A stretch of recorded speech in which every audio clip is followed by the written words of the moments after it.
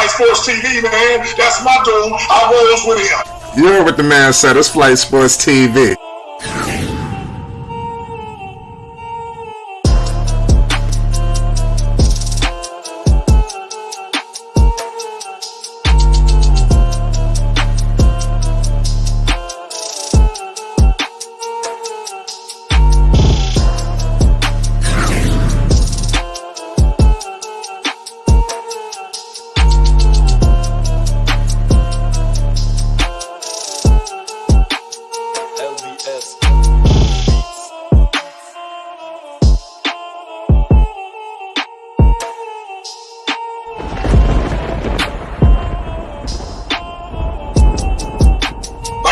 Flight Sports TV, that's where it's at.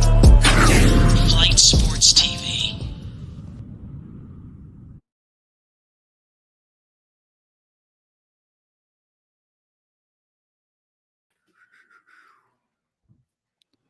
What's going on, people? It's Flight Sports TV. I appreciate y'all for checking with me. You already know what it is. We back with another one of them things, and we definitely had to bring something special to the people. We joined now by the CEO of Big Baller Brand. You already know what it is. Chino Hill's own. You already know what it is. Synonymous. Listen, South Central is in the building. LAVAR Ball. What's the deal? It's Flight Sports TV. Oh, Mike, what's going down, man? I ain't talked to you in a minute, man. Been moving and grooving. I know you've been doing your thing, so hey, you're ready. Let me holler at my man for a minute. Oh, what's going down? Not much, man. It's an honor to have you, man. But before we get started, man, what's new with you, man? How's business? I know it's booming. Talk to us, man. What's going on? Business got to be booming, man. I can't do nothing but go up, dog. You know how that is, right? I mean, and talking about we ain't heard from the VAR. We ain't this, man. You had COVID. That don't make me stop. I got some other things brewing. You know, like water, the rims, the tires, all this stuff take time. I got a lot of stuff going on, man, but I don't have to be out there saying, hey, this is it. When they see it, it's going to hit them hard. They're going to say that triple B's, because what it is the triple B's. Let me ask you this. Tell me another black brand that you know of that they still talking about putting in somebody's mouth. I know, right? Yeah. They put everybody on the shelf. They can't buy me out. They can't give me 300-400 million and be like, okay, we had enough of FUBU, we had enough of Cross Colors, we had enough of P. Diddy, we had enough of Sean John, we had enough of all that. It can't get me like that. These triple B's is mine. Right. Hey, ain't no publicly traded company where I got to be like, okay, 12 members, let's sell. Nah. This Big Baller Brand going to be around for a long time. Trust me, I'm just getting started. Right. Shout out to the triple B's, because like I said, you was just in Paris, not too long ago. I mean, you taking this thing global. You just glossed over water like it was nothing. How you get in the water? Talk to me. Hey, man, I get in there. See, when you like me, you could do anything. That's why I said, as far as being one of the biggest brands ever, that's because I can do so much. So why wouldn't I think like that? Nike, Adidas, they only can make clothes. They can't make no water. You're talking to a guy who got water. And not only water, I'm doing clothes. See if you can get Gatorade to make some clothes. They say, no, we don't do that. We only do fluids. I'm the same sucker who make a motorcycle jacket and I ain't got a motorcycle. Why? Because I can. Who the hell sell a motorcycle jacket and sell hot sauce? Come on. Ain't nobody doing that. You can't. I'm the only one that can fly and do anything. On the fact that like I can have any kind of brand. I'm the only one with a lifestyle shoe. Cost you $700, and a performance shoe that costs you $400 and $500. The ZO2s, the MD1s, the G3s, those are performance shoes that the boys all played in. And then I come back and give you a lifestyle shoe for $700, $900. Nike can't make no lifestyle shoe for no $700, $900. I see what they're trying to do though. They're trying to follow Big Baller lead with that Ja Morant shoe. How much is it? $400. No, you ain't Big Baller. Been there, done that. Yeah, he playing the South, even trying to even step in those shoes. That's some heavy shoes. We're gonna definitely get into it, man. That's great. Like I said, I admire your hustle, and everything that you're doing. No. See, let me tell you something. See, when the black man do it, it's a hustle. There ain't no hustle. Yeah, your grind. It's entrepreneurship. Facts. I ain't got no hustle. This ain't no hustle. That's what I tell them. This ain't no hustle. I ain't trying to hustle nobody. But I'm telling you what, I'm building a brand. It's something grand. A brand is the biggest thing you can have in the world. Because if you ain't going to buy no Charmin tissue, you're going to buy a members pack from Sam's Club. It's still a brand. If you ain't going to wear Nike, Adidas, you're going to wear Champion or Spalding or something. Triple B's, Right. you gonna wear a brand regardless. It's just not maybe a high-level brand, low-level brand. And that's why I tell them I'm not competing with Nike and Adidas and Under Armour. They lower than me. I'm a premium collection. I'm above them. That's why my stuff is what it is. They ain't making no $300 and $400 sweatsuits. They're making $120 sweatsuits, but that's how it can go. But the material, I ain't trying to worry about the quantity. I'm worried about the quality. That's why people look be like, oh, I could buy that. I would buy some Jordan sandals. Go ahead and get them. Mine $200 for a reason. Because they're the best slides in the game. Can't nobody beat me with them slides. Get you some Louis Vuitton or some Gucci slides. I bet you they wear them in the sun too long. Shrink up on you. Or weak. It's a weak rubber. The footbed is bad. You wear them out in less than a month and a half. The heel be like you've been sliding doing a moonwalk on your heels. But you wear mine. Boy, I went out to different countries with mine. I played basketball in Shanghai in my slides and was killing them. No slip. Yeah. Come on, tell me something else. Nah, I already know.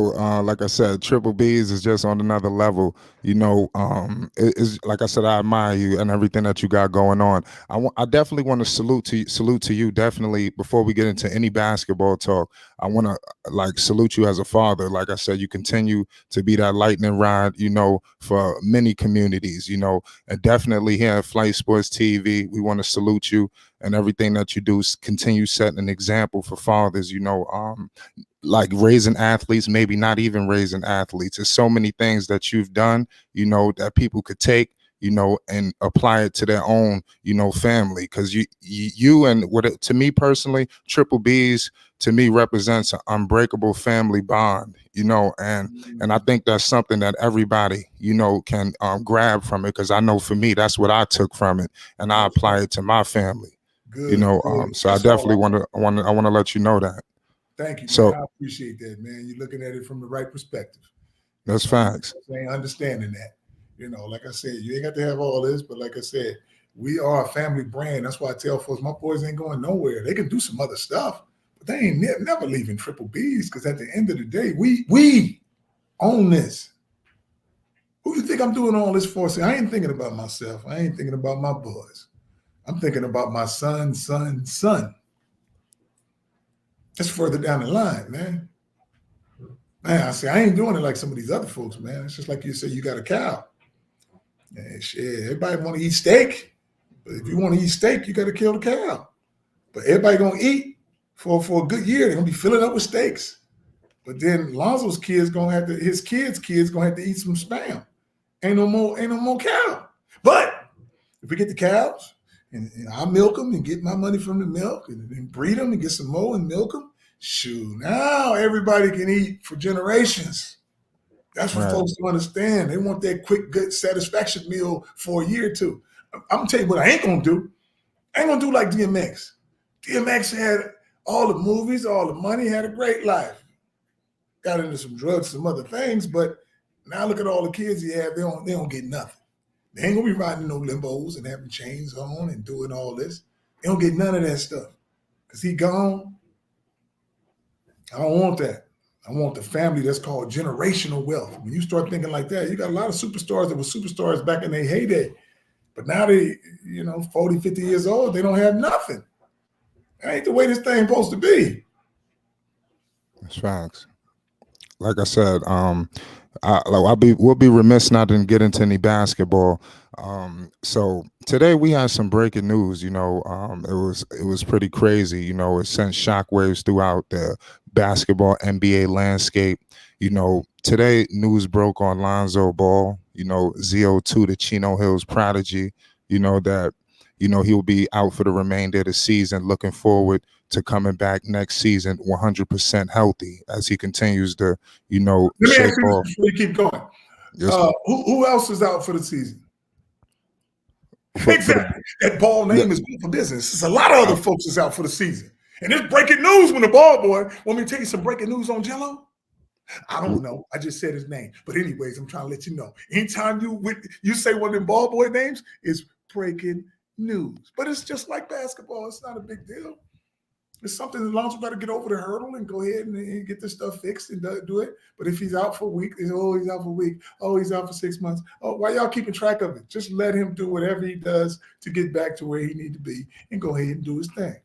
And the only way he can get back faster is coming back to the big baller. Let me do it. You got him doing stuff where one of the things they had him on the little ball and he was balancing and he was catching. And I'm thinking, what is that for?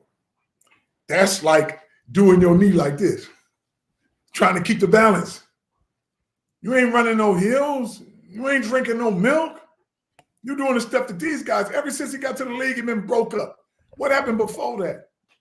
Don't try to blame it on my stuff, talking about the shoes and all this stuff. Nah, he got hurt tearing his knees and stuff up in them Kobe's. That's Kobe's shoe. That ain't his shoe.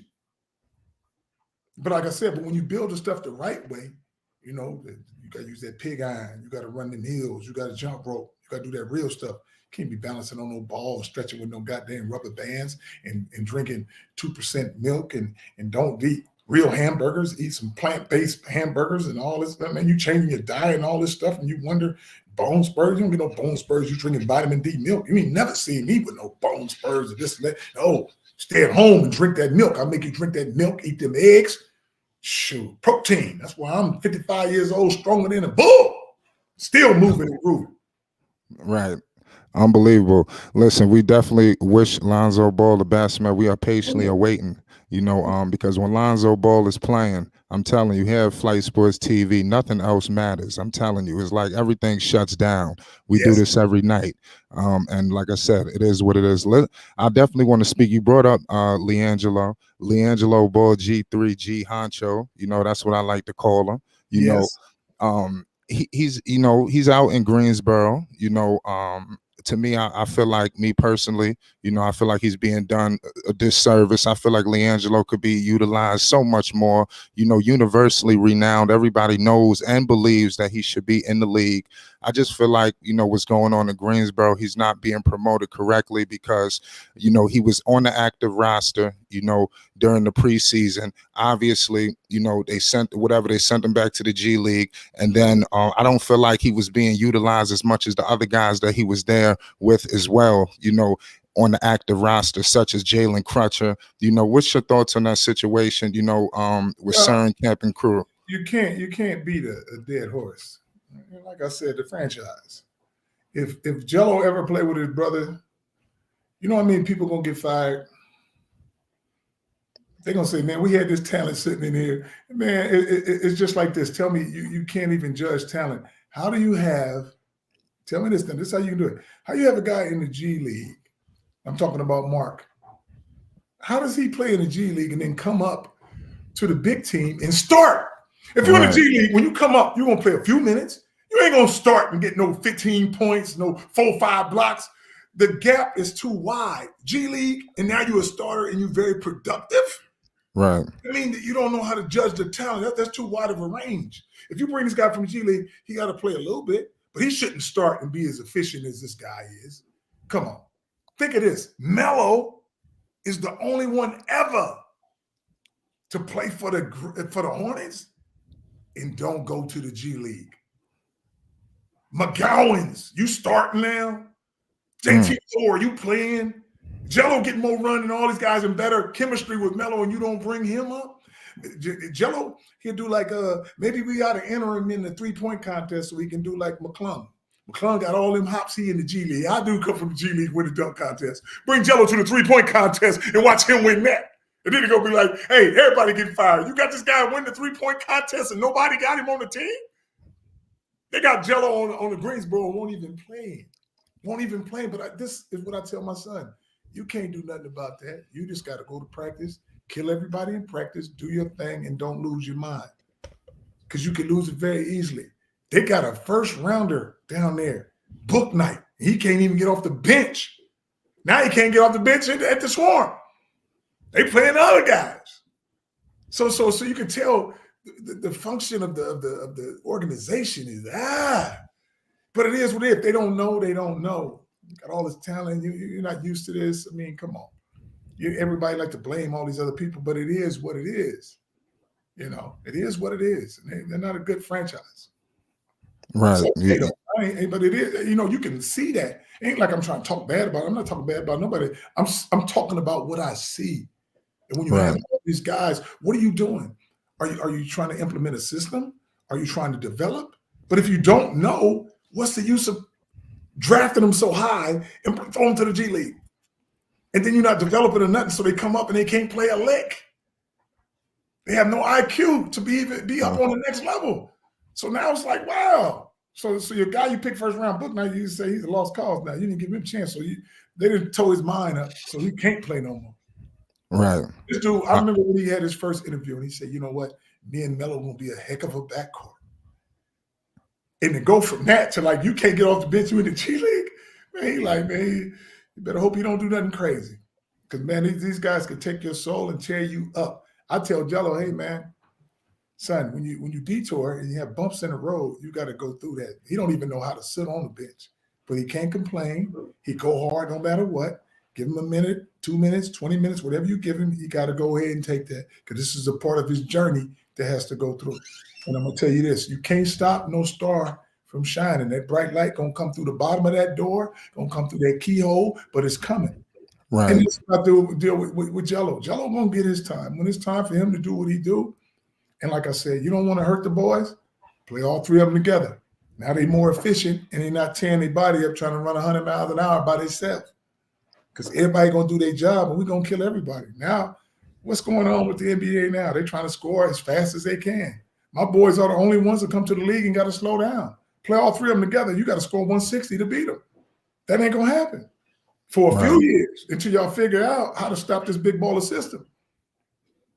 Right. And this big baller system is something that we've never seen before, Man. and we can't wait to see it at the NBA level, Man, because they know what's going to happen.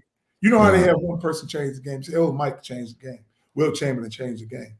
Right. Our three boys together changed the game. Together, that three is monstrous. It's better than one Steph Curry changing the game. One Magic Johnson changing the game, one of the biggest point guards ever. So it's different because my boys will play a system that's never been seen before and it's very productive. I done ran it through high school. They said, oh, it was in high school. Yeah, they was babies. Can you imagine them running my system as grown men? Oh my God, you can't stop that. Right. So all these other Rudy Poots who be doing these little podcasts, be talking all this stuff on what my boys should do and this and that. And that's what I call it, the bitch house. That's what I call them. Yeah, all them, they not like you. They're not keeping it real. They don't look at it from this perspective.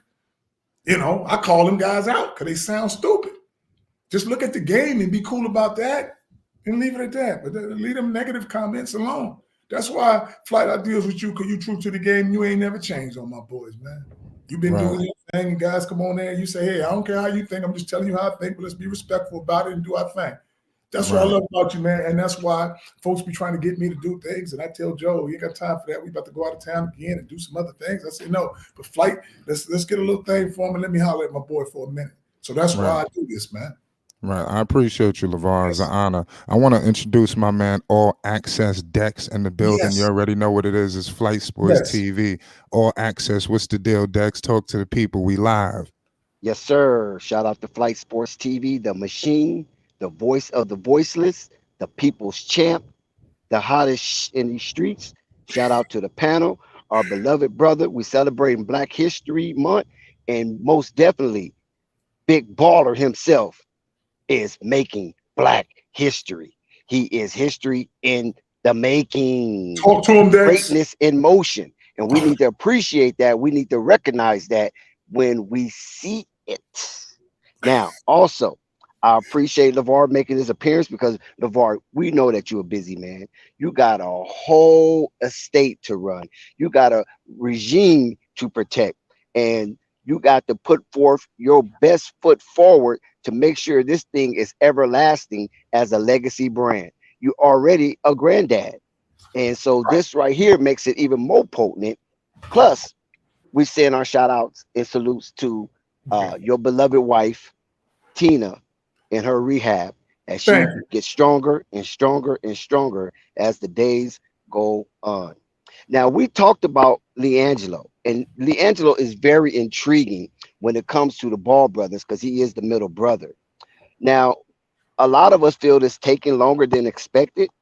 I got a question for you, Big Baller. Do you see LiAngelo in another uniform amongst another organization next season? You can answer that question yourself. You can answer that question yourself. You tell me. He had to be a fool to stay. Ooh, that's the smoke. All this is done and you go back? Come on. That's the smoke. Come on. For real? You got to do this because you started this out. They drafted you. They got your rights for 2 years. That's some other. So he really can't go nowhere. They can do whatever they want to him. They got him for 2 years. So check this out. Here's the thing. You don't hear about how Zoe is not that good without Jello. That's how Zoe got the average of triple-double. Let me tell you this. All my boys are very, very good at what they do. And their specialty is Lonzo. He make every team better. All the folks around him, he make them better. You ever hear about those guys from UCLA that got drafted? I don't think so. The TJs, the 7-footers, the Holiday, all of them. You don't hear about them guys. Ike Ubamba, Jamba, whatever. You don't hear about them. Dudes all got drafted because of Zoe. And now look, nothing. Zoe make every team better, make Chino Hills better. Only one senior on the team, him. Everywhere he go. He make Clarkson better, Ingram better, New Orleans better. Everywhere he go, he make all DeMar DeRozan. We was talking about him being MVP when Lonzo was playing. Zach was really doing these things. Now you don't hear none of this stuff. And everybody was talking all that BS. I keep going back to them Rudy Poop dudes who be talking that BS. Oh, Lonzo ain't the one. He the fourth option. He this and that. And now he hurt. Please come back. We can't do nothing without him. Yeah, exactly. Shut your weak asses up because you don't know nothing. Now you get on Flight and access decks and coffee. Y'all know what's going on. And Uncle Vern. Y'all salute to Coffee, Uncle Vern. Man, they in the building. Speaking of coffee. And I like little young kid too, Nico. I like him. Oh. Yes, sir. Okay, shout out Nico Savage. Hold on 1 second, gentlemen. Hold on 1 second. The hero and Ball Facts, they're my dudes, man. Come on. Shout out to Ball Facts. Before I pass LaVar over to the panel, there's one more question I have to address. Yes. In 2020, that was a pandemic year. And we know the NBA was turned inside and out and was ravished based on the vax and all this stuff that they was trying to come up with in order to extend and have a wonderful close to a season. Mm-hmm. And in that draft, you had your son, LaMelo Ball. Uh-huh. And LaMelo Ball was the first all-star out of that draft. Right. And LaMelo Ball did win Rookie of the Year over Anthony Edwards and Tyrese Halliburton. Mm-hmm. Anthony Edwards was drafted before LaMelo. Tyrese Halliburton was drafted after LaMelo. And now all three of these young individuals are all-stars. Uh-huh. Do you see that draft helping the NBA move forward and have these bright stars among the elite as the old wane away? Oh, yes, definitely. Well, there's always got to be change, man. Got to be some change. And them dollar signs be making that thing change. So you got to hang your hat. It's done differently now with the social media and all this extra stuff. You know, a lot of people like, hey, I'm gonna tell you some of the big time people, the DraftKings and the FanDuels. They got a lot of say so in all this stuff when they start promoting this gambling and all this other stuff. So what I'm saying is that money's gonna drive them. Back in the day, think about it. Everybody had they want to make one superstar for each team. You can't do that now. It's too much money. You got guys making $30 and $40 million and they ain't the superstar. 20, 30 million, they not the superstar. See, back in the day, you got Jordan. Oh, I'm going to see Jordan. Knicks. Oh, I'm going to see Pat Ewing. Houston. Oh, I'm going to see Olajuwon. So that's how, Stern made everybody them superstars. Now it ain't about them superstars. You got that payroll, 200 million. You paying one dude 50, one dude 40, this dude 30, this dude 20. Shoot, how you tell a young kid making $20 million what to do? It's kind of hard. It's impossible. You got to understand that change is there. Ain't no more dudes talking about, these young dudes ain't coming in and talking about, oh, I need a veteran person to show me the ropes. That dude coming in and saying, man, I'm making 40 million. You done made 10 million your whole career. And you trying to tell me ain't no more of them. After that draft, they're getting wilder and wilder. After Melo, ain't no more. No more following the leader. So now you got to rely on hopefully some of these young guys got their heads on right and doing the right things for the league. But they come in making 30 or 40 million. You can't tell them to carry my bags or do this. They got their own thing going. So you just got to hope you guide them in the right direction. But I said with that money involved, you got more people around you and more things. Just like, back in the day, you had a dress code. Ain't no dress code. You got a hoodie and whatever you want to wear now. For real. And that's how it's running. It's running. So you just have to be, you can see the change from the outside. So you got to look at it. It's good in a positive way, but it's also good in a negative way on the fact there's no guidance really. And if you ain't brought up the right way, you're gonna be wilding. I agree. Hey, can I ask a question now right fast? They gonna take that for 1 second. That's Uncle Vern, what's going down, man? What's going on, LaVar? Hey, LaVar, I got a good question for you. Boy, here, LaVar, I'm gonna tell you. As a matter of fact, it's two of them. I'm gonna start with this one, though. Hey, you started stuff out there, LaVar. When you started your leagues, that started making them college teams and the professional teams start making going different ways about how they gonna do things with their situation because they weren't gonna be able to manipulate these young men like they doing now. And this is what takes me right back to that. They got the NIL now in college now, right? Yes. Yeah, boy, I'm telling you, LaVar, you just started something. But this one, LaVar, I ain't gonna just go there. I'm gonna look past there, LaVar. Hey, they got, hey, your boy. Oh, that's right. Who I want to put you on? Your boy, Big Boy. Yes. Hey, get in touch with your boy, Big Boy. I'm hitting him up on the thing right now. We're gonna do this thing by Father's Day. We're gonna do the Internet Father of the Year Award. I'm gonna tell you, and you on that list. You and Deion Sanders and Big Boy. Floyd Schofield Jr. He know him too because he did a show. Y'all, he did a show with all y'all. He know y'all. I'm gonna try to get him to do that Father's Day thing, LaVar. And LaVar, I want you to concentrate really, man, and think about with your business and how you going on with this thing and your brand and everything. If you can, reach out to Deion Sanders, send him a couple of hats or something, or sweaters or something. Say, yeah, look, young man, we see what you're doing out there. Keep up the good work. We out here for you.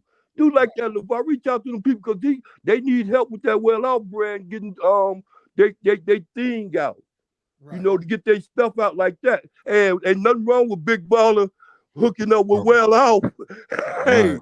Let me get some of this. LaVar Ball, Mr. LaVar Ball. What's going down? Coming to the world out of Chicago. Let me get your flowers. Let me get your crown. Fuck all that flower shit. You about to get the crown tonight. The crown. See, they don't understand. They don't appreciate who you are as a black man. I wrestle with these dudes, fight with these dudes, get at these dudes, slaughter these dudes, and they still don't understand. So let me give you your crown tonight so they understand for real, because all of them tuning in, all them goof ass niggas tuning in around the world, they want to see exactly what's going on with LaVar Ball. I'm gonna tell you what's going on with LaVar Ball. In 2017, I met you in 2017 in Chicago on Harrison with your father, your moms. I got the pictures, I got the receipts, all that. I remember that. Absolutely. We took pictures and all that business. In 2017, I said, this man is fuck the damn father of the year. You the father of the century. You the black man of the century. You like Malcolm X, Minister Farrakhan and all that business right there because you serious. They don't need to understand. They don't get it. They fall off a cliff. Whoever don't believe in you right now need to go jump off a cliff, go die. We don't care. It don't matter. You is important to the culture. Keep pushing the culture forward. Show your sons this. You've been amazing. You've been phenomenal. Lonzo is #1 point guard in the world. Jello is the #2 and the #1 in the world. Melo is the #1 in the world. All that shit they doing with the politics, Jello shoot and drop 24 points in 20-something minutes. Come on, man. We know what's going on. We know what's happening. This is what I try to tell them, man. This is what I try to tell them. Listen to this. I said, whatever my boys do, they do it to especially. Like what I mean by that, Lonzo make all the teams better. He make everybody around him better. That's what he do. Melo is the crowd pleaser. I don't care where he go, win or lose, you're gonna fill them seats and people gonna watch him do what he do. Yes, sir. Now, you don't think my son, who's my best scorer, Jello, you don't think everywhere he been a high scorer on his team and been killing it. So it's letting you know that boy is special at what he do, which is put that ball in the hole. And he led California for 2 years. And I'm gonna tell you all this. If he ever play, listen, I didn't say get on the court at the same time. I said play. He ever play with his brothers, whenever they get together, he gonna lead the league in scoring. And he only gonna have to play 3 quarters. He don't even have to play 48 minutes. Just give him 36, because he can get 40 in 30 minutes. Easy. And I second that. Melo's taking the same amount, and I bet you score 40 and 50. Easy. That's just what he do. That boy scored that ball, whether it be inside, outside, it don't matter. He scored that ball.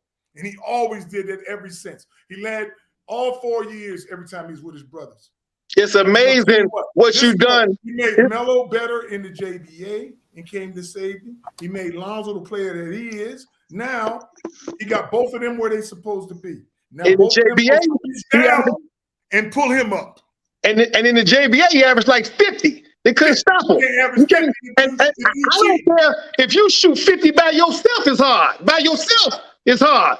So it's amazing what they say, and I love it. Keep it going, because keep the same fucking intensity when you see them get out on the same team. Them motherfuckers cold, man. Your sons are cold. They're on a whole nother level. On a whole nother level. I've been waiting for this shit forever. So I'm so proud of you, man. I'm so proud of you, dog. Because I be down there literally threatening these dudes. I don't care about them other sites. Flight Sports TV, Ball Facts, and AB the Hero has been down 100% with the Big Baller brand. Those are the solids in the game. Everybody else phony. We don't care about nobody else. That other thing across the water, he wish he had a father. You know who I'm talking about. You know what I'm saying? He ain't got no father. Well, hold on, coffee. We got to get some other people real quick. Everybody wish they had a father like you. Wait, hold on, listen. Okay, hold on, we got Ray Kingdom. Hold on, Ray. Big Baller, look what you done started, Big Baller. Ray, let's go, Ray. Ray, what's good, Ray? That's Zoe #1 fan, Ray Kingdom. This dude Ray, he do a lot for the channel. He helped start up this channel, get it global with us. Come on, Ray, what's going on, Ray? Oh man, background noise. Fresh Prince believes in the building. Yeah, it's most definitely a lot of people told me to come up here, and I don't really like to talk that mess, because LaVar Ball is speaking the facts right now. I said it a long time ago. They told me to stop playing 2K just because I saw what the vision. How about that? I saw LaVar's dream. That's what I admire. I've heard what everybody hears what they admire. I admire the vision.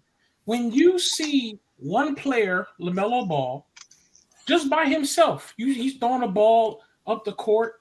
He's fast, going up and down the court. He can shoot, pizzazz. He got all of it.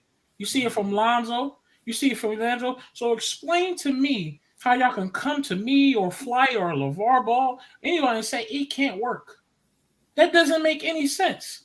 If one person, one child of LaVar Ball can do it, you don't think all 3 of them can do it? They've been doing it ever since they were kids. Thank you.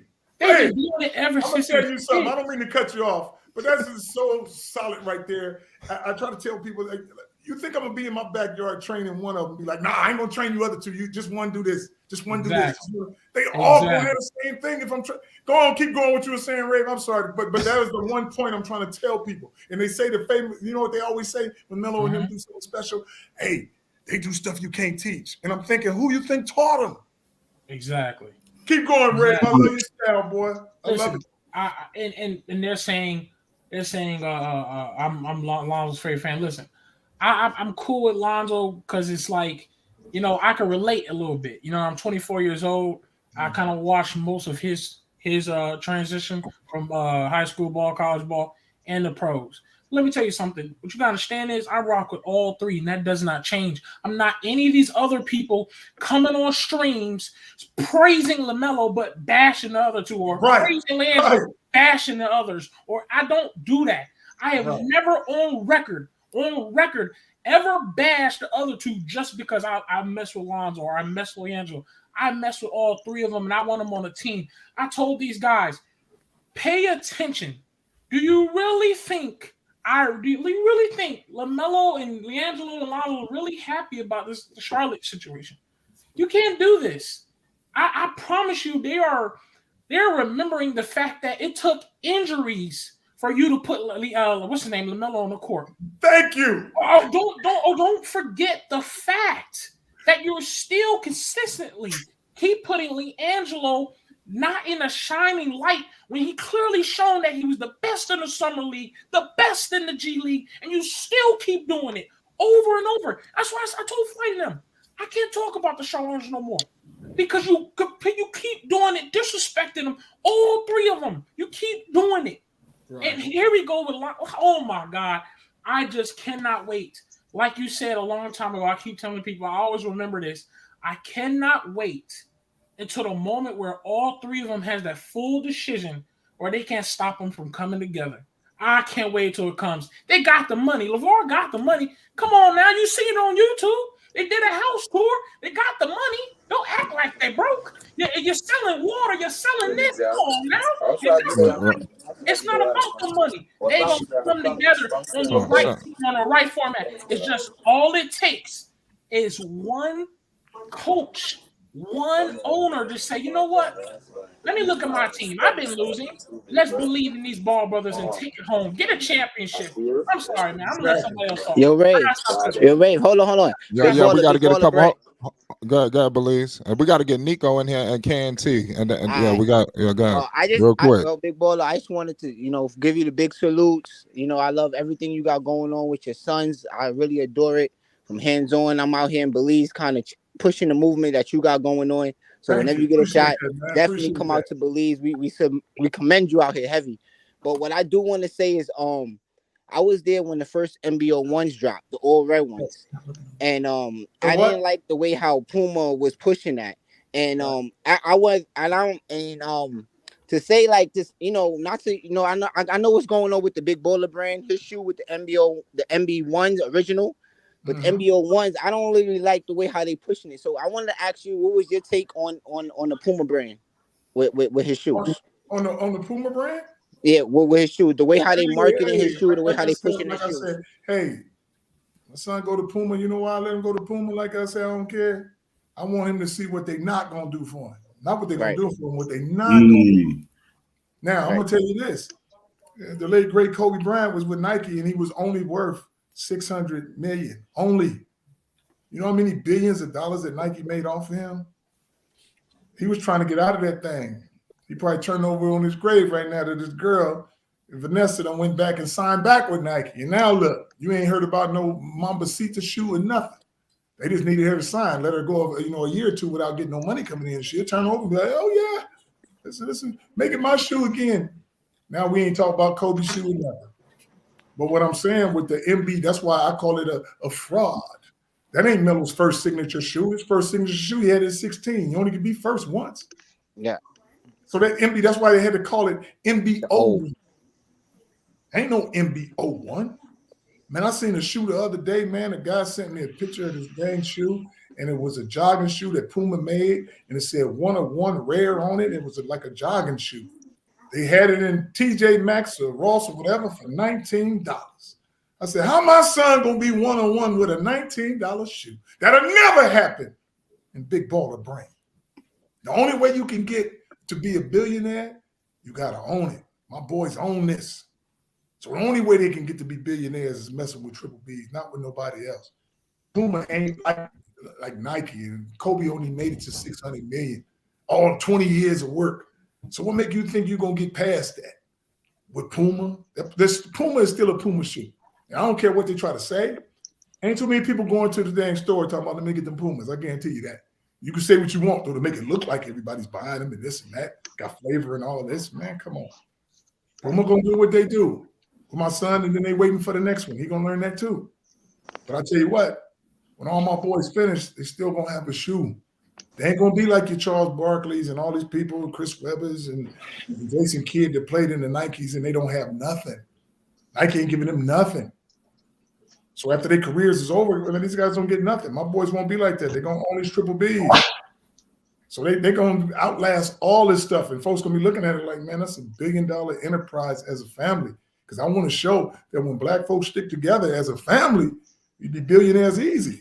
But if we just want to be millionaires, let's just spread out and let them get the best of us, reaching at all of us. That's why everybody's stuck on, they stuck on that point where I tell them, oh, LAVAR cost his boys a bag. You goddamn right I cost him the bag, because like I told him before, if it's in the bag, son, it ain't enough. The little money they give you for that little upfront stuff is nothing to what they making, because all they looking is for the next one. Look at Kyrie. If he was smart, he would have came to Big Baller brand. Now you still wearing the Nike shoe, covering it up. Come on now. I'll wear some Jeeper Creeper shoes before I wear some more Nikes if I'm gonna talk crazy about them. I ain't wearing they get to me. I ain't wearing no Nike stuff. You gonna cover it up and wear it? You still got it on.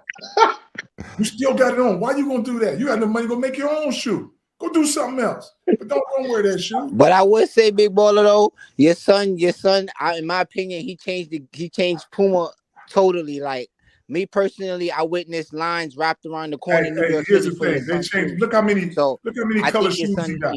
Yeah. Look how many color shoes he got. Boy, got 18, 20 different colors already. They working the hell out of him. And they ain't giving him nothing like that. They're not giving him nothing like that.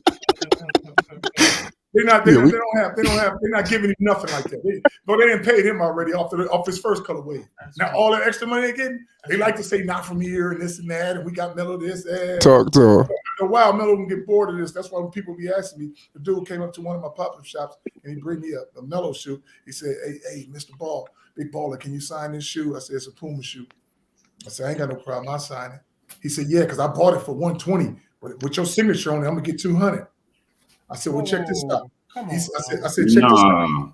Hey, if you get this Big Baller brand shoe, this lifestyle shoe, and I sign that, you're gonna get $1,500 for it. And you tell me, right. And you hold on to it to get 100,000. Hold on to it to get 100,000. They're thinking a little bitty money, and that's why these guys don't. If you don't have that vision, I can't fault you for that. You just don't know. And a lot of you guys that's on this cash right here, you guys got the knowledge, and you sit back and think of things, so it's all positive. So a lot of folks don't like y'all because you kind of backing it with some information that's true. And when you sit back and really think about it, these folks get stuck like, oh, shoot, just like the John Moran shoe. I don't hear nobody talking about, hey, man, why is John Moran shoe $400? Could it be because LAVAR had his shit at $395 and $495? And then Nike said, let's try it. Get rid of Kyrie. Who's in line? I am. I'll take it.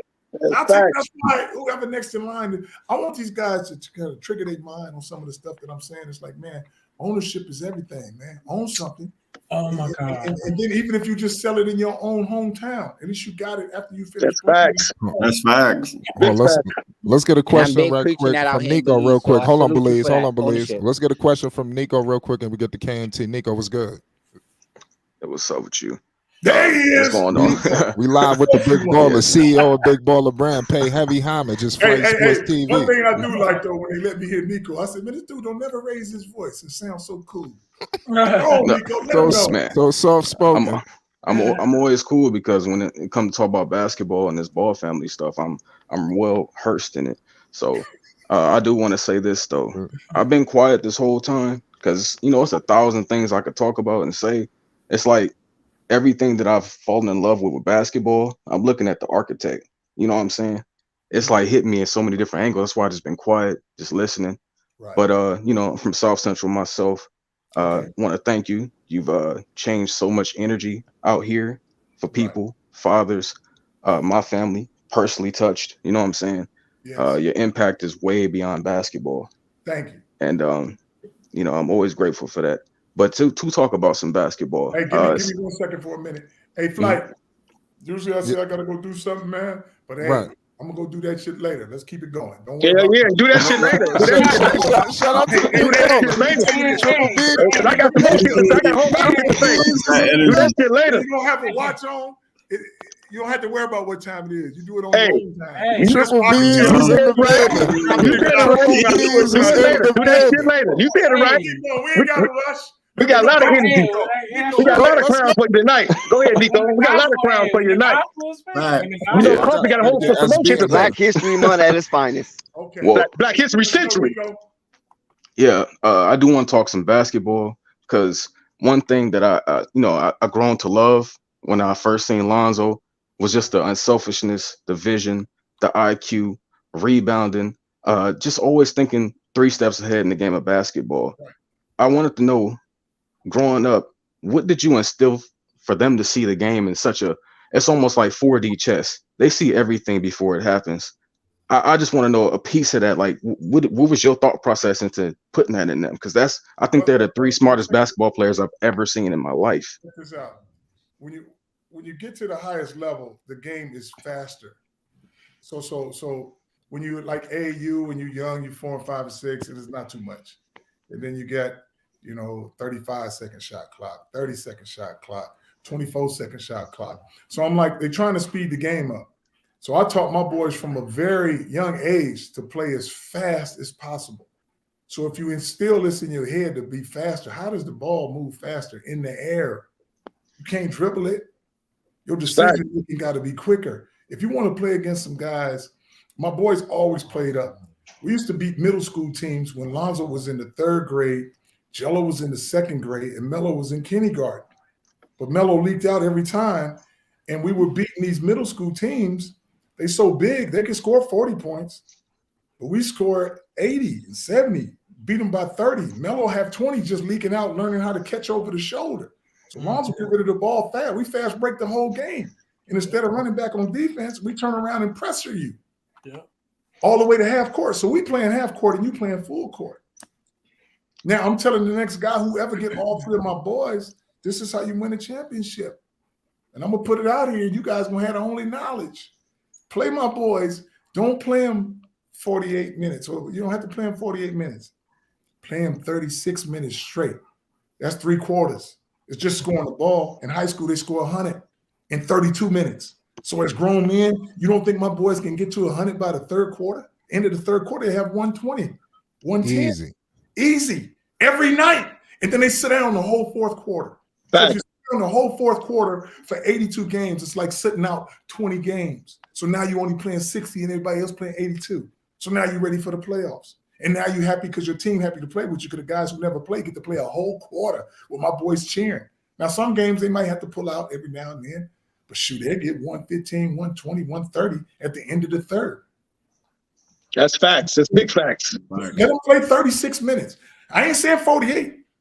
36. Only 32 in high school. But let them play straight. They're going to have their hand on the post, and they ain't going to never take their foot off the gas. And we're going to be the first team to finally press and turn around. And Melo and Jello going to lock up on the 1 and the 2. Now the 3, 4, 5 got to get the ball. Now try to throw it to the 3, 4, 5 with Lonzo lurking around. He going to get 8, 9, 10 steals. I taught my boys to gamble. Everybody see them and say, oh, they can't play no defense and this. No, we play the best defense ever. But our defense only lasts for, 3 or 4 seconds because we're going for a steal. Facts. Real rap. If you pass the ball, listen to this. If you pass the ball 5 times on offense, you got 5 chances to get a steal. Facts. So you have 5 opportunities to make a turnover. But if we throw the ball once to Jello or once to Melo, you ain't got no chance to get no steal. So the turnover is going to be real low. Come on now. But see, come on, y'all like they just think I'm big and loud. They don't know the game. I know the game. They act like they don't see it, right? They act like they don't see Lonzo getting the ball out of his hands really fast. Right. These people can't even turn their heads before he threw the ball. Exactly. Like, bro, why do you think that happened and you don't think LaVar was telling you to look? I'm telling you a cheat code, okay? Lonzo throwing the ball before y'all can even look. So Jello shot release is so quick. Jello shot release is quick. And check this out. If Lonzo throwing it that fast, who do you think is on the other side of the court? LaMelo or LiAngelo already scored. And before you even knew it. Like, come on. I don't get it.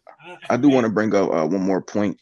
this is also something I say often, and this isn't with respect. Since they've been in the NBA, they've been dumbing themselves down to play with everybody else. Oh man, hey, Nico speaking that gospel. I might have to put that on the t-shirt. That's fact.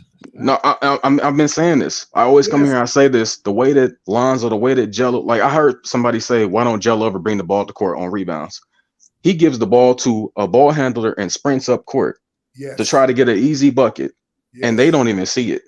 He get in a position on a smaller guard, put his hand up, and they're passing to a guy who's about to take an awful three-pointer, low percent three-point shooter, taking an awful shot. And the way that Lonzo plays, he's a primary ball handler that has nobody trying to score the basketball in ways other than an isolation score. You're not going to get the best out of someone like that who's looking for quick, easy buckets, open threes, cutters. That they've been surrounded by completely stupid basketball since entering the league. And the only way that Melo was able to beat that is the fact that his game's so flashy, so beautiful. His ability is so great with the ball. It forces these guys to get in a position. It's like he takes it from, you know what I'm saying, the way that they wanted to play. Melo plays point guard out of necessity. Yes. I'm the father. You think I don't know this? If Jello ever comes to the picture, whenever he does, Jello's gonna put everybody in the right spots. Melo wants to be like a Kobe, a Jordan. He wants to score the hell out of the ball and do his thing. Thank you, LaVar. That's what people don't understand. I say that all the time. I always say that. Terry Rozier is blocking Melo. Also average a triple-double. Easy. I told these guys, man. They said, Ray, stop playing 2K. I said, yo, Lonzo's the 1. Melo's the 2. 3 is the Jello. They no, you play 2K, Ray. No, I know it. LaMelo really loves to score. He gets after it. He's not the point. Yes, he could cross somebody up, get saucy with it. But listen, his main thing is that scoring, baby. He looking good. And he make it easy. And it's easy. And he do it easy. It's easy. Let me come back to this right here, LaVar, because it's important. You're going to get all your crowns tonight because you've been going against the whole world and they've been talking all that S-I-H-I-T. I ain't trying to, you know what I'm saying, curse, but I be want to say a whole lot of things. But I so salute you, brother, because it's people like Flight Sports TV and Ball Facts and AB that's keeping you afloat, that's making sure that you right there. But don't never lose your mentals. Don't you ever change, now, period. Your wife is incredible. We living in a time that the woman don't stay with the man. When the man try to raise his boys and try to do things, they be like, oh, you too tough. You too hard on the child. You too tough on the children. So they go to divorce court and this, that, and other. Your wife is so strong. She is so solid. She's so amazing. When I see that and that unit that y'all got, that cohesive team, y'all boys was going to be incredible anyway. So now everybody else, see the scary part about it, everybody know they cold. They don't want to say it. They know it. But so when they do all this bullshit, all they doing is telling on themselves.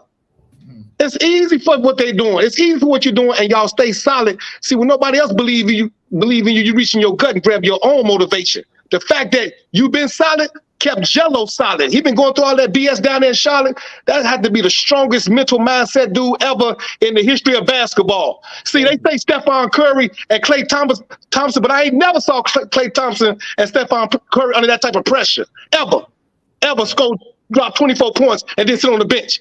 I ain't never saw that shit in my life, ever. So when I see Jello, I gotta say the toughest motherfucker in the league, period, mentally, and I don't give a fuck what they say. You know what I'm saying? And I'm coming down to California, and we're going to get together, and we're going to break bread. We're going to have fun. Right. Shout out. I want to salute to some legends we got in the building. We got, first things first, shout out to Ball Facts, shout out to Hoop Jargon, shout out to AB the Hero. Salute to all the legends that we got in the building representing Triple B's. You already know what it is. Here at Flight Sports, LaVar, we pay homage to the legends. Yes, sir. We love the people that came before us. We trying to lead the pathway for the people to come after us. It's Flight Sports TV. Shout out to all the superstars that's on the panel. I tell people every day, like guys like Nico Savage, that's a superstar that's talking on these panels, ladies and gentlemen. That's a superstar. When you hear Marquez, when you hear SB talks, when you hear Ted, when you hear Rave King, these are superstars. These ain't some guys talking. This is a superstar you talking to. When you hear Coffee to the world, I was coming your way, Coffee. Right, so let's get into it. We joined by my man KNT Radio. We was patiently waiting, and he was one of the first people. Shout out York, PA. What's the deal, KNT? What's up? What's up? It's an honor to finally talk to you. I've been rocking with you for a minute. I actually got the Vitatis jersey. I should have wore it today. I've been rocking with you for a minute, but I got 2 questions. Yes. How do you feel about you not getting the recognition for starting this NBL wave when you paid the players with the JBA? What do you mean not getting the recognition? Like you were you paid the players first, and then now it became the thing where everybody's going to do it. Also, I already know what I did, and you guys know what I did. So Big I facts. Recognition from the other folks. I got enough recognition from y'all, but recognition for myself. I know what I did. Come on. They wasn't talking about this stuff before I sent my boys and went overseas and had my own. They say, how you go over to JBA overseas? Who said he can go? Nike or Adidas didn't say he can go. No, I went over there on my own money. Can't nobody tell me nothing. My boys ain't gonna go to no college. I make my own team. Talk that shit. Talk that shit. I had them buildings filled, and everybody was trying to beat me. Talk that shit. They play not one home game. They're all away games. Talk your shit. Big Baller in Russia never lost. Right. They want to beat me just on the fact they want to beat the Big Mouth Father. And I got the 2 guys that say, you know what? You guys can't beat me because your car don't go that fast. You got to change the engine. Y'all used to go into 80 and 90. I'm going to go to 120, 130 on a bad day. Talk your shit. Talk that shit. They're not used to going overseas and having nobody shoot 30 and 40 times and pressing. These guys ain't in shape for that. That's why I went over there and beat all them teams. Come on. Russia and Lithuania and Estonia playing this style. They're not ready for that. Come on. They ain't ready for no guy to shoot 30, 20, and 30 times unconsciously. He coming at you no matter what. They're not ready for that. I can take that style and beat anybody if you want to listen and learn. But if you don't want to do the stuff the way I tell you to do it, hey, you're going to talk about, just like the Drew League, what's the most thing you talk about? I ain't even got to win, and you're going to talk about me. Come on. That's how good I am. Talk I'm the that only shit. one in the league that's a brand. You got all these other names. Everybody talking about them. But as long as I'm losing and LaVar's the coach, they try to give me bags and all this stuff. I don't need none of that. Why? Because I got my own brand. Bags. I got a warehouse full of bags. A whole lot of shit. T-shirts. So I say, give them to the kids out there, man. I'm the only one in there wearing my coaches is with me got on polo shirts to say triple B's on them. Come on. Now all the Adidas folks say they didn't give y'all no coaching shirts. No, they not. Adidas ain't doing that for y'all. Come on. They don't like y'all like that. Now I got shorts for my guys, shoes, slippers, whatever. But I'm the only one in there that's a brand. So you got to beat me no matter what. Facts. If you beat me, ain't nothing gonna happen. That's facts. So these guys do all this stuff and get in these leagues and start playing all these fun, man. Ball boys is good for business, man. Hey. And like I said, if I have my boys run that system, can't nobody beat us. But if I got some other guys trying, they don't believe in it like that and they don't play like that, you're gonna lose every game. But it's not a big thing because it's just a league and it's something for the summer and it's give somebody something to talk about. Now I'm gonna come back to that Drew League, but it's gonna be in a different presence when I step above them. Which I mean by that is I'm gonna wait till I get some other stuff lined up and then I'll approach them where all the uniforms won't be Adidas. All the uniforms, because Big Baller's in that uniform game now. Come on. Come on. So now I'm about to hit these colleges and people up to let them know the Big Baller brand is selling uniforms, not just for basketball, for soccer, volleyball, baseball, basketball, whatever. And when I get in here like this, man, I got a few places I got to go. And we're going to sell them with you. We're going to sell them with you. One more question. We're going to sell them with you. Like HBCUs, but I told them I got to take care of mine first. So where I went to school is at Cal State LA. So that's who I'm dealing with right now to make sure they get situated. Here's the narrative. When I went to Cal State LA, man, they gave me a uniform and a sweatsuit, say Cal State LA basketball. Now here's a player coming back, and now I'm going to give them the sweatsuit and the uniform. That's facts. That's smart. Listen, I want to get one more question. Hold on, KNT. We got to go. Go ahead, KNT. I didn't hear nothing. KNT, put it on. Yeah, I get it. I wanted to say because you trained your boys yourself, and I've been working with my son since he was 3. Right now, he with the Next Level Warriors. They did 7 cities in 9 weeks. They got 12 and 14. You have any advice that I can help my son with because you trained yourself and got all them to the NBA level? Well, here's the thing. You're going to have to be a coach, and you're going to have to forget about all that traveling stuff and have your own little team put together so he can make the mistakes and you can make them better with the folks you put around him. Facts. Because everybody's not going to be on the same page. When you get in these things, there's a lot of politics that go into this. And I'll tell you something. I'll give you a little story. Was it Oakland Soldiers back in the day? They want Lonzo. They said, man, we'll fly him out here. We'll do him everything. LaVar, we just want him to play. And I said, nah, I can't go with y'all because you're not going to start Melo, Jello, and Enzo. No, we get Melo and Jello their own team. You're not listening. You ain't going to start all three of them. So I make my own team. So you got to come see the show where they got a 13-year-old, got a 10-year-old, and a 12-year-old playing on the 17 platinum division.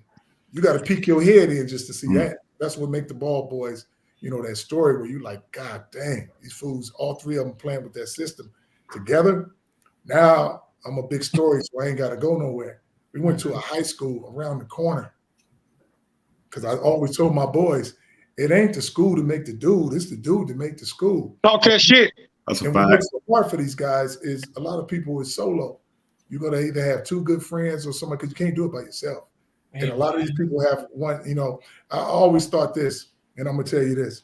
Instead of traveling all over the world for the best third grade team, how about you get some boys and stuff that's local and play against the sixth graders that's not that good? Because I'm going to tell you, a boy that's 14 or 15 that can't play a lick of basketball is better than your best 9, 10-year-olds that's the best in the world. Because they fast longer. So instead of doing all this traveling, because I'm going to tell you something, forget about all that. Teach your boys how to play. Don't nothing count till you get to high school.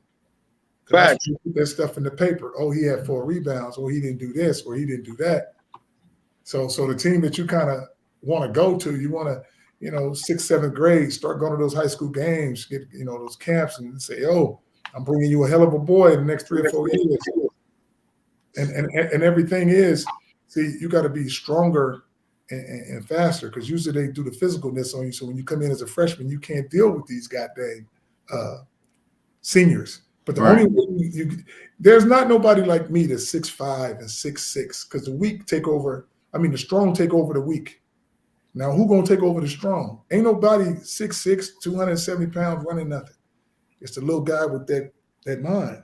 That's facts. You got to be smart. So I can outplay.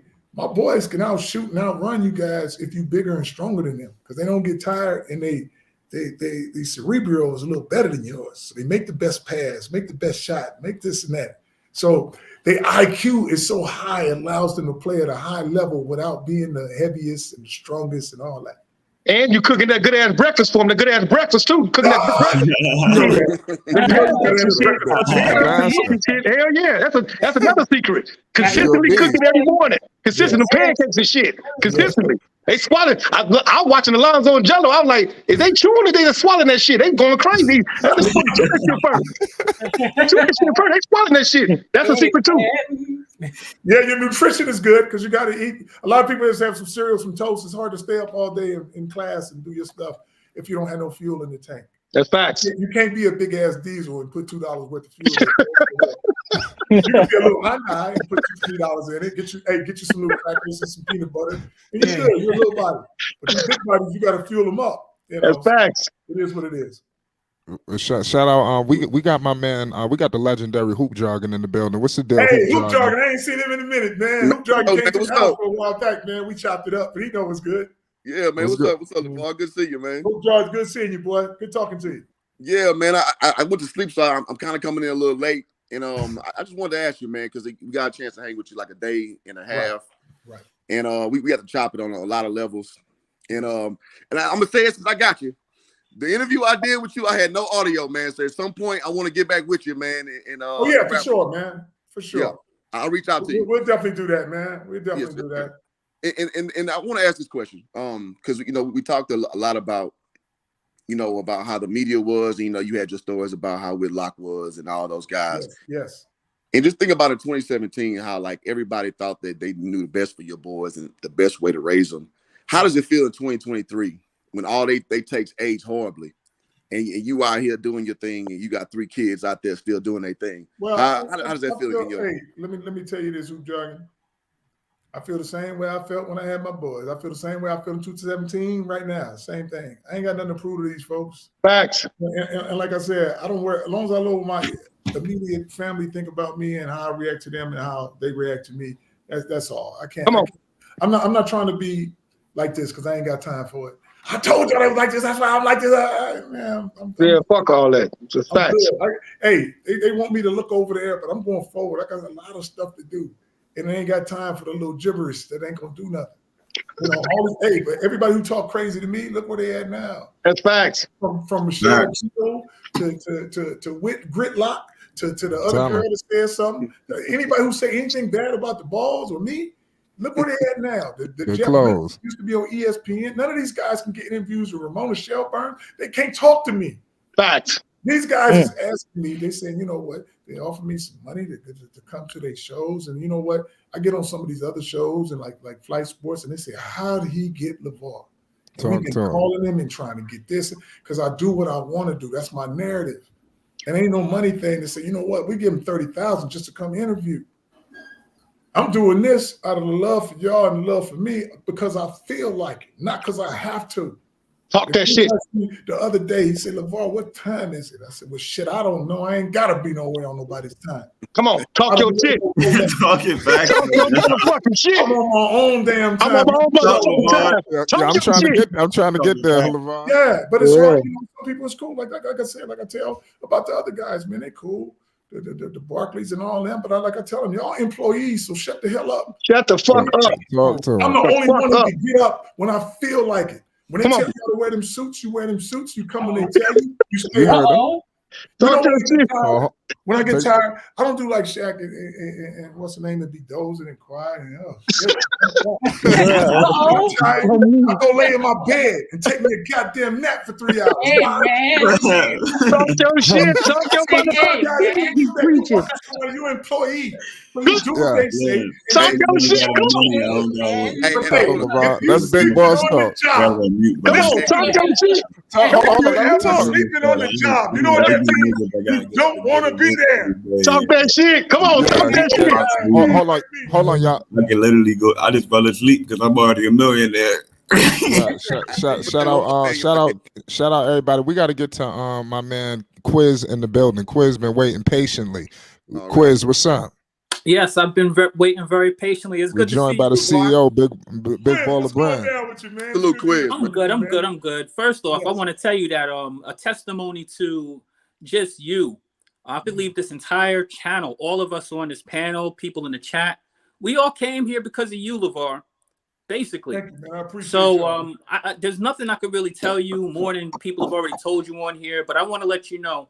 I remember the first time I saw you on television on one of those debates with those fools you were just talking about. Right. And me and my dad would have debates. He'd be like, you know, this guy's a bozo and all kinds of stuff like that. And I would debate my father and I'd say, listen, you know something, one thing I like about this guy, LaVar, he believes in his kids, period. Right. And I said, how do you expect him to talk about his children? He's supposed to speak like that.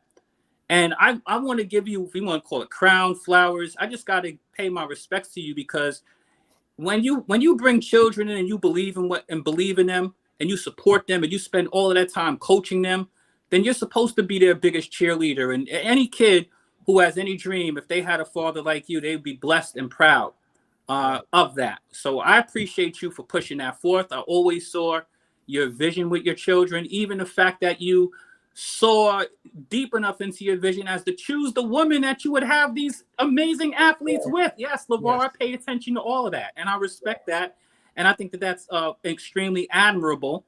And as you can see, I'm wearing LaMelo jersey right now. I can't even see the jersey. I'm old now. I can't see everything. All right. Well, listen, I'm tough on. Hey, let me tell y'all this. It ain't the jerseys that y'all wear. It's the mindset that y'all carry. That I'm a Come on, talk your shit. Well, tell him, LaVar. LaMelo was on another team. Man, Dex come to the warehouse, and Dex says, man, I got this jersey. I said, man, forget them damn Bulls jerseys and Charlotte jerseys. Let me give you something more special than that. Here go a #2 Ball jersey. That's a Big Baller Brand jersey. Yes, sir. Nice. This one is way better than anyone. It ain't gonna never change. Hey, Coffee, come to that warehouse. I'm coming to that warehouse too. Yes, I'm coming to that warehouse. Out here, man. Get with me. Let me know you coming out this way, and then we'll set up something. Hey, first I want some of the pancakes. I saw Ball Fact eating the pancakes and shit. I want some of the pancakes. What's that? I want some of the pancakes and that bacon, all that shit, and that milk. Hey, you know what? I told LaVar. Hey, here's another thing too. Let me. I don't want to interrupt you like this. Sometimes you guys do these what is podcasts or this right here, and people get to yelling and acting crazy, and you know, a lot of folks like that. That's not our people. They say, man, that's why I like these. Look at them arguing. They can't even sound good. You guys making this thing sound so good with all you guys on the same with narrative. We don't have that controversy and that stuff. Like I said, Flight is running this, and it's everybody's getting a chance to talk. You don't hear all these people jumping over each other and all that. And that's what I love, saying that a bunch of black men can come together and socialize in a great environment like this. When you don't have hidden agendas, this is what you get. That's because we love you. That's because we love you. When they talking against you, we jumping over everybody. We fucking everybody up. You know what I'm saying? we instruct you because of you, in detail because of you, in line, in sync with because of you, as soldiers because of you. Because as a black man, you represent not just your family, but the whole culture, the whole world. You've been representing. So with that, Flight Sports gonna always support you. You got an army behind you, a whole army behind you, in front of you, beside them. So when you get down, we get out. So when you get stolen, we get stolen. You know what I'm saying? Right. Hey, I want to before we get to the next set of questions, I want to introduce you to this guy right here. He's been patiently waiting to meet Mr. LaVar. Oh man, what's up, man? You know, what's up, little man? Yeah, he probably can't see you. I see the little fella. There you go. There you go, right there. Say what's up to LaVar. What's up? What's your name? Lonzo. You heard him? So what's going on, man? That's Lonzo right here. You remember Lonzo Young Jr. You know, okay. Show him your trophy. Show him your trophy. Show it on camera. Oh, there you go. Yeah, that's his name, Lonzo Young Jr. He was that's cold. That's his name. He was raised. He was born after Lonzo, man. I'm telling you, we're gonna follow LaVar Ball's roots. 4 years old. He started at 4 years old. He just turned 5, December 28th. I got my other son, Cameron. He's 2 years old. He coming down the pipeline. I tried to have 3 boys like LaVar. I got my listen. Time out. He's 5 years old. He's 5 years old. This ain't even no joke. This Lonzo Young Jr. I got Cameron, 2 years old. I got my daughter. She just turned 1. I tried to have 3 boys. I had a daughter. I'm telling my daughter gonna be one of the coldest. You take it or leave it. I'm telling you right now. Listen, we following the blueprint. You listen. Come on. It's been laid out. You take it or you leave it. We just gonna follow it and watch what happens. History will be made. That's fact. We got 1 trophy out of many. We just getting started. We applying the knowledge. Legacy has just begun. That's real love. That's real love right there, LaVar. That's real love. I met a guy that made so much sense to me. He told me something special the other day, man. This is one of my guys. He's going to go forward with me doing some things. But he laid it out, and I never thought of it like this. My boys never thought about, like, we're not going to make the league. They always knew they was going to make the league because I've been telling them since they've been babies, you're born to go pro. Your last name is Ball. You're going to ball till you fall. So I'm telling you this. It's cool. But he made me understand that my boys believe that what I told them would get them where they at. So listen, I had a plan, but I got to sell it to my sons, but they got to buy it. So they got to be like, well, this breakfast that I'm eating all the time, is running these hills, he's lifting these weights, playing this style, doing exactly what my dad is going to get me. So they have to believe in that. But you can't just talk to them and then don't work with them. See, that's what I've been working with my boys 18, 20 years of this. But they thinking they just got on the scene and like, nah, they can play. You got to teach. You got to go through that. And people say, LaVar, I love what you do as far as it's pushing your boys. And I was like, you know what? I don't push them. I lead them. That's facts. I mean, you can turn off anytime you want. But if I got to tell you to get up and let's go do this and it's not fun for you, people say, LaVar, the sacrifices that you made were awesome for your boys. And I have to tell people, I didn't make no sacrifices, man. I did this because I wanted to do it, and it was fun the whole way. Facts. I never taught them how to play the rough battles in the backyard and beating them. I always taught them to play together. So I would put my 3 against the people that I'm training every hour. So I always taught my boys to beat and never lose because you got home court advantage. So all these kids that I'm training is 13 and 14 and 15 playing against my boys is 9 and 10 every day, 5 days a week. I'm teaching my boys how to do more pull-ups, run the heels faster. So why my boys are all pros and everybody else is not kind of like that, it's because of the consistency. And that mindset, that mindset. But you have to believe and buy what I'm selling you. And that's what my boys did without the, oh, this shit ain't gonna work, man. We ain't gonna make no pros. We ain't gonna do this. They never did that. They just love being competitive and winning. So my wife is a good thing too, on the fact that I got me a woman who loves basketball. Man, she cold. In the gym. She cold. Every weekend, not for 5 years, but for 15 and 20 years. Not saying I need a night out with the girls. I can't do this again after 7 years, 8 years, No, and she's still the game. So she's solid. You're gonna have two positive. If we lost the game by 3 or 4 points, and Lonzo and Jello and Melo had 30 or 40, Tina wouldn't be like, oh, you guys did good. It's just your dad's man. She'd like, you scored 45. If you would have scored 48, we would have won. That's right. All right. That's the kind of stuff Tina said. That's what it takes, though. It takes a village. If Melo get knocked down as a kindergartner by a 6th grader or 7th grader, she can't go run out there on the court and say, oh, my baby, and pick him up. The boy got to get up with Melo. Tina in the stand, get your ass up. Let's go. That's right. Facts. But Tina over there coaching with me, so it's good. Ain't nobody ever had no mom and daddy. Never. White lady being a coach on the AAU team. Never.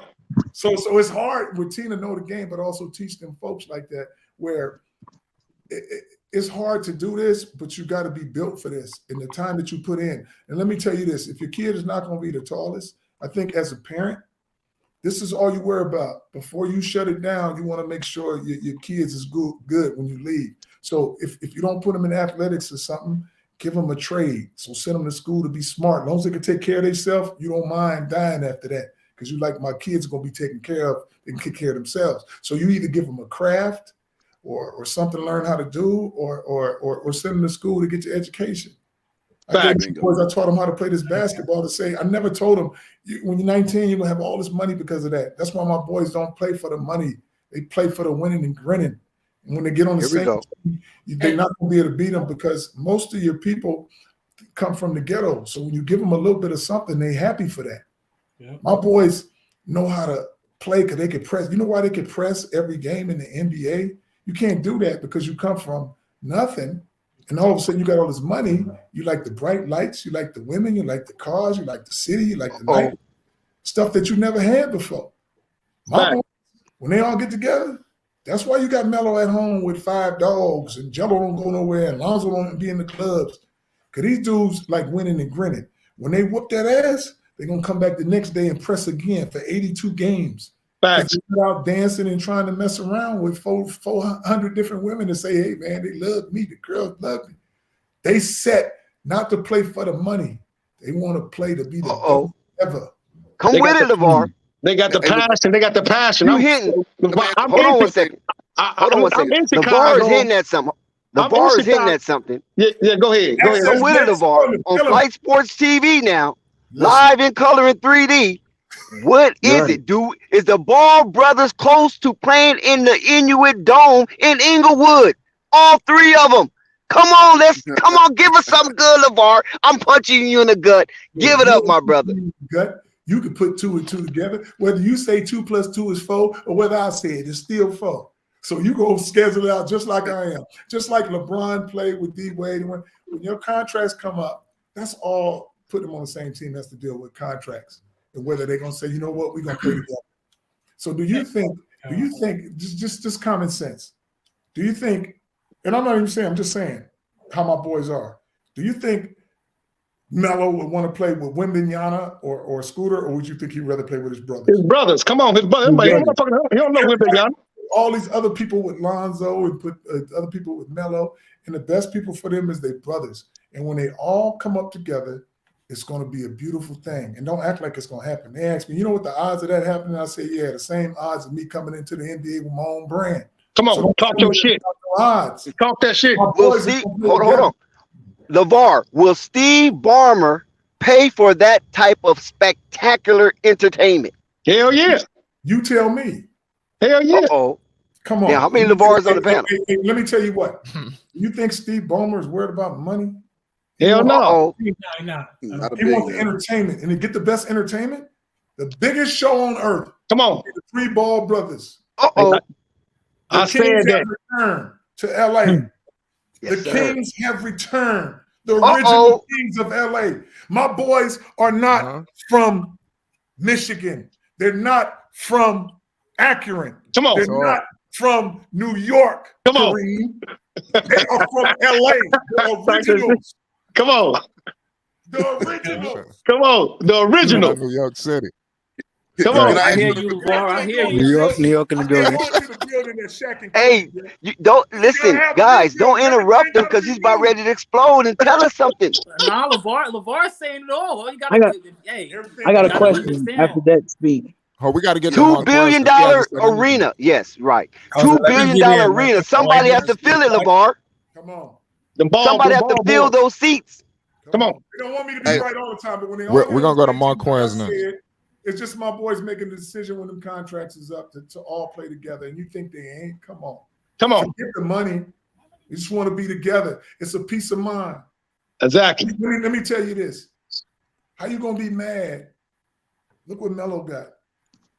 He young, got all the money, the women, the dogs, the cars, and got 40-something losses. You don't think that mess with my son here? He ain't got 43 losses. Listen, he ain't got 43 losses if you add up what he lost in high school, lost in PlayStation, lost in Uno. He still ain't on 40. Still ain't on 40. Something going on. Losses, you got everything. That just shows you got to have a peace of mind. Is it good to have all this money and all this stuff and lose every game and have all this you shooting and doing all this, having a good time? It's hard to smile and do that. That's the game. And I taught my boys been winners all their life. They got to the NBA to be losers. And it's gonna be like that. Everything gonna go good when all my boys. Right. We got a young star that's rising on the panel, and he's very toxic. So Toxic T, please represent yourself. Toxic T. Hey, nice to meet you. Forgive me, I'm nervous. This is I'm not joking. It's a surreal feeling because I've watched LaVar literally ever since middle school. So the fact I get to ask this question, I've been wanting to ask this question for a very long time. So I'm gonna ask you, what are the NBA comps for your boys? Because I hear LaMelo's kind of like the Pete Maravich and Magic, but I've never heard you say from your heart, like, what are the three boys like NBA comps? And we're talking about in the history of the game. And let me tell you what they are. I tell them nothing. They ain't no comps. They the new breed. Come on, talk that shit. I already knew you gonna say that. Guys, calm down. Let him answer the question, please, without interruption. You have to be built for years of this to be how my boys are. And like I said, Lonzo, everybody be looking at the score and all this stuff. That's not his thing. His thing is he make everybody better. How the dude run the table in high school and he the only senior, and you get two guys that's fresh out of junior high. Like that, you gotta be a monster. And he not only did that, he went to UCLA, and you hear about the Holiday, you hear about Steve's son, you hear about EK, you hear about TJ Leaf, you hear about Welsh, you hear about all these dudes. Lonzo get everybody drafted, do this. Now you don't hear about them no more. Facts. Yeah, so it's proven that Lonzo makes everybody want to play with him, everybody better. That's a fact. With him. And it just is what it is. What's that? Ingram, he made the All-Star team, didn't he? With Lonzo. Yeah. He'll never make it again without him. And Chicago ain't shit without him. Chicago ain't shit without him. Yeah, 7 games. They was talking about DeMar being MVP when Lonzo played. And come on now, let me not start. That seemed like 10 years ago. Chicago ain't shit. He don't argue. Lonzo's not your arguing guy. So he'll let you bring him off the bench. He'll let you put him in the corner, let you figure out this stuff don't work, unless you let him do it his way. But he never gonna do all that talking like that. He never do that. He always was leading in steals. Let me do what I do. You know, he had the worst coaches ever. Fact. Here's something I always say. Listen to me. If you do not know what to do with the ball boys, listen to me, and I say it slowly, and it's for real. You will be fired. Effective and immediately. High school. Effective You don't do immediately. what he wants. Hey, if anybody know what's happening with the coach in Lithuania, fired. Hold on. If anybody know what's going on with the coach in Australia, fired. Does anybody know what's going on with Luke Walton? Fired. Anybody know what's going on with Alvin Gentry? Fired. Alvin Anybody Gentry? know what's going on with Stan Van Gundy? Fired. Fired. If you do not, Grego, fired. he's gonna get away. Hold on. I gotta say something. You already know what that means. What's that? LeVar. You got Mr. Billy sitting in that seat. Hey, LeVar, for all those fired, all those people, LeVar. It's a lot of fire going around if you don't know. Yes. Hey, this entire channel. Talk your shit, yo. Listen, check this out, LeVar. This entire channel knows. Every time these moments happen where people get fired and they losing, I give them this little song, and this channel knows. How do I say goodbye to what we had? Come on now. Oh man, let me stop. That's Classic crazy. material, Ray. We got SB Talk Sports from Chicago too as well. What's the deal, SB? What's going on? First of all, salute Flight for having me on. Salute LaVar Ball. First, I know everybody's getting your flowers, but for me as a young black man in Chicago, and for everything you did as the black man and the world of society where they tried to break us down as the head of the household, bro, you brought that light back. I never seen so much attention to the black fathers brought to the table to do. So at the end of the day, we have to give you credit for that because we see more. Like even if people was doing it, they didn't give us the attention. The single mom household got attention before we did. So I want to give you credit as a black man. Forget sports, forget just in life in general, bro. You need to get that flowers, bro. That's respect. You will go down a legend. If anything, you'll go. I'm sorry, I'm at work. I'm running the radio station at work. I'm sorry. But if you'll go down as a legend off that alone as being a great father and bring the twilight and the light back to the fatherhood figure. So first of all, I want to give you applause to that, period. That, especially as a young father. I don't know what you did to get boys because I'm hitting the wrong buttons. I got 2 girls, so I'm hitting the wrong buttons. I don't know what buttons I'm hitting to get the boys. I'm trying to get my boy, but it ain't happening yet. So, but see, I like it. I know you want your boys to be together. No. They're gonna be together. They're gonna be together. Y'all get to see the show that I want everybody to see in the world. I was the guy who when I was preaching, you can even go on my channel and see. I made a video about Zoe coming to the Bulls when he's on the Pelicans. I said he was the guy that we needed. So when we got him here, it was everything in harmony. Because let's get like you said, what I liked about Zoe, his leadership was like, ain't no controversy. What you need me to do, coach, I got it. The best defender on our team. I seen the game when we played the Knicks, right? Flight hated that game. I can't write on Flight Channel. Who clamped their best player? Julius Randle. They put Zoe on him, clamped them up. Zoe let them do their thing. And then when Zach and DeMar got out of control, all right, Zoe run the offense. Because Billy Donovan was just playing to keep everybody happy. So what's the info on my boy Zoe? When I'm expecting them back? Because I'm gonna keep it a buck to you. I said we need him back because we was the #1 seed when he was here, and we ain't in the playoffs right now. And I don't like not seeing winning basketball. I'm a Bulls fan. Here's what I tell people about Lonzo coming back. You got to come back when everything is situated the right way, and it's not.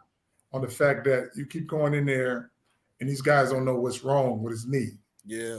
But with the training that he's getting and the stuff that he's getting done to him is not right. And so until he get the right surgery and then get back over here with me, that's when he's gonna be fine. So he got to get back to LA, but with me, not with these other people with these rubber bands and all this stuff. It's just like people talk about, oh, LaVar, them shoes that LaVar made, ho. Got all this knee stuff and all this stuff playing in Kobe's. That's Kobe's shoe. That ain't built to Lonzo's shoe. So don't tell me about what my shoes did. He was playing good in my shoes. Now you get over there and start doing these exercises. They got him balancing on the ball, and that's like moving your knee. Then they got me, what does boxing got to do with training? All that bullshit. all that stuff and make him look like he's doing something. These guys don't know. He ain't running no hills. He ain't walking up no hills, doing no lunges, no jump rope, no real deal stuff. Right. Mills and all this other stuff, this high tech stuff. And now it's breaking you down because it ain't building you up the right way. And until you get back to this big baller training, he wasn't hurt on my watch. All them years he played. Facts. As soon as you get to the league, now they playing you for the first quarter, then sit you down. Used to playing the whole game. Mm-hmm. Hey, playing 2 whole quarters or 3 quarters, then shut him down for the whole 4th quarter. But don't spot playing like he never spot played in his life. Now you're getting hurt. Now you're like, he need to rest the last 2 minutes. No, how about he let him rest at halftime? That's 12 minutes straight. Facts. Come on. I agree with you. Young. He don't need no 2 and 3 minute breather. What's they gonna do? Now you take the hand off the game. Mm-hmm. And now we got to come back and get back into the flow and all this stuff. You can't win like that. If you're gonna play my boy, give him out. If you want to play him 24 minutes, I tell you what, don't play him the first 2 quarters and let him play the next half. No. Up by 20 or down by 20, he's gonna win that game for you. And LaVar, and I agree with you on that because I feel like out of every situation that Lonzo was in, the Lakers, the Lakers, Pelicans, the Bulls was the only team who appreciate what Lonzo brought to the table and actually needed what he brought it to the table because he was obviously we lost one piece, and I was literally looking like as a Bulls fan, and I'm saying like, bro, you gave Zach the max, but it looked like we built our team around Lonzo Ball because we lost Lonzo. We don't even look like the same team. Exactly. Now here got another question I want to hit you with, right? So now we looking bad, right? And I know you an LA guy. I know you with your boys in LA, but it's the team in Chicago who got the pieces who we looking bad who can actually make it happen. So would you be happy if your boys was in Chicago playing? No. listen. I didn't make my boys for Chicago. I didn't make it for Charlotte. I didn't make it for New Orleans. I made it for Cali. There's some Cali boys. If my boys in Cali, everything gonna be way better. Now they ain't got no away games where they flying. It's just like the houses and all this stuff. I'll take care of that. I got time to look at it. I'm here. I respect that. And you got to understand with them coming back to Cali, not you got a lot of people ain't gonna think about this other part that I'm gonna tell y'all about. How many more years you think that'll give Tina's mom and dad and my mom and dad if they come back and play in Cali? A lot more. I respect that. You know what I'm saying? They can't go see them play now. It's traveling, they too old, but to have a person drive them up the freeway to go see all the home games, you know, they'll be getting ready for a game that's 2 weeks away. They be getting ready for that sucker 2 weeks in advance. Like, I'm gonna wear this shirt, I'm gonna do this, I'm going to see my boys play. That's what we want to do. So before my folks and Tina's folks is in the 80s. So you got to look at the next 5 years, you know, somebody got to shut it down. Thanks. Hopefully I can get them to see the one thing is in the NBA to finally see all their grandsons playing on that same team, on that same floor and starting at the same time. Wait. That's going to be the Clippers. Now, this is a conspiracy, though. This is a conspiracy right here. I respect that. I noticed that the Inuit Dome was being built real fast, you know, because I go by there often. And then all of a sudden, it seemed like they slowing it down so these contracts can line up when all them Ball brothers come together and make that decision. Yes. Is that conspiracy or is that ain't no conspiracy? Ain't no conspiracy. It's just what the ball is. That's the ball verse. That's the baller verse. It's gonna happen like that because it got to. That's the baller verse. There you go. It got to line up like that. I'm telling you, it got to line up like that, and folks gonna be amazed. I said it last year. I don't wait. Oh, you think I can't wait 4, 8 years? That is nothing. Here we are, in 2016, man. We talking about big baller and all this stuff. It's 2006 years later. We still talking about it. We gotta wait a year or two. I gotta wait till Melo finishes his contract. What year is that? What year is this he on? 5? Next year. No. Listen to me. What year is this? 24. What year? That's right, 24. What year is one more? One more year. I rest my case. One more year. One more year to wait for me is not hard. After I waited all this time. I said that. That's fine. Hold on. He said something. Wait, you need to repeat that. I ain't gonna repeat nothing because you already know. Oh my God! See, you guys, see what happens when you overtalk the man. If it ain't gonna happen. I said that too. I said last year they would be at LA Clippers with Steve Ballmer. I called that shit out, and that's where they're gonna be. All three of them. He got that paper. He ain't tripping on that other food stamp money. Everybody's got EBT money. They got food stamp money. You got them grocery money. He got that real money. He gonna pay them boys, and they ain't gonna miss it. And they're gonna fill that stadium up, and they're like a rock concert. The whole team like a rock concert. The whole family, the whole familia. They thought they saw Scarface. They ain't saw shit yet. You go to Bob coming in for real. Come on. Hey, listen, I saw. Shout out Isaiah Curry. I don't think people remember.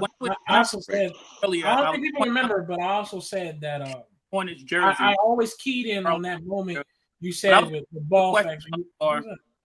Quiz, you lagging, Quiz. Yeah, you lagging, homie.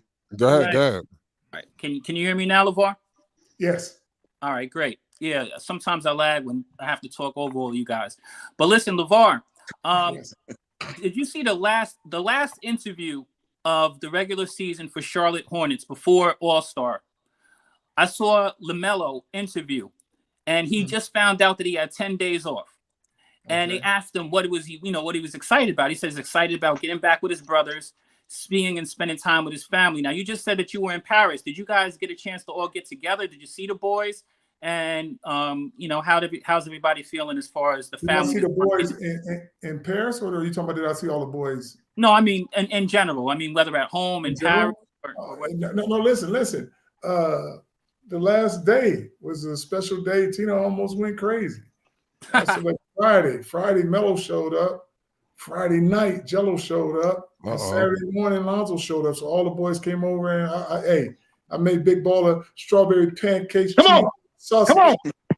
And we chopped it up, and just to have all the boys here at the same time was a heck of a thing. Then they went over to their grandparents' house for everybody to get to see them. I don't need to look in their face and be like, "Oh, son, stay here." I see them. We good because we know what we're doing. And they got a job to do.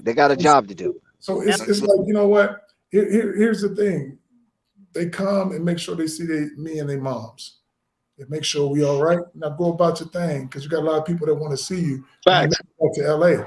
And we take advantage of it on the fact that the bad thing with this is a lot of traveling with this basketball. So you don't get the Thanksgivings and the holidays and all this stuff. And with my boys, thinking about this, with them wanting, like I say, you had some kids and you'd be like, one of my kids work in Chicago and one of my kids work in Greensboro and the other one works in Charlotte. It's like, damn, they all spread out. You imagine if they're all in LA, it's not even like a road trip for them. It's just brothers hanging together and vacationing. And that's how they're going to play. And when they do that, we coming right to stand at your house. We're going to stay at your house, LaVar. That's when we coming. We're going to stay there and go to the game from your house. No, I'm going to have so much money, I'll put you up in my own hotel. I love that shit. No, hold on. You missed what he said. Wait a minute. You heard what he said? Own hotel? Yes, he ain't saying room. Hey, and you know what? Hey, LaVar, instead of, look, Big Baller brand also stand for Brilliant Black Billionaires. You know what I'm saying? Yes, indeed. Come on now. Come on. Own hotel? We got to go to Hoop Jargon and we got to go to Open up a hotel. You're going to shut this bitch down. You open up a hotel, it's over with. Open up a hotel, it's over with.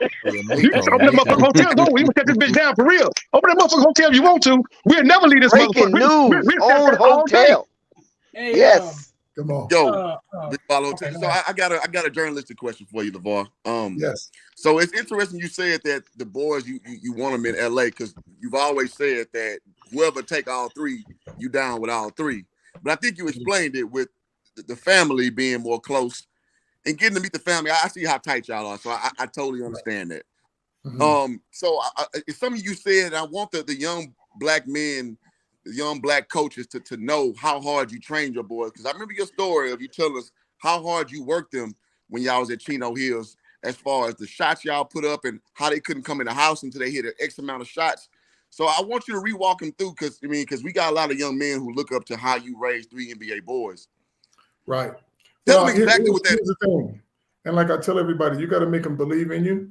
And it's not like it wasn't training them hard. They just understand what hard work is because it was fun to them. So it's never hard. Something that you have a passion for is not hard to do. My boys, I say, hey, can't come in to and this is how I'm gonna give you a story. I say, okay, make 100, then come on in. Thank you. So I'm watching them and they make 100. And then I look out there and I say, what number you on? And you know what they say? 91. 91 for the past 30 minutes.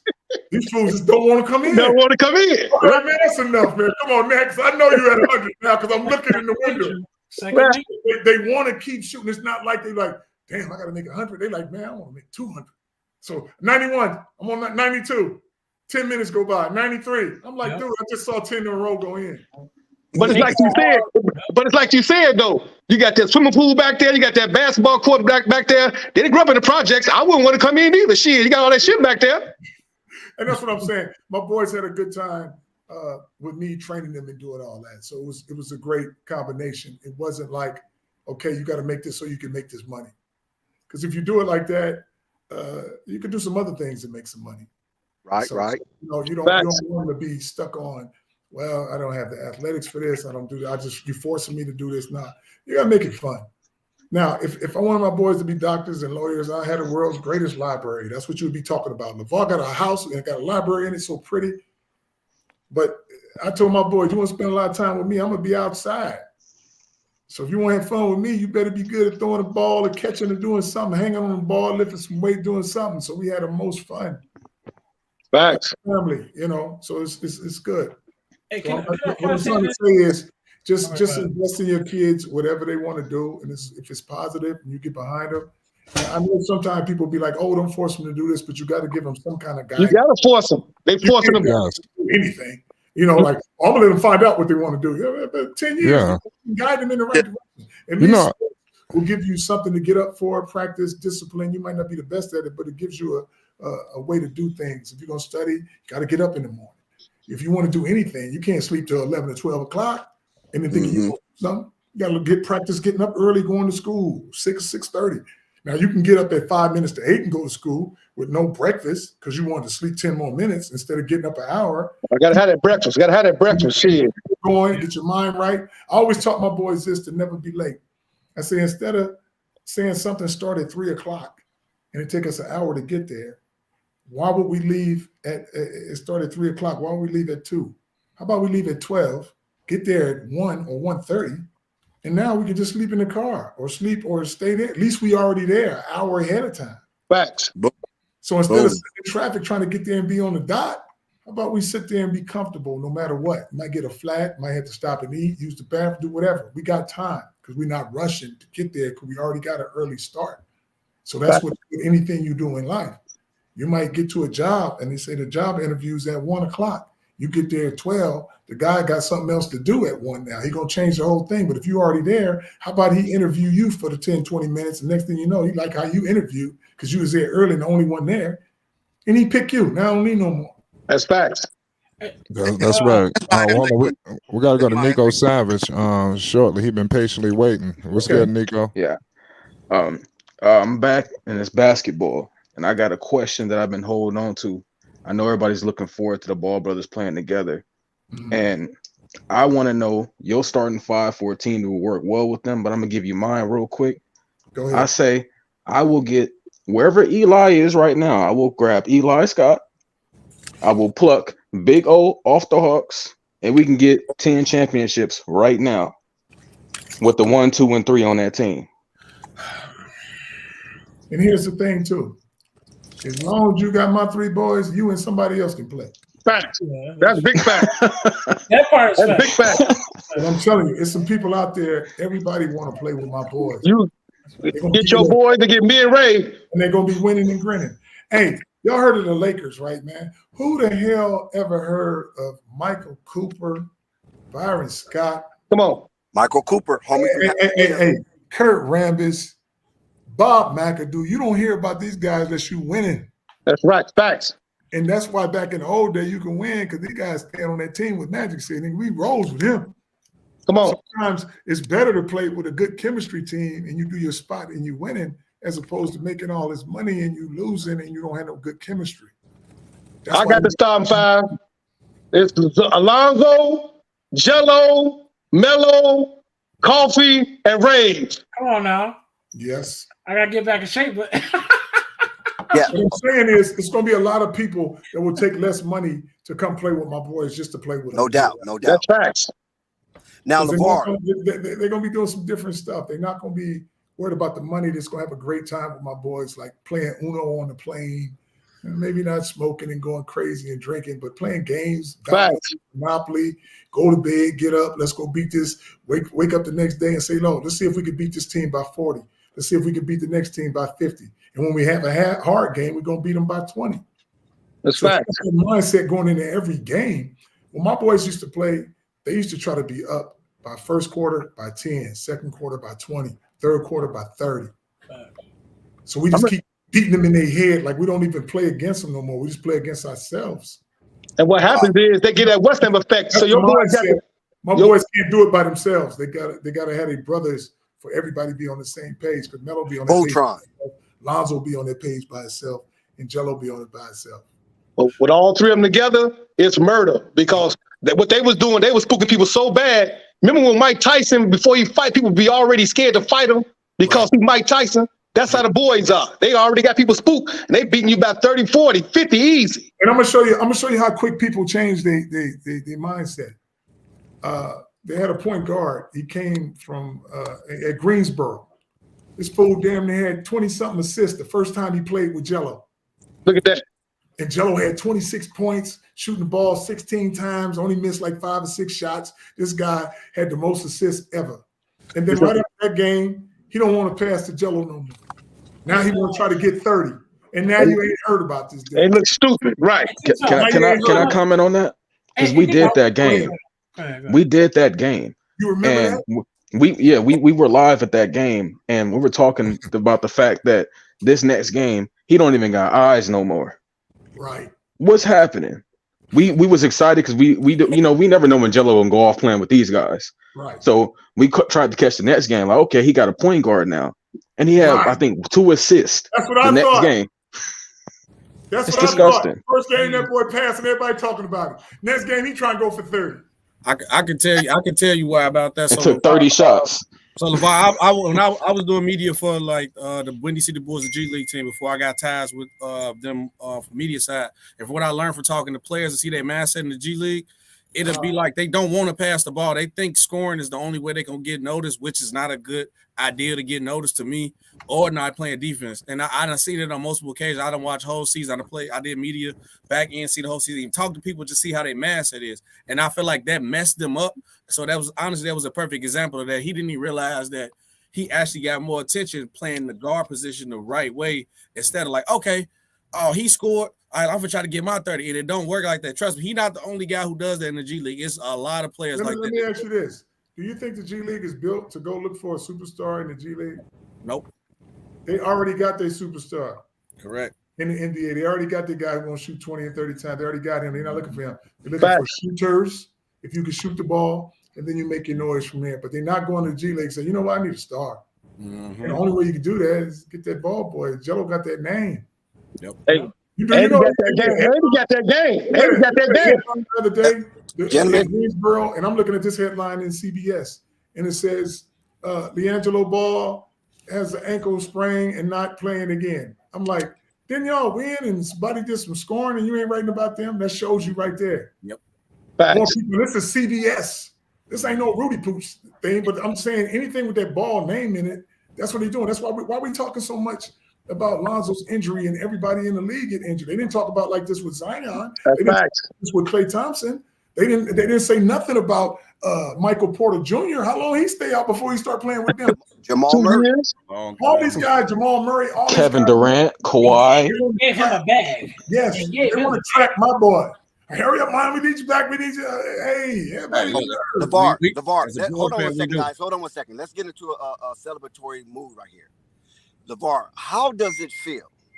Because only a very few people that ever lived on this blue marble have done something that nobody else has ever done. And guess what, LaVar? You are one of those. You have put. You talking to the wrong guy because you already know I'm that guy. Right. Come on. Listen now.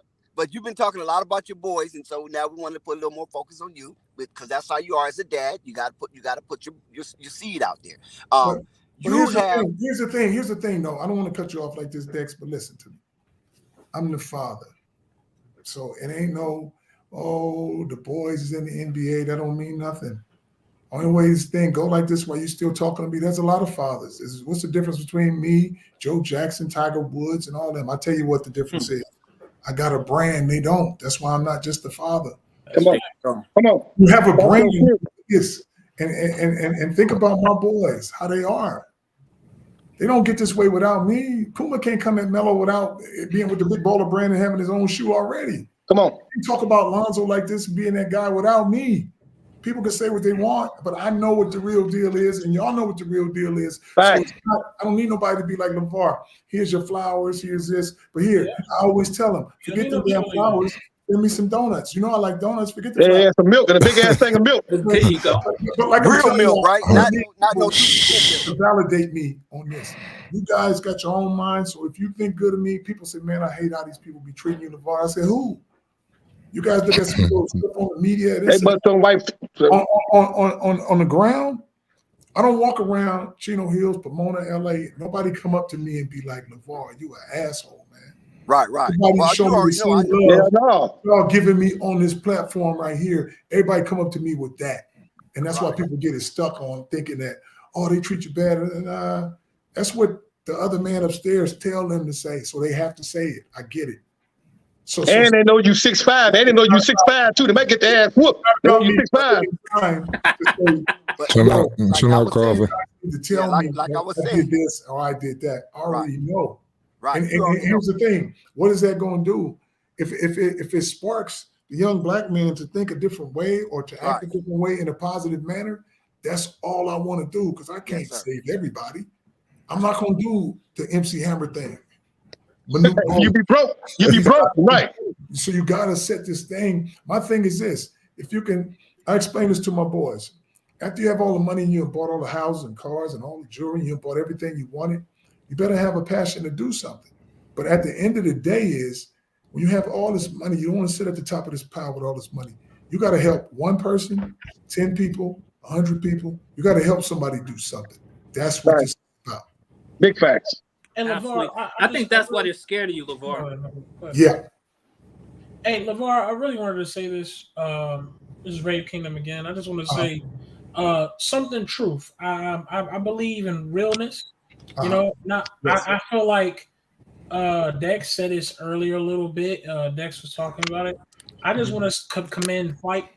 And the reason I'm telling you is because I want you to really believe that I'm telling you, man, when I say that Flight is out here nonstop, he's not looking for the clicks. He's not looking for these fakers. He's not trying for the clout. I'm telling you, man, this man is real. I've been here a long time, but at the same time, Flight destroys me in the waters when he's been up here. Flight has been up here every day. I'm telling you, I just want to commend him. And I want you to know that we right here as a family as well. And we appreciate you doing this, LaVar. Thank you. Hey, Flight, let me get your last, let's go last 5 minutes of what this is. We about to get things wrapped up. Let me tell you this, Flight. You're going to get all that from all your boys on this thing, man. But I know how you are. I met you in person. I talked to you. That's why I'm on here, Flight. If you wasn't genuine, I ain't doing this, man. I ain't doing it for no thing to say, oh, LaVar was on here and not here. I do that because you my guy. And my guy don't mean I have to call you every single day. That's my guy, that's my guy, that's my guy, and I don't know you. You guys got, I can't listen to these things all day and stuff like that. I'll be trying to do stuff, but some of my workers love to hear from y'all, and they know I like funny stuff every now and then, so they'll let me hear you guys talking. Yeah, I got that shit. We got that shit. And all you guys, but you guys are great. Like I said, whenever black folks going to team up like this and be on a positive narrative, it's a beautiful thing. But I don't need to sit here because I already know what y'all about. So it's all good. So I love y'all for doing this, man. And like I said, Flight, you the head guy. Somebody got to put it in order. And have it like this and to get with my guys and tell me this. Because, usually I say, you know what? I know we got to do this other thing because I got to deal with some people that's over across the waters.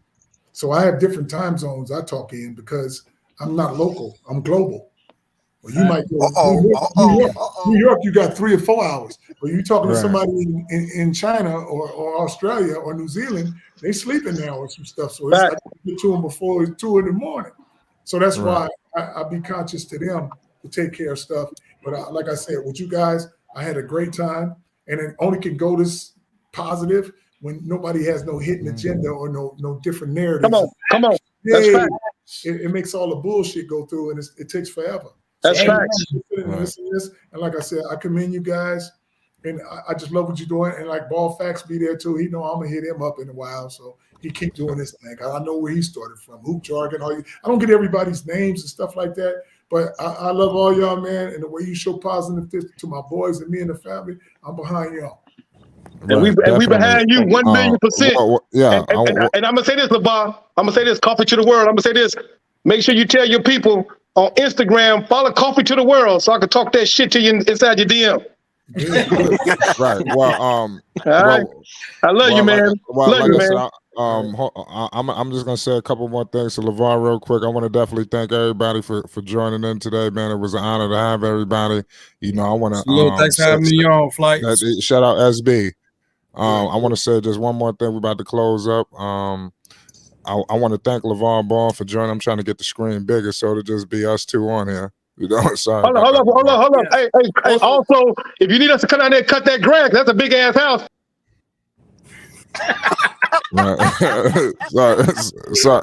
sorry about that. I want to definitely thank you for LaVar Ball. It was an honor to have you. This was some of the, I would say, these guys right here, they love you. They love the whole entire Triple B situation. It was an honor to have you on to just speak to them, to speak to you for the first time, or just sitting back listening to them, to seeing the joy in their eyes. I know deep down they got this Triple B in their heart. It's not, they ain't just talking, it's really in their heart. Just all of us. So I just want to thank you for giving these guys the opportunity to speak to you for the first time in their life. I know they're gonna remember this forever. And we appreciate you, LaVar Ball. Until we do this again next time, you keep making history, and we're gonna keep documenting it. You already know what it is, LaVar. It's Flight Sports TV. We appreciate you. Flight Sports TV. Appreciate you, baby. You're ready.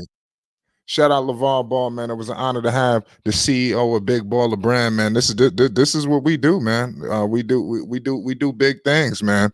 We do it for the culture. It just is what it is, man. We're gonna continue to do this and bring the heat to the people. Continue to support the channel, man. We're gonna be bringing exclusive coverage to the people non-stop long. This is just the beginning of something special, and we got a lot more things to discuss between Lonzo Ball, LaMelo Ball, LiAngelo Ball. You already know what it is. Listen, it's about to go down. Dex, you got any closing remarks? Yes, Flight, this was a wonderful stream. This is going down in history. It's instant classic material. And all praise to the Most High for your energy and for your insight and for your curating and dealing with a lot of crazies today. I mean, it tested your patience, it tested your skill. And like I said, as we crown LaVar and put heavy stones and jewels inside the crest of his crown for being the only human on this face of the earth to produce 2 top 3 first round NBA draftees in the history of the NBA and probably in the world. So they're playing at the highest level, and we're just waiting for the LiAngelo process to play out, and we're going to see magic. We're going to see some real magic. I ain't talking no Houdini type magic. I'm talking about black excellent magic being displayed out there on that parquet floor. Hey, can I keep it a bean with y'all? Keep it a bean. What's the deal, Nico? Hey, when he knew what I was and who I was, I almost got choked up. I was like, I was in the backstage. Nico, Nico, he called you out. Yo, you're not lying, bro. Did a tear come out your eye, Nico? Oh no, I definitely I was tearing up in here. Bro, I told you. You underestimate yourself. I mean, you're one of the top basketball minds. Nico, I swear to God, I'm telling you, man. I seen you develop on the panel. I remember when you was around the people, and I told you, I said, Nico, I remember watching Nico change. Look, y'all sinking in the ship. And I watched Nico stay over here. Shout out to AB. I did. I watched Nico come over here, man, and give us his great information Nico's had. And I was going to commend Nico for saying some things And how Nico the truth. Lonzo, LaMelo, and LiAngelo, they all get frustrated on their own teams and nobody's in their right spot or they don't do the right pass because of the IQ format. So, like I said, man, I mean, I noticed that. That's why LeVar Ball noticed, and I said, and some told me LeVar was going to notice everybody who's doing it right. Everybody else that's doing it wrong is all sinking right now. If they ain't sinking, they just looking for clicks, bro. You know what I'm saying? Right. Horrible. I want to say something before anybody else get on. I want to thank all of y'all every single night when y'all on this panel, when y'all talking, and trust me, y'all are very appreciated.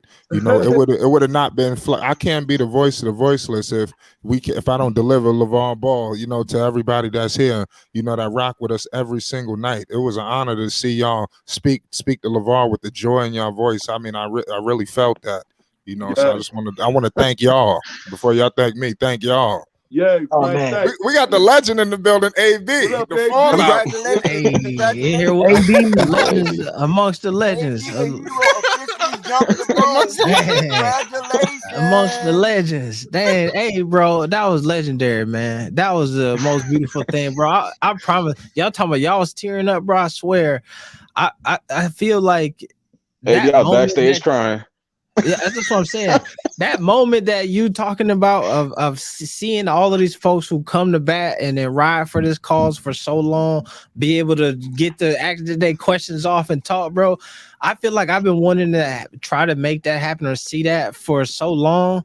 And I'm so happy that you got the shot to do that, bro, because like you said, y'all be on here every night going hard. You know what I mean? On everything, topic after topic. So like, I feel like it ain't no better place for that to happen for the first time ever. Exclusive. We've been talking about exclusives. That's exclusive shit. You know what I'm saying? And bro, that was dope, man. That was dope, bro. I love just sitting back and watching that, bro, unfold. Great questions all the way through.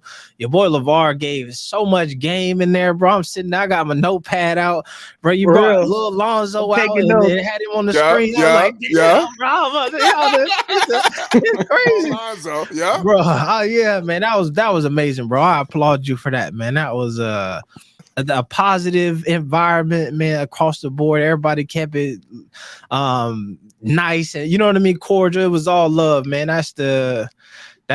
That to me is like he said, when he walk around in the real world and people show love, that's the shit that I see. You know what I mean? And this dope that this was a reflection of like what really is happening in the world, what really matters when you talk about fatherhood and like, you know what I mean? Some of them accomplishments, some other folks, they hate and they try to make it about some negative shit, but this is what's the majority of people feel, I feel like, and so it was dope that came out, man. Man, that was across the board, but I applaud everybody with that one. That was amazing. And you know, let me say, AB, I want to shut up, ball fat. AB, I want to thank you too, man. The guys like you, I can always reach out to you. You always been a positive example, and like I said, I want to continue that cause, man. I'm telling you, you know. But I want to thank you. For sure, bro. And just a reminder, man, it wasn't easy either, man. Like we got because what we're doing, and you, AB, Ballfax, Dex. Nico, you know what I'm saying, Marquez, whoever, Quiz, everybody. Because what we're doing and what we're saying, yo, they trying to attack us or in any sort of way, or they got something hidden agenda. Listen, we all have been there where dudes came on here pretending to be friends with us, and then you know good and well they were trying to knife us from the back. You feel me? So it's like none of this was easy. You know what I'm saying? So and I now don't even gotta say anything anymore. LeVar Ball said everything I've been saying. Well, I'm just telling y'all, man, none of this is easy, man. You got, as I said, I had to give Flight his full blown credit too, because it's like the man Flight is not sleeping. He's doing this. You know what I'm saying? He's giving everybody a platform to say something, and he's even allow the guys who hated. And you know what I'm saying? We shot them down, and listen, and we shot them down with knowledge, whether they want to listen to it or not. We just shot them down with great information. So, you guys what I say? You gotta give credit to Flight. I'm speechless, bro. Go ahead. I'm speechless. Like when Dex introduced me and LeVar said my name, bro, I had to leave because I was crying, bro.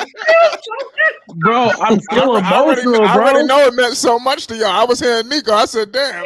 Nico Bro, seemed like like- he's about to break down. Like the crazy part about it is, LaVar. I didn't sound like it. I was. bro. Hey, listen, hey, Toxic T turned into Marquise again. I swear to Marquise Nico was No, 'cause trembling. Ray, I was shocked.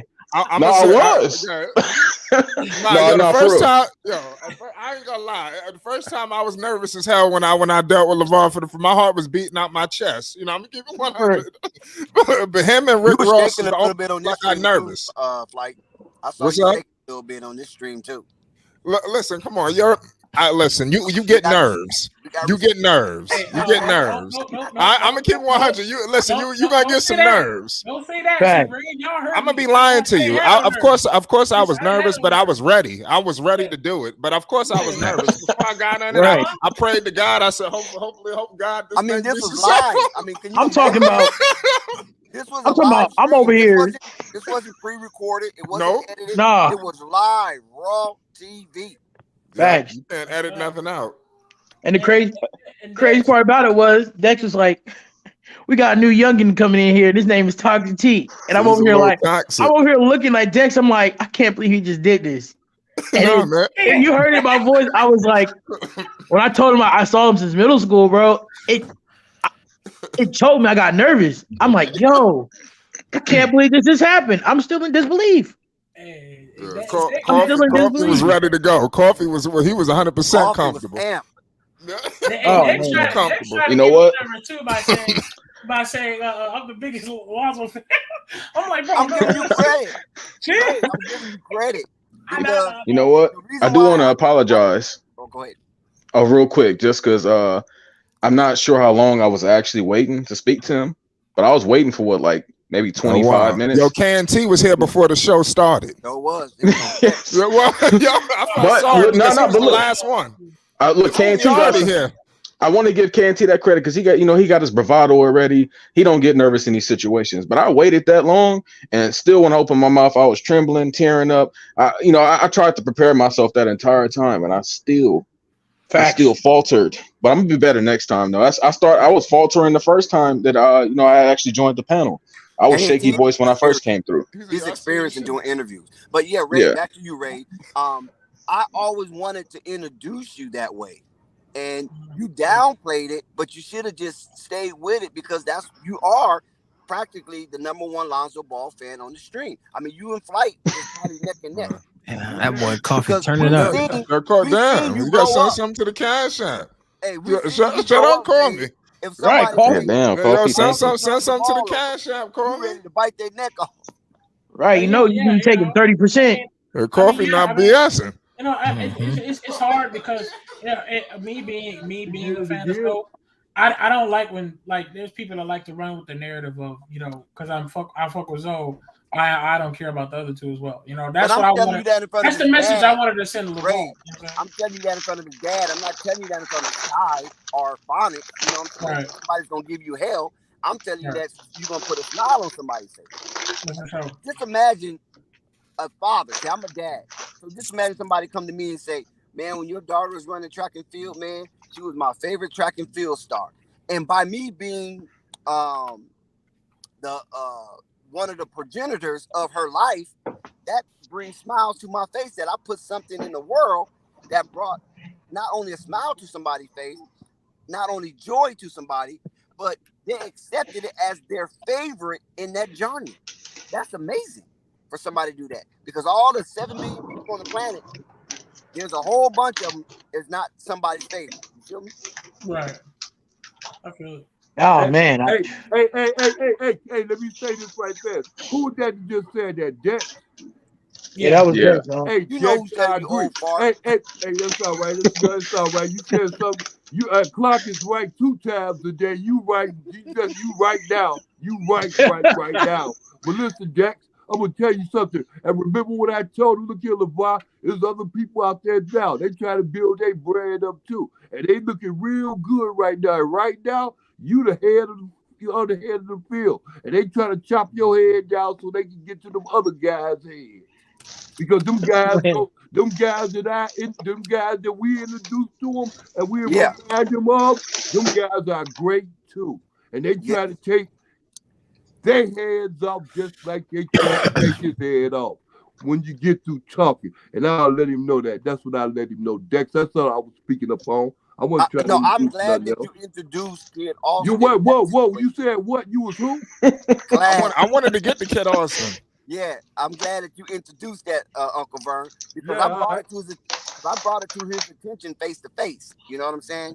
And he's in that arena to some degree, in that boxing arena to some degree, because he got his own boxing gloves and things of that nature that he was showing. Hey, Dex, and if you dig, you already know, because you know you out there, Dex, you out there in California, you out there with Big Boy. Big Boy did interviews on all them. Deion Sanders, LaVar Ball, and Floyd Kid Floyd's father and his son. You talking about Big Boy from the radio station? Yeah, right. I was wondering who you was talking about when you said That's Big who I Boy. was talking about. Yeah. The Dex. My son know him. Look, Dex, so he knew who I was talking about. Yeah. Okay.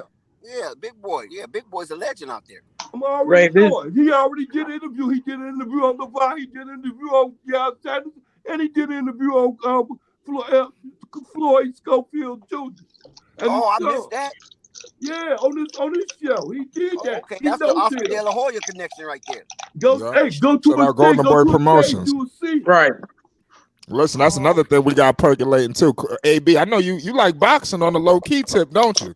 Yeah. I'm a fan. Yeah, you see, we trying to break through. Hey, what weight I'm knocking on the door. I'm knocking on the door. We're gonna break the ice. Hey, D, what weight class you mess with? I'm whatever weight class Jake Paul in. You know what I'm saying? I rock with that. You know what I'm saying? He fighting in top rank. If he Jake Paul could fight, bro. Gonna get something. Jake Paul is my boy, man. That's gonna be a big fight when he fight. Now, y'all laughing. No, Jake Paul could fight, man. I'm about to start covering that fight that you said. Jake Paul, Tommy What you talking Fury, about? Jake Paul versus Hearns? He can fight. He can fight the Tommy people Fury. that really is not fighters. But wait till he get into a real boxer. I don't care if the boxer's not that famous. His technique versus a real boxer technique. I got the real boxer. Not unless he's over the hill. If he's over the hill, then that's different. You know what I'm saying? But if he's a prime boxer and he's fighting Jake Paul, it's over for him. That's his loss. Hey, I want to say, man, everybody here has witnessed a legendary stream. Like if you weren't here, you just missed out on so much. It ain't even funny. And we're talking about LaVar Ball didn't even hold nothing back. Nope. Did not. He told it what it was. Right. All of us had the questions. I think some of Shout y'all out asked, Basil. I think some of y'all asked a couple questions. Y'all probably was burning the same. So I'm like, man, this is crazy, man. This is a legendary stream, man. The floodgates open. Flight can hold it back. Bro, I swear to God, I'm telling you, I muted my mic because I was laughing at my and Nico crying and choking. He's like, LaVar, Yeah, he was nervous. That was a nervous question you asked when you said the time. I felt like you didn't have that. You just came up with that on the fly. Bro, hey, yo, Flight, Loki. Hey, Flight, Loki. Hey, Flight, Loki. That's the only. Hey, I'm known to be toxic T, but today I came very humble. Only person. Today he was come with respect. He was Marquise today. But what was funny though is when LaVar said, you know what, I had something to do, but forget that. And Coffee like, that's right. Yeah, that was a lot of it. I'm like, Coffee, don't get us shut down. Demonetized. Yeah. Right. Coffee said so many F-bombs. You thought it was the King's Comedy. Yeah. Hey, here's my question to y'all. What out of all that whole stream or what he was talking about, what was y'all favorite parts? I feel like I appreciate it. I forgot who it was, but they asked him a question. I think it was KT. You asked him about how to develop your kids, and then he talked about what he said. You got to coach them, and he's like, because they're not going to give you. You know what I mean? He gave that game like you got to be in control of it. You don't need to make them play up. You don't got to take them traveling, all that stuff. And then that last little bit where he gave the The part about if my kids wanted to be doctors, I would have a big ass library full of books. And then he was like, you know what I mean? You got to make it fun. To me, them was the two moments where I was like, "Dang, he over here preaching right now. He's speaking like You that." know another Real, moment I like, I want to get some key takeaways too when y'all keep talking. Keep going. And I want to talk about a dope moment. Like it happened like 15 seconds. It happened 15 seconds into LaVar coming on, right? LaVar was like, yo, I want to see I want to see Coffee. I want to see Nico. And I want to see somebody else. And then all of a sudden, all three of them people, Uncle Vern, and then all three of them popped on the stream. That part was mad dope for him to already know who they was and acknowledge them. And What stuff about like him that. talking about he got a hotel in the works? That's big. That's big. Yeah. Right.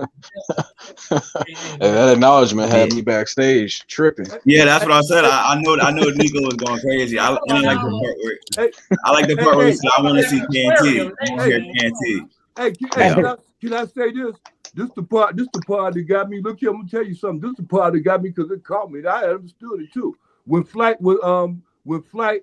had introduced Rave, because Flight had introduced Rave. He didn't wait for Rave to talk. He had introduced Rave, and he said, "This is Rave." You know what I'm saying? Rave. This guy help me build this channel. Help me build this live stream. Right. I couldn't get that out. He spoke to me before, but I said, "Yo, let me tell you something.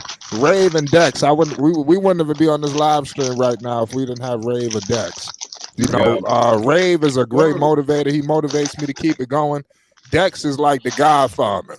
You feel me? Like, I mean, y'all don't understand. Like, me and Dex talk off the stream. Like, every day I get off work, I'm calling Dex. It's a What y'all is? Luca and Vito? Listen, listen, and it don't all be good. Oh no, we be fisticuffs. Listen, young ass nigga. I already know Dex be holding back on the stream. Yeah, Dex be getting on my ass, and I done come accustomed to taking it. Pause. I done come accustomed to say, you know what, man, you're right. And then this one pissed me off, and he fired my ass up. Right. Like you didn't break him down and build him up. He be the reason. He be the reason for the long nights and the videos getting put out because he done pissed me off on the way home. You know, he keeping the fire lit. You know, he telling me I'm getting lazy. You sleep? You sleep? Get up. I said, no, I'm good. Nigga, Dex, when you called me yesterday, I was knocked the hell out. I know you was. I knew you was lying to me. So I'm just trying to tell you who these guys are. We wouldn't be there. We wouldn't be here without them. Right. Like, it's crazy, bro. It's like Neil sharp and steel, like men sharp and men. Right. I couldn't get that out. Rave jumped over me. Yeah, Flight. LaVar, go ahead. I wanted to talk about another moment that I like that LaVar was speaking on, how he was talking about how we black men that come together, not on no drama, we not on no negativity, we not yelling at each other. We have our back. Yeah, we have our moments. We have our episodes. But when it's time to have serious discourse. But when it's time to have interviews like Kid Austin and Miss Mayweather Sr. and McGee's dad and LaVar Ball, we know how to jump in the other mode. We know how to be sensible. Don't forget the women we interviewed. Now we interviewed some women. I ain't want to make it too long because it's kind of wasn't the point, but the point was more like how we came together as men and highlighted another black man. You know what I'm saying? And we didn't disrespect them. We didn't do none of that. We didn't say nothing crazy. We ain't bring up the drama in his life. We brought up the actual facts and the things that we honor him for. And I like how Flight had his son on there. That was major. Yeah, I want him to meet them. I tell my girl all the time. I'm not married yet, you know, but I tell all the time. Trust me, yo. One day they're gonna be shooting in the shooting with Lonzo and LaMelo. I just be she think I'm talking crazy. I'm like, no, crazy. Yo, listen, it's gonna happen. No, but crazy thing. Did you think when you first started the channel that you would be like, yo, like, okay, I'm gonna do a channel on LaVar and the Ball family, right? And now years later. He been on multiple times. Yeah, man. When I first came to the channel, I had a Nick hat on. I ain't seen him with that Nick hat in a long time. He went It's hard to get to my Knicks. It's hard to get to my Knicks. I neglect them. I watch more Hornets games than Knicks games. He was fighting with Uncle Vern when I came on there with that Nick hat. He was fighting with Uncle Vern. I had a Nick hat on with the Bobby Boucher jersey. My favorite part, my true favorite part is, all jokes aside, was when LaVar Ball said, I felt comfortable being here because I felt like every time any of us said anything or questioned something, he felt like nobody was trying to have some type of agenda. And I felt like that's some real stuff. That's why I really do, when I do come up here, I really do. You see how I am when I see the dudes have agenda. Rave go off, and the rave is toxic. But you see, I could tell who the real people are because they came up here on Flight Sports TV to interview LaVar, and there was no agenda behind it. Wow, that could be a new name. Rave is toxic. No. Toxic had that. I'm good. Yeah. Let me add that. Yo, do you know the I want my same name when I first had started here. I want a piranha. I'm a monster in this. Man, I can't believe when I met Ray. Yo, Rave came on here looking like a punk rock artist. I ain't see Rave came up. Yo, AB, I met Coffee through you. I remember I was on your panel the first time I seen Coffee was on your channel, and out of nowhere, right after your live was over, he was on my live. Coffee, why what? Somebody got to let Coffee know that the grass out there is AstroTurf. You don't even need nobody to cut it. Yo, you know, whatever. I remember when I first go out saw there Coffee, and cut it in the BBB t-shirt. I was like, who's this loud ass black motherfucker right here? Because he was going in. Yo, for real. I can rock with this guy right here. Yeah. Because he's so blunt and honest with it that you might not like it, but he's just gonna be him. Word. Like when I first started watching this channel, the three people I looked up to, and I'm just being honest. You like Rave. Every time Rave come on the panel, Yeah, you pop up right after. Yo, that's crazy. I feel like you're Rave's biggest fan. I tell you. I low-key am, though. I low-key am. I've seen. Let me tell you something. I swear to God. When I got on the channel, Marquise hopped on this channel. Everybody kept saying this dude was Rave 2.0. I said, huh? Rave didn't like that. Marquise kept having my back. Marquise was ready to fight everybody for me. Hoop jogging. Hey, shout out to Basil, man. Thank you. I wish Thank Marvin you, could have been here. That was Right. a good moment for Marvin. Right, Marv. Yeah. Hope Marvin. Shout out to you too, Basil. Peace and love to you, man. God bless I you. loved it, man. Right. Loved it. Yo, and I feel the same way Basil put about in Nico, work, man. I'm like, yo, Nico be right where I'm What'd you at. say, Nico? So Basil put in work, man. Yeah. For real. Like, hey, man. You ready to break down? Man, I do. Look, man, he be having me like that because y'all don't be in the streams like that. But when he come through and show some love, man, I just, it get me because it's like that's the only one to be doing it for real. Right. So it's like it's always special when he got a special place in my heart, man. No homo. Basil's a Basil. Basil Carpenter Jr. He was rocking with Flight Sports before, the live streams and everything. I was just uploading and he was watching. And we used to go at it because he was a Luka fan. If you look at before I was known or whatever, I was making Lonzo videos and I would make Luka hate videos, but this is before Luka was just this where he is today. It was like he was just becoming popping, and people was kind of like, wait a minute, I'm not sure yet. Now they know, but back then I was utilizing some of that, atmosphere. I was making those kind of videos, and he used to argue, what are you talking about? I think he was the one saying, listen, Luka's better than Lonzo. Like they were saying crazy stuff like that in the chats. But we used to go at it, and he stood the test of time, man. So I appreciate Basil. Hey, Flight. It's good. Now, Hoop Jargon keep getting lagging out. Let me see. Hoop Jargon, are you there? All right, I'm back now, man. Okay, yeah. What up, times. What up? What's good? We're gonna come your way. Uncle Vern, what's the deal, Hoop Jargon? What's your thoughts, man? Give me some key takeaways. What were some of the best moments? Talk to us. Yeah, so I came in after like the hour mark. So I don't know what y'all did before then. Like I said, I fell asleep. I don't know what happened. I put my notification on. My body betrayed me, but you needed Yeah, no, but at any rate, man. But at least you made it. Yeah, absolutely. Besides coffee being coffee, which is hilarious. Yo, Kobe had me crying, man. Coffee's on 10, dog. Yeah. He returned. He returned. Yeah, he told LaVar to Don't put his shut us business down. to the side. Yeah. For real. I think he was being so gracious. Coffee's on 10, but nah, man, it was good to see. Now, I'm gonna just be honest. I was a little skeptical of so many people in an interview, so I was wondering how that's gonna go. But you know, the cool thing about the format is people respect each other's time and space, and it didn't go bad.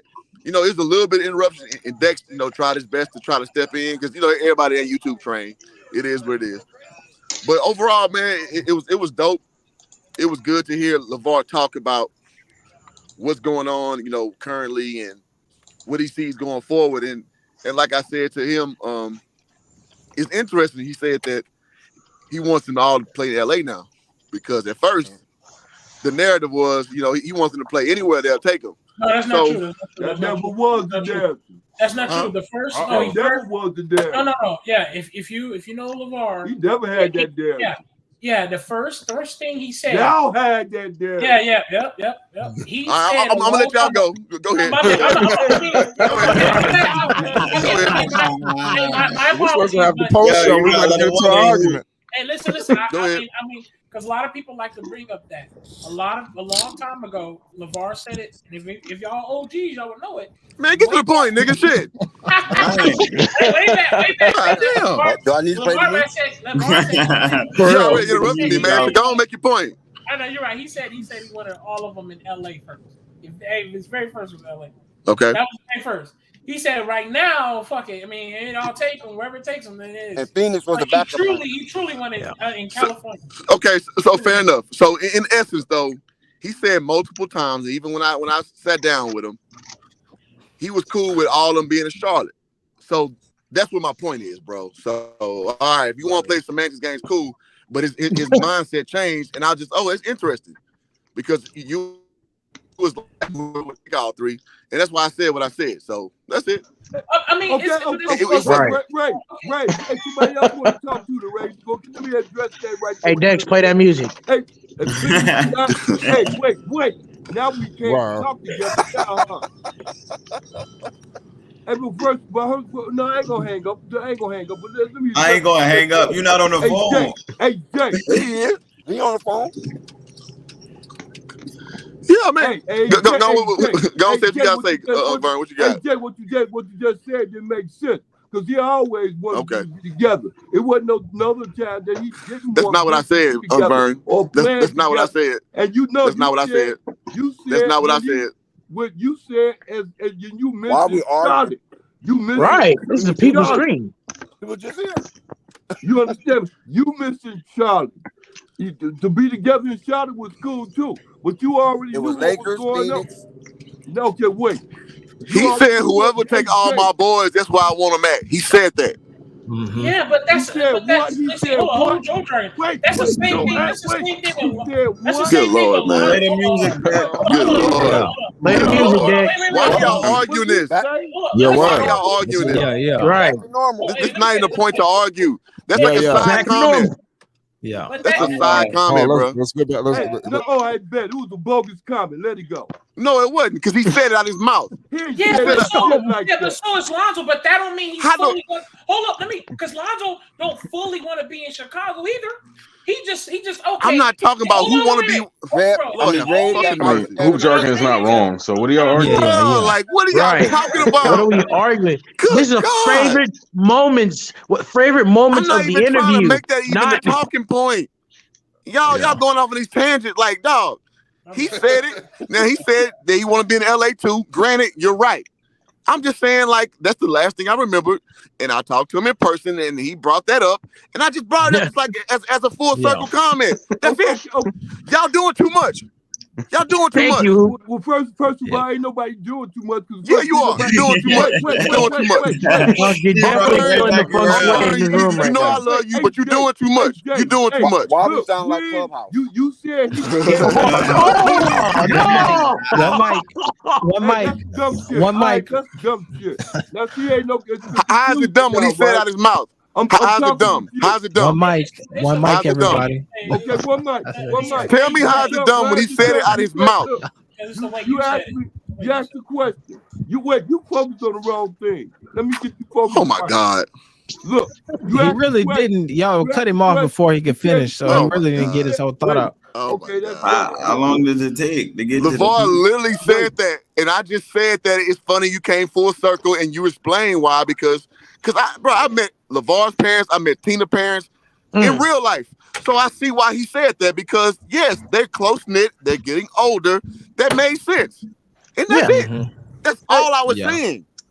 And that's why I didn't even make it a question. And I didn't even make it a question. So I went on to my real question about how to teach young black men to raise boys exceptionally. That was my question. Go ahead. Let me ask you a question. Okay, just listen to me. Okay, wait, listen to me. Okay, now look. Okay, when we was talking at first, remember I was coming on when you had first, me and you had first introduced ourselves on DJ's show. And I came through and said, DJ, man, Lonzo gonna get out there, he gonna play out there in Charlotte with his brother. That was the time when Lonzo was out there in New Orleans. So I said, hey, DJ, Lonzo gonna get out there, he gonna play out there with his brother. You thought it was, to a certain extent, you thought it was a joke then. Well, listen, that ain't the point. Listen, okay, what the point is, what I'm saying is, now listen to me. Even at the time when Lonzo was out there in LA, and not only in LA, but in out there in New Orleans, LaVar was wanting Lonzo to be out there with his kid, with his brother, with Melo. You understand me? At the time when Melo, when the Pelicans was playing Charlotte. This is ironic because you literally just said that, Hoop Jargon. You're making my point. I'm confused. The rhetoric. You said you making my point. My point is you were sitting right there at the table with LaVar watching on TV. Thank you. Hold on, y'all. Let Dex go ahead. When did he say different? When did the LaVar say different? Vern, you literally made my point. Yeah. You literally made my point. And you said it quite eloquently, in my opinion. But it's okay. You literally made my point. So check it. I got a video that did like damn near 900K views. And it was about LaVar talking about the preseason. And I was like, preseason talk with Big Baller. And I panned over to LaVar. And he was like, hey, man, hey, if they need some more money, I'll bring my boy over there. Yep. So that's just facts. That was done. And the precursor to that conversation was more or less talking about him joining him in Charlotte. Yep. And that's why, some people speculate. I mean, nobody can really pin it down. When he signed with Chicago, Melo was like, yo, what the F, right? Yep. So the sentiment was wherever the boys at, that's where they at. And they gonna turn up. And that's all the question was. And listen, Hoop Jargon, let me bear you witness right now. Uncle Vern always use your video as a reference point to prove his point. So I don't know why he's going back and forth with you when he used your video as a reference point. Many times he said that LaVar didn't always want them to be out there. He didn't want them to be together. That's not what he said. He said it's not what he said. Were you watching the interview? No, I didn't see. No, Uncle Vern, I didn't say that, man. I said, go ahead, Uncle Vern. Go and finish your thought. No, I didn't see you when you was talking to LaVar. I went downstairs. I saw you when LaVar said, yeah. I remember Uncle Vern, stop capping right now. I'm calling you out on your BS. You use Hoop Jargon's video with LaVar eating breakfast, showing the Charlotte Hornets and their salary cap. Hey, yo. Are they going to get Lonzo Ball in the offseason? And LaVar said, if they need some more money, I'll give them some. Use that video as a reference. Play that music. I'm trying to press people with. Can I say this, Dex? Why y'all pressing me on this, dog? Like, No, That's a fine comment. I want to bring it to a center. I want to bring it to a center because Rave was the one objecting, and we know Uncle Vern he knows things already, so he don't have to hear it all the time to be able to comment on it. So the way that Rave was responding to it, he picked up on that, and he might not have heard exactly what Hoop Jargon said, and it's just misinterpretation, and it wasn't on purpose. About Ray, I'm talking about Uncle Vern uses Hoop Jargon video. I mean, this is one of his But main that's a fact. Yes, but he thought Hoop Jargon might have said something different because of the way Ray responded to him. I thought he was saying the He said Uncle Vern in the shadow realm. I'm sorry. Man, I just literally said that LaVar said that whoever take all his boys, he good with them going there. And to hear you said that you want him exclusive in LA, I was like, okay, that's good information. No, and he explained why. And Rave said he initially said it. I was like, okay, point taken. But I remember at a talking point when he said they can go anywhere. And that's why I just said a sidebar comment, and then I went to my real question. That's it. Right. Yeah. Yeah. He didn't hear that fully. And we also That's hilarious. We also got to give credit to Big Yank for really blowing it up out of proportion when he got that small interview with Fredro. And he said that Lonzo is a free agent, LaMelo is already at Charlotte, and Jello is at Charlotte. Remember that? Jello there too. That was great. I don't think that was a popular thing, but okay. Right. Okay. I don't think they want that info to come out, but no, but I'm just saying it's already been out. I'm afraid had put it out. And, I mean, let it slip out of his in real time, I don't think they want that info out like that. Right. Hey, Jay and Jack. I think they wanted that to come out because I think they were shopping no, he didn't. for Lonzo. LaVar was a little upset. Matter of No, fact, sir. I know they were shopping for Lonzo. No, sir. No, sir. That was supposed to be secret, remember? Right. That was supposed to be something that was never supposed to be mentioned. Remember when that guard? Actually supposed to get him down. Remember when that guard? Remember when dude? K-Bay, remember when K-Bay did that? Thank you, but that was after. That was after Yank. Play that music. Yank had already said it, that gave us suspicion. Remember that gave us all Burn, man. Come on, man. That sent me down to the Drew League. Remember? That sent me down to the Drew League. Doing well, man. How about yourself? And we looking for LiAngelo. And I asked LaVar, where's LiAngelo? Where's LiAngelo? We're looking for LiAngelo. He said, you want to know where LiAngelo is? You want to know where LiAngelo is? In his skin. Do you remember that? It's on Flight Sports TV. I remember. Right. We went investigating. We put boots on the ground. Yep. To try to find LiAngelo. He took a full court shot and missed. And he was up there in Charlotte. And the only reason why we really knew for real is because of Tay-Bay, Devontae Graham. When he put it out on that video, we saw LiAngelo in that Charlotte gear. We was like, what the hell? Yeah. You know what I'm saying? That was after Yank, though. Yank had put it out first. That was a good summer, though. That was a good summer. There was a lot. There was a ton of stuff going on. So For real. Hey, Dex was out there with the Sacramento Kings. Get out there, get interviews. Did you get interviews? But that was a different situation though. That's my Tyrese Halliburton story. All right. Yeah, he flaked on me. Yeah. Hey, shout out to Basil. I forgot I sung. Shout out to Basil. I forgot I even sung. I'm just man.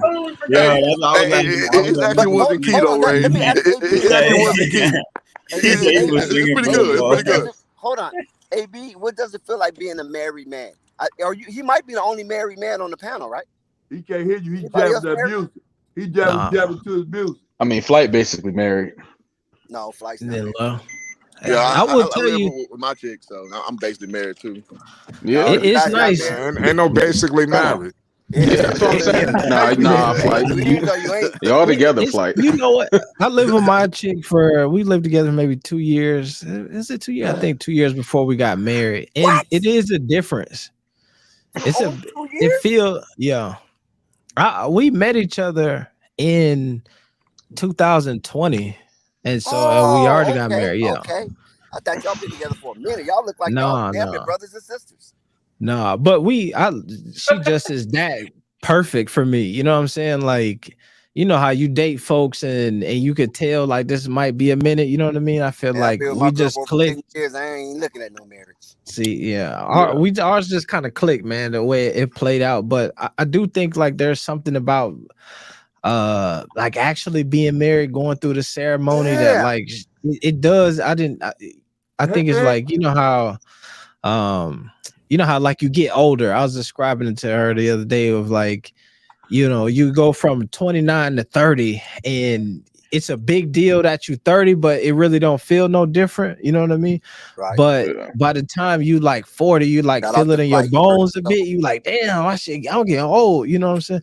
I think that being married though has a bit of, and maybe it's like because you always wearing the ring, so then I kind of like always got her in the back of my mind a little bit. So it has shaped my Now, perspective. I AB. look at her with a different like depth now Right. that we like locked in. Okay. You've been Can I politically correct. ask you a question? But AB, she's not listening right now. Mhm. Who pressured who? Did you press her or she pressed you?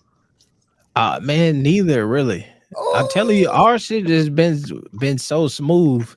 It just like has worked out, man. We were friends and then we started dating and then we like moved in together. It worked out and then we lived together for a minute and it just was like time. It just felt like that was the right thing to do. You know what I mean? So Wow, there wasn't no pressure. Yeah. Can I ask y'all a question about that? Because I want to stay on the topic real quick. I'll talk about marriage and who Jar, you can chime in, whoever's Uncle Vern, all that, because me being young and I paid attention to the past, I felt like back in the day, I'm be honest with you, I really felt like marriage back in the day felt like a full commitment, a ritual. It felt like two human beings coming together to not only to get married because they love each other, but you know, through richer or poorer, you know what I'm saying? It was a covenant. It felt like that. I'm gonna be honest with you. I feel But let like me shorten you real quick. I feel Marriage like back it's in the not day, like that Ray, anymore for me right now. you're being a little loquacious right now. Marriage back in the day was an institution. Marriage today is mainly a financial. It's a That's what I contractual. want to say. Yeah. That's what I was gonna Yeah. ask. I was gonna ask because I feel like I think nowadays, especially it sucks because I Hey. feel like young guys nowadays, they're gonna have to be very, very careful and Preach. committed before they Here's get what I Loquacious is think. crazy. Preach. Absolutely. Here Absolutely. what I can give you this from my perspective. We've been doing this like devotional, right? We before we got married, we did like some like this couple. We watched these videos or whatever where folks are talking about relationships or whatever. We've been doing like a lot of work to build like a really strong relationship, a covenant, something like that. So it does feel like it's more than like a financial thing, because what I've realized too in these like Bible devotionals, right? Because the institution of marriage was technically supposed to be like a spiritual thing, right? Right. And so once you look at it through that lens, they're like really simple principles that if you follow, you're supposed to have that covenant where like the number one thing of like when you get together, and this like helped me and my girl out because this was an issue we had. It said your husband is now in line for you in front of your family. Right. Like it's you and him, and then it's your mom, your dad, your sisters, your kids. Right up under God. Right. Right up under God. It's God, and then it's your husband. And I don't think a lot of people work like that. It say like in the Bible, your body is your husband's body, and your husband is your body. So That's his right. needs physically and sexually, you need to meet him, and your needs, he gotta meet them. People they don't think like that. That's why You got It's our responsibility. That's why I'm coming to y'all because I know the scriptural version of marriage. I know what it's like, what it was back in the day. But I'm This just saying, grown man talk. as a young guy, as a young person though, now for me now, before I used to think of it like in the past, and now I'm thinking it different because now I gotta be careful, me being young, because they're doing it financially now because of how the world is going right now. You feel me? And it sucks. It's because when I thought of marriage, I really thought like, hey man, look, I know it's her day, but at the same time, I want to make this a It's both of y'all day. Right. In the past, I thought like, yo, this gonna be a memory. She have her I song. do want to get married I do want to get married one day. I do want to do whatever it takes. You know what I'm saying? I want to be locked down with her. She want to be locked down with me. All that. But nowadays, I ain't gonna care. I don't know, Ray. You got to be willing to share if you want to be married. That's what I'm saying. I don't even think I should even get married like that nowadays. The way it's going. It is. I keep cutting Vern off my back. Let me say this right fast. Hey, remember what LeVar was saying about that? Somebody had said, like, I think it was Flight, or somebody had said about his thing is a hustle. He said, no, it's not a hustle because he said, thanks. It ain't a hustle because it don't go like that. You know what I'm saying? This is what you do. It's a gratitude. What happened? Yeah, right. Okay, but then with that right there, with life, like how we live like that, it ain't really a hustle when it comes down to that. It's a hustle when you come down to being played, and you have individuals in your life that could be playing you. So that's wise for you to go through that. Whatever you deal with, it's just wise for you to just know that that's just a situation. That's just part of life. That ain't got nothing to do. You could be 16 years old. You could have, that's not nothing, but that's just part of life. That's all that is, right? But I just felt like it's worse now. You know what I'm saying? It's exactly. Like me personally. Wait, dude. Let's stick to the point because you got to go through it again. You ain't got to go through that. You already said. You said because of money. Right? No, it's no. Yeah, well, it's not that. It's hard to try to marry somebody and take care of for the rest of their life. It's the way women women ain't paying like that. Listen, it's starting to like the way women are handling themselves now. They're starting to be the bread. They want to be the breadwinners, but at the same time have this huge elevation of the guy got to make over $500K and shit. Or it's been getting really worse. Like that's a social construct. Like it's starting to get worse with these girls because it's like it's like I want to call it what you want to, Ray. Ray. That's not true though, Ray. Let me say this right. Can I say this right? You can order her online from another country. Please look. Let me say this right. Okay, look. Right, like you just said. Ray, say this. If you Nigerian female get in touch with you, and she should like you, and she want to and you and you make friends with her, and she said, "Well, let's get married and stuff like that. I can come over," and that's what you do. You just do that, and then you get hustled, and you wait. You don't know nothing about this. It's been going on forever and a day, but you Nigerian gonna get you. hustled, and now you got a wife. Don't do that, Dex. Yeah, don't do that. No. It's not too far behind. Dex, don't do that. Here's what I tell you. In that situation, how would you handle that, Ray? For sure, I wouldn't. That's why I said I wouldn't just fall for something like that because I would take my time now. I'm just saying it sucks because now we have to take more and more. I mean, Ray, you gotta take the time. It ain't like this just. You got. Oh no, for sure. But I'm saying you gotta really know now because nowadays it's gotten so worse where they'll marry you, be with you for years, and behind your back. You know what I'm saying? Hey, you know what I'm saying? Before you know they took everything. That's trust issues. That's trust. Yeah. But that's what I'm saying. If you're, and I don't know this. I only been married for like 3 weeks, so you know what I'm saying. The future. But I can tell you if you set your marriage, that the principles of your marriage are the right things, then you shouldn't have to deal with that, right? Obviously people change and they grow and all of that stuff, but one of those things is you got to give each other space to grow. I will also tell you that I hear more on social media about the chicks who like need a man who make 7 figures and such. I have not met a girl in real life, whether that's a girl who I've ever dealt with or even my girl, her friends. I never met a girl in real life who said, I need a man who only making 100,000 a year or such and such. You know, like it just. I qualify. I never heard it in real life them say that. You know what I mean? Like everybody who I know who even at my job is like ton of girls at my job, and they all got boyfriends and married, and ain't nobody said, man, I gotta have my boyfriend who make that. So I do think that some of the perspective that we have on women and how crazy they are today is a social media thing. It's like us echo chambering the shit that we hear on social media, but not the things that people actually say in real life. I ain't never heard that in real life. Somebody say, I'm sorry, AB. Everybody read coffee comment in the chat. Hey, thank you. Can I say, look at AB, look here, I'm tell you, sir, you live and learn. You keep on living, you're gonna hear that a lot in your lifetime, yo, man. You still young yet. That phrase you just said right now, you hear that in your lifetime. Believe me. The reason why, because life is an uncertainty. You don't know what. You know what? I would love to comment on this. You mean uncertainty? Hey, let me say something. The chick that said she wants a guy that makes over $100,000 a year.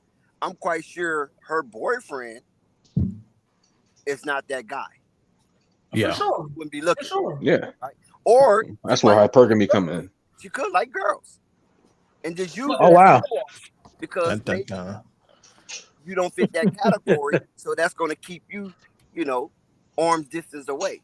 So I mean, these girls got a lot of game, man, and they got a lot of agendas that's going on out here. But this is why I say I don't want nothing old but a bankroll. Right. Facts. Well, hey, old buddy is good buddy too. So I don't know what you're talking about. No, he ain't talking about money. Right. Hey, I do want to say this, Ray, and I'll do it. You know what? I don't think Ray completely meant, the amount of money that they require, because that is mostly online. He wasn't 100% with that. But the thing is, we do have a shift where, I think we spoke about this before, where women are making money and are becoming breadwinners, and in turn also becoming more masculine. I mean, well, you go ahead and play your feminine role. The thing is, I'm not playing. I don't have to be feminine. Nothing. I'm gonna let you continue. And so the reason I say that is, I'm saying it's not an issue. What I'm saying, her making money is not that much of an issue. But it's not a problem. What I've learned is you must not be talking about a black woman. I'm saying that wow, a lot of these girls have been, I would like to say, they have been persuaded by the music from other popular women, and they think, forget a guy. Ray, let me ask you a question, Ray. Look, while you're talking on that subject, it sounds like you're a man of a lot of experience. No, he's not. Dex, don't do me like that. Unfortunately, you could have answered that yourself. Dex ain't got to speak for you, grown man. Right. Sound like you speaking real good for women, but you can't speak real good for yourself. No, it's just. I mean, if anybody remembers, I said I was from Oakland. Bro, hey, Ray, I'm gonna tell you something, Ray. You ain't got a lot of kids. Ray, please don't. Hey, Dex, please. I need Ray. I'm Dex. I'm talking to Ray, please. Ray, you ain't got a lot to kick it, bro. I don't care about what you told about last week or nothing like that. Kick it. You don't have to lie to kick it, bro. Lie to kick it. Right now, your conversation is really it ain't necessary. Move on. You a book. It's called Tricking 101 for Dummies. Oh no! Y'all both keep throwing shit. Y'all heads need to stop doing that against Ray. I want to speak from some experience, though. Y'all talking some shade. Y'all talking to a guy that watches a lot of Andrew Tate. What's that? Don't say that name. I do want to say this, bro. But that's great. Don't say that name, please. I'm not dumb. I do want to say this. Look, I'll go ahead, AB. My fault. No, go ahead, Nico. Nico, you go ahead. All right, look, I'll say this because I want to speak from experience too. Because I do have in my opinion, a respectable amount of experience because I have conversations. What? No, hold on. I mean, even if we belly on your clay pillow watching. No, you know what? I'm glad. No, come on, stop it. But I do, Dex. I'm 6'4". Dex, I'm 6'4". But I don't know. I just want to say this. I just want to say this. No, because no bad words yet, Flight. We ain't used one curse. Yes, you have. I just want to say it in this aspect, right? Because we're watching the changes because a lot of the younger women and a lot of the age groups that we live in, right? And unfortunately, a lot of the world is driven by social media these days. And once they start to see a certain lifestyle, they start to have a certain, how can I say, a malcontent for what is Here we go. average and what's average in the world. Where Here we go. also, here we go. What do you? It's what's happening. It's how you. Hey, That's how you create the society. Stop interrupting, bro. You can't stop it. Stop it. He was on some. Stop it, bro. Please, man. Yeah, I mean, look, you gotta have experience to understand this. So as you start to deal with women in this current world, I think I don't know if I was on Hoop Jargon Stream or maybe AB, but I was talking about that. They are consumers, so they're given jobs now. As they're given jobs, their levels of average rises. So you as a man have to overperform or have other attributes that put you in a situation to even qualify for recognition. But what are these other attributes? Wait, please stop it. I can tell you some other attributes. Nico, please, Nico. So now you gotta act like they competition to you. Now you as a man gotta be worried about the black. Where's the competition? Or whatever being competition now, right? Where's the competition? No, not necessarily, because I don't want to. How do you look at it like you just looked at it? Well, no, this is how you look at it. A lot of today's women are going to be competitive with their counterpart. Yeah, and that's the thing. They shouldn't be. So there should be no competition. Like that? Do you look at women as I'm in a relationship? No, they look like you like that. I look at it like that. I've been with a competitor for over 10 years. Say it again. Yes. What? She's neck and neck with me. Yes, and it's not even about the money. It's about a certain energy behind it, to where you might not get the certain level of respect or a certain level. It just comes with a level of where you're no longer a man that you can be, because they don't respect what you are, even though what you are is basically the average. And that's okay. And let me tell you something. And Dex is above average. Let me tell you something real quick. What about you? When I grew up, hold on one second. When I grew up with my daughter's mom, it was different because we met on different circumstances. Now, the one that I'm with now, that we live together, is different because we met on different circumstances. So this relationship that I'm currently in is a little more contentious when it comes to accountability and respectability, based on my end as well. You follow what I'm saying? Because this knife cut both ways. Hey, let me say this, Jackson, real fast. Hey, remember what it was said to what's his name? AB. He had asked AB asked about marriage and stuff like that. You had spoke up on it, everybody else has spoke up on it. Ain't nobody on this whole panel that spoke up on anything that's married except AB. So how is everybody? You ain't never been married, Jax. No, I never been married. Thank you, Jax. Flight ain't never been married, Jax. Nico ain't never been married. Now Uncle Vern going after people's credentials. I'm weak. Hey, I ain't never been married. I've never been married. The only thing that's different between me and AB is that he has a piece of paper, a document that say they belong together, right? And he has to be responsible in his behavior based on that document. Hold on, don't discount his ceremony. Or they can split. Yeah, he had a ceremony. That's a ritual. That's a ritual. You don't even need a ceremony to be married. You can go get married and sign papers and have a. It's still special, Dex. It's still special. I think that's where the extra meaning comes from, though. Say that again, AB. I was saying the part of that ceremonial, the ritual thing, the father passing the woman, that part to me has more meaning to it than like the documentation of it. You know what I mean? Right. I mean, like I said, it was a ritual, but I'm just saying you can't go to court talking about the ritual. When it's time to go to court, that document is what holds weight, not the ritual. Well, 7 years. It's legal. 7 years. 7 years. You personally with in some states. 7 years. That's common law. That's common law. Hey, California. You live in California. You worried about being California. I'm common law. Bruh. I qualify for it. I want to answer Nico's question.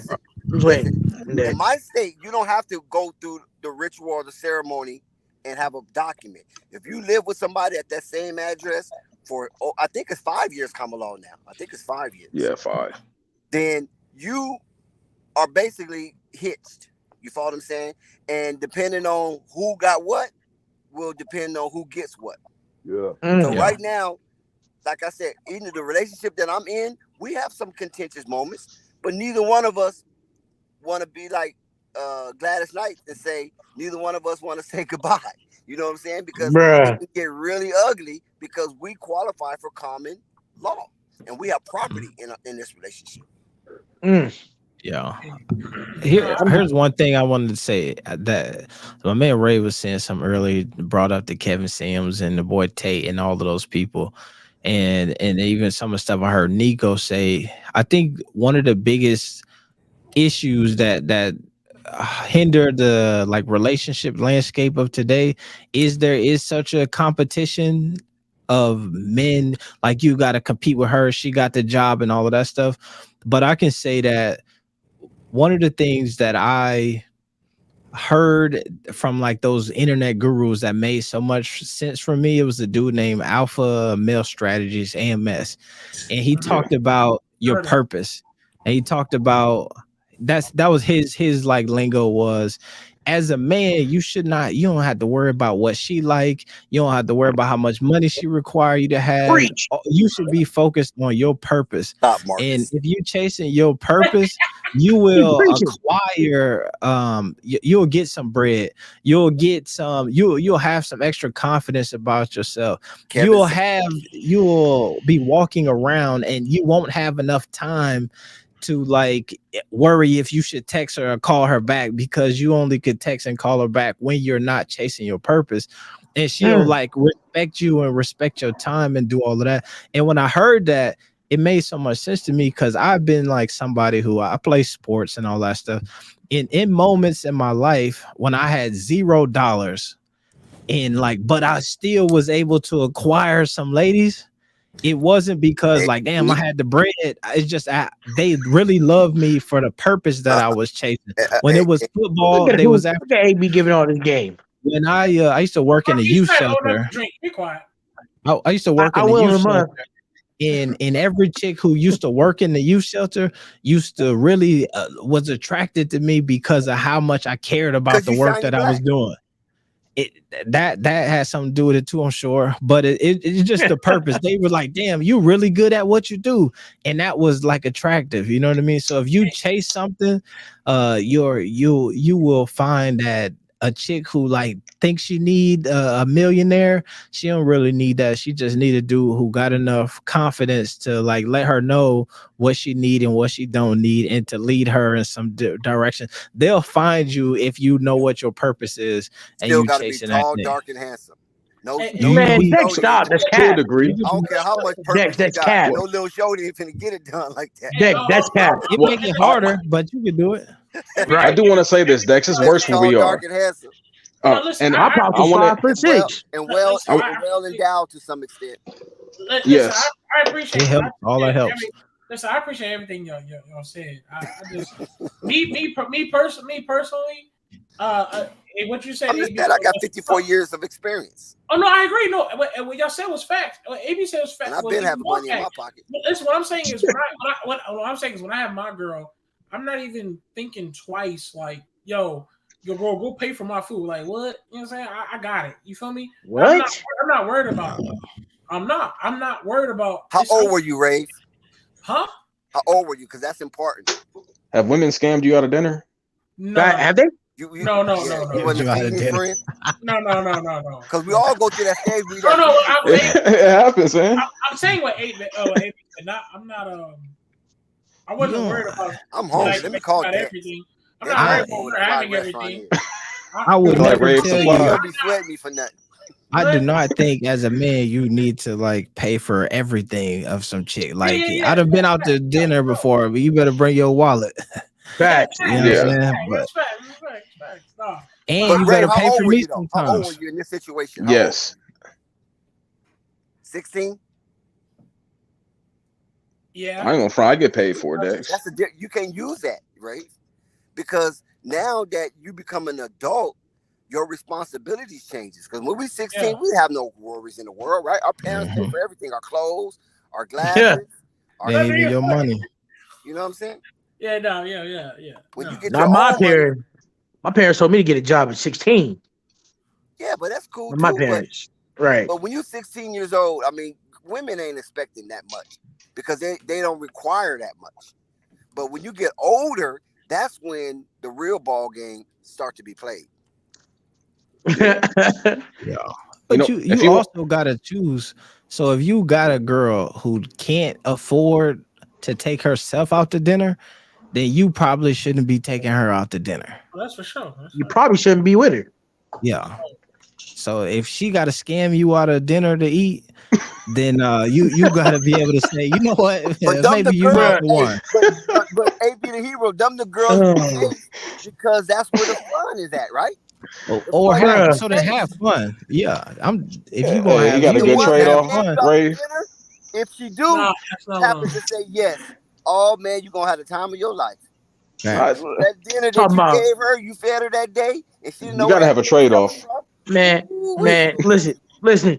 I'm tired of this. I'm tired of Dex. You don't understand And this yet, no. bro. I'm tired of Dex. And I'm tired of Rave. I'm tired with the whole, oh, you're 20. You're not even old enough to drink yet. I will be old enough to drink in a month. Dude. You know we're not what? You talking are about all young the though. Playboy magazines Look, under your let me just tell him this. Once you hit 21. about Marquez, once you hit about 26, 27, you're gonna really understand. Facts. Once you done really been through the ringer, you ain't going through the ringer. Trust me. At 20, I don't even know if holy, his heart been broken yet. hey, look, at 20, holy yes, shit, my heart's been was I still broken. pure in the world? I promise you. I had some experience, My heart was but broken. I was 18. yes, we all got broken early. But when you get to the brokens, it'll be different. A broken heart. I ain't talking about when the girl to say, you know what, I don't want to date with you no more. I'm gonna date Billy. You know, now I ain't talking about that type of broken heart. I'm talking about a broken heart when you get caught off guard. Yes. Yeah, What? facts. Yeah. That ain't Yes. her. That's her. Oh my God. Yes. And then everything in your body just dropped to your feet. Yes, Dex. I've been through that. Yes. Yeah. And wait, hold on, but wait, prepare for more. That's what you need to understand. Oh, absolutely. I know it's coming. He's still in the magazines. Yeah, he's still in the magazine. He's ready to house form. Yeah. I will say this, Rave, since you got some bread, since you got Rave. bread, Rave. This nigga hating, bro. This nigga Rave hating. You're not supposed to be hating on another dude, man. You don't even know what I'm doing, Ray. That's the crazy part. You just making jokes, huh? All right. Look, I want to tell Because I'm Rave young, to I do don't got a this. love life for sure. But no, seriously, This though, age jokes, Marquez, man. No, seriously, Marquez, honestly, you're only 20 years old, right?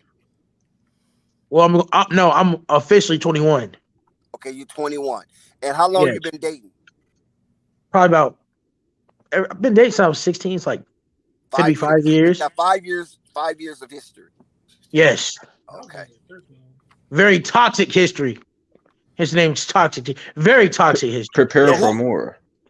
Who was toxic, you or her, or both? Oh, it was both. So That's not even a we can question. tell. So I don't This even is know the if thing I'll that's tell really you. love. You know what I mean? That might have been some infatuation. I don't know if that was love. Because when it's love, you're going to be careful with your toxicity. Well, I've been harm talking to somebody that I've learned that you can't be toxic at times. So, maybe.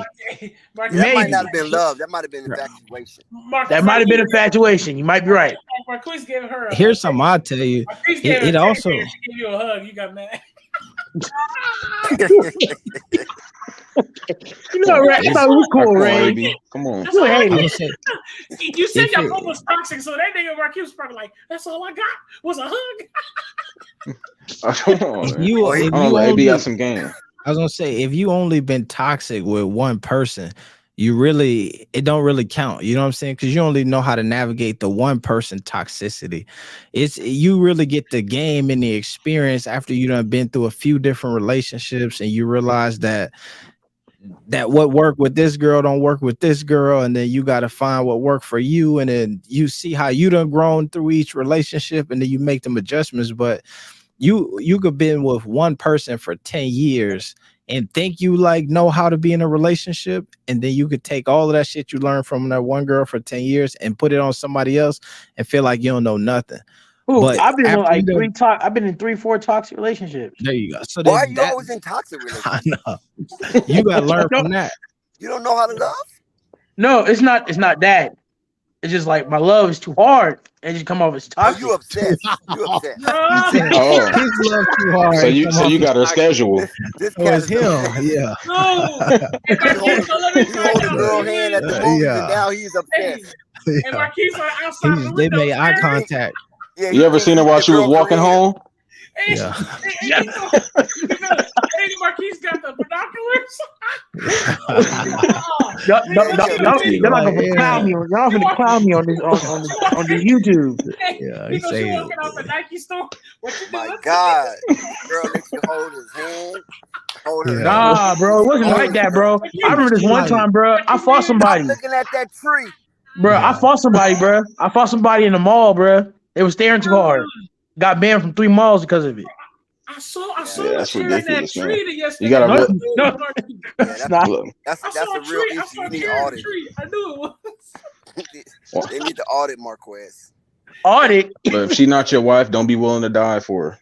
That's not what I'm saying. No, that's not what I'm saying. Well, But if you're gonna disrespect, if that's you not the what I'm dude saying, gonna too. disrespect me in front of me, no, I'm gonna be toxic as hell. No, this is what I'm saying.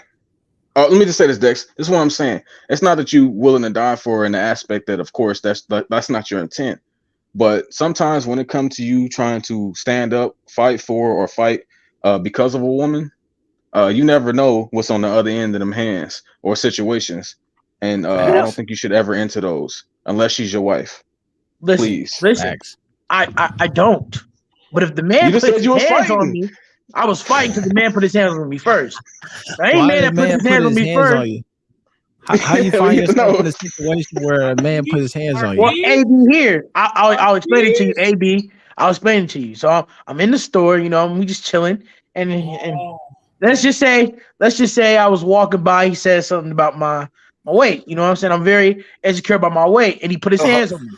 As soon as he put his hands on me, I stole off on him. I think Ray's bigger than you. Wait, so he just roasted you out of nowhere? Is that what you're trying to tell me? No. I am Roasted and pushed you out of nowhere? That's crazy. That's crazy. Something more to that story. No, Nico, that's not what I'm saying. No, Nico, it's more aspect. No, Nico, that's not what I'm saying. Me and the Okay, dude, let's come out. Yeah. no, me and the dude has already have beef. So it was like, There it is. it already has beef. We've been to school together. He knows me. So the fact he would come out his way and disrespect me, I'll let it slide. But once you put your hands on me and get in my face like you finna spit on me or something. So that wasn't about a girl. That wasn't about a girl. That was something else then. Yeah, it's about a respect matter. It's about a respect thing. You're not gonna disrespect me nowhere. But when I'm Bro, I thought you was fighting over women. That happened all the time. No. Hey, Nah. when you date a black girl, especially a short black girl, you best be ready to get into a fight because they're gonna run their mouth to somebody soon. And you gonna have to cash I will leave, Dex. Hey, boy, what? Oh. She got a boy. That little shorty gonna have she gonna test If your she game. got a mouth on her, you in trouble. Why is it looking? I mean, listen, I know how to listen. I know how to deal with loud, aggressive, Should have came down here with Derek. loud, aggressive women. Because my mom, who's 6'9", is very loud and aggressive. What? Yes. Damn, she got some size on her. Yeah. My dad was 5'6". My mom is 6'9". I remember him telling that story. I remember that. Yes, AB. Your mom is That's what? wild. 6'9". Yeah. How tall are you? Is dad 5'6"? I'm about 5'8". I done capped off it there. Me and you are the same height then. Me and you both 5'8". Yeah. That is truly unfortunate. My brother is 6'6". It's not funny, Nico. My brother is 6'6". And my sister. Hold on, let me explain that. Let me explain that with my apologies. No, that one. Did you tell the truth? I feel bad for you. No, I want to I'm explain not it with lying. apologies. I want to explain that because a lot, I understand already. to be honest, men are typically modeled, with a lot of their mother's characteristics. So the fact that you didn't get that, I feel very sorry for you. Hey, listen. Well, I'm taller than my mom.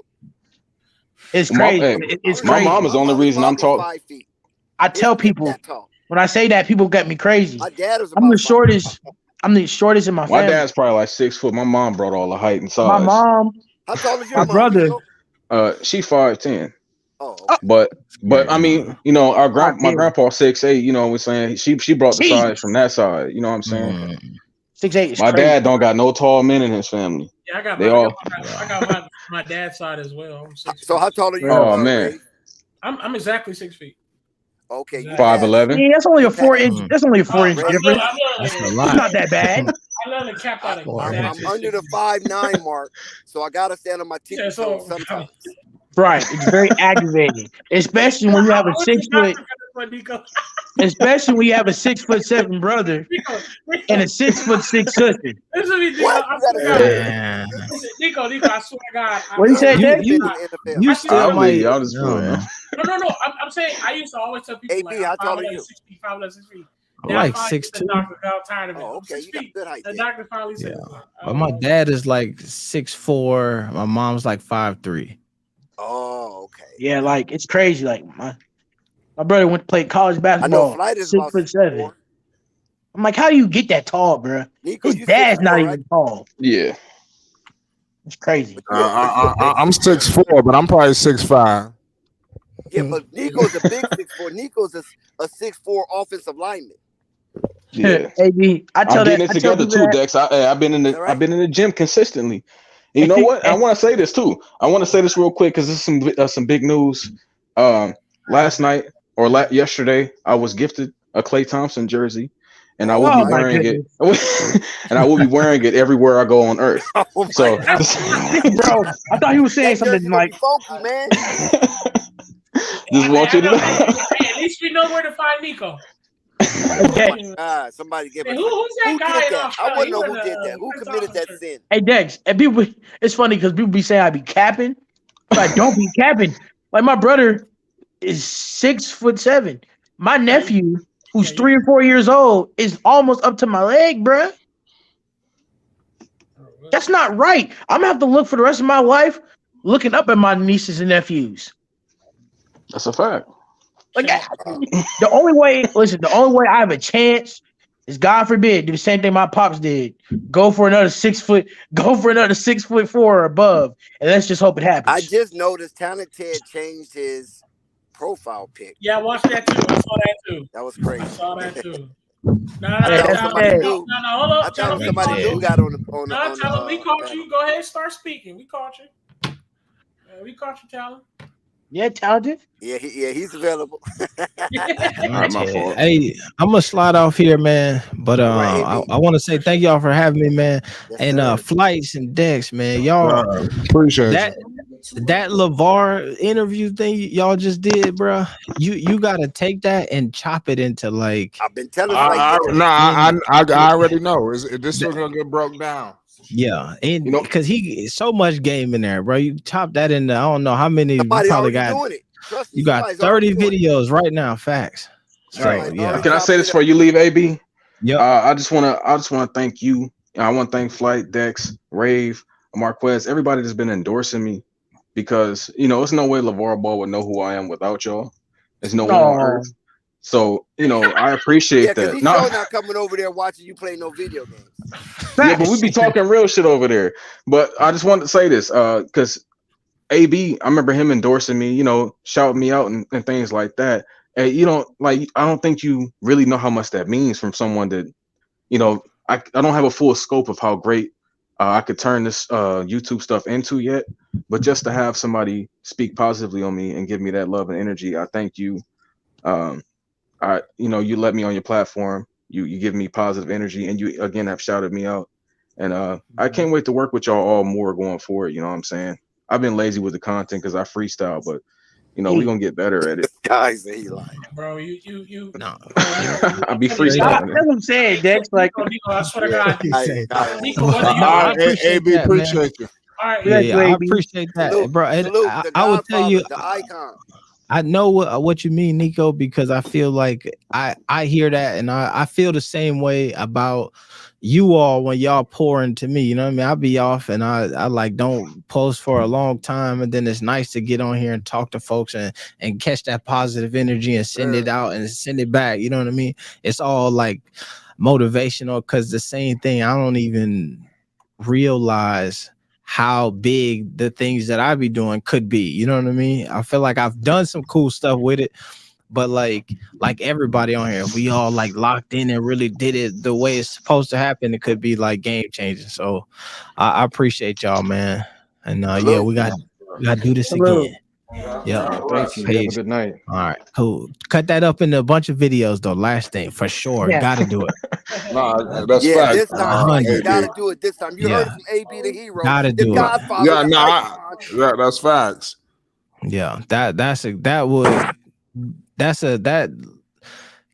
interview or live stream tonight is like a game changer. I feel like you got, I don't know how long he was on, maybe an hour, damn near 2 hours. Yeah, he was on for almost 2 hours. Yo, he was rapping like a regular show. That's what I'm saying, bro. That's big deal. Yeah. Right. Yeah. And he All right. Yo, AB, that shit's so good. No, go ahead. LaVar refused to allow me to put him on some type of pedestal. You see, every time that I was leaning that way, he blocked it. Yeah, I was listening to that too. Yep, I was listening. Yep. Yeah, Right. I say, oh yeah, okay, I feel you. You know, he's one of the guys. Yeah. Before you leave, AB, that interview was supposed to be only 20 minutes. That shit ended up going to 2 hours. You know what's even crazier? He interrupted me to let me know that it was going to continue, and I felt, I felt special about that. I felt like I incited a bit of that energy. You know what I'm saying? I thought he was about to shut it down. You gotta understand. There was so much gospel being spoken, and Nico came. He was having fun. And you spoke and speak. Nico said what he said, and LaVar Ball was just loving it all, man. So it just went crazy. Yeah, he absorbed all real, that. Man. You know, he got some jewels in that crown. Hey, Rave, you know what's crazy? Rave, you know what's crazy? What? I hit 1K views on my TikTok twice this week. Ooh. And then I get to talk to LaVar today. And then I go on my second TikTok. I got like 100 more followers. Yeah, best week ever. Bro, Marquise, man, let me tell you something, bro. It's just a blessing. Marquise, bro, I swear to God, let me tell you something, bro. Nobody gonna wait for you, big dog. Just stay confident, keep doing what you're doing, bro. Keep doing it, bro. Keep grinding, bro. That's crazy. Bro. Keep your head up. The best week I ever had when it comes to like the content creating. Not to mention. Hey, Nico. Bro. You like Nico still? Yeah, he's still here. Yeah, my fault. I'm just listening. I was vacuuming. I know you straight. I'm just letting you know. Cause now you were saying it. You were saying earlier. I'm just telling you, man. Dex know what I'm talking about. I swear to God, you was in between and jumped, but you jumped off that sinking train, man. I swear to God, ever since you jumped off that sinking train, bro, the blessings started coming more, bro. You feel me? I'm keeping a whole 1,000. I remember the very beginning. You was between it, but I'm telling you, you jumped off that sinking train, bro. I'll say this, right? I don't see as myself as jumping off a train. My thing is, it's the sinking ship. Let me say that. Well, no, not even that. I just say this, right? For me, I'm a benevolent energy, so I have no reason to push anything that's negative. For sure. So whether I'm there or not, that'll never change my purpose. You know, I just go there. It's camaraderie. There's maybe some shit talk, some funny shit. I like entertainment. That's all it is to me. Right. I'm an entertaining nigga. Yeah, for me, I can have banter. I can, whether I hear things I dislike or not. You know, that's the next man's opinion. It doesn't change my own. I have my view on things too. So that's how I can participate in sinking ships and whatnot. And I still be on sinking ships occasionally, but for the most part, again, I'm benevolent. So you're not gonna see me come out here to slander anybody. I want us to all win. Like whether you do something wrong or not, I'm still gonna ride with you and support you and love what you're doing. Like y'all don't understand. Like people don't understand. Oh, toxic T is this, toxic T is that. Y'all don't understand, bro. Man, you always Marquise with me, man.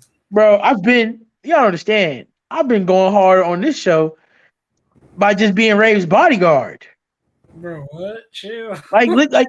No, seriously. That's how he started as your bodyguard. I know. Nobody didn't say nothing to you. But I don't think you understand, Rave. He love you. He appreciates you.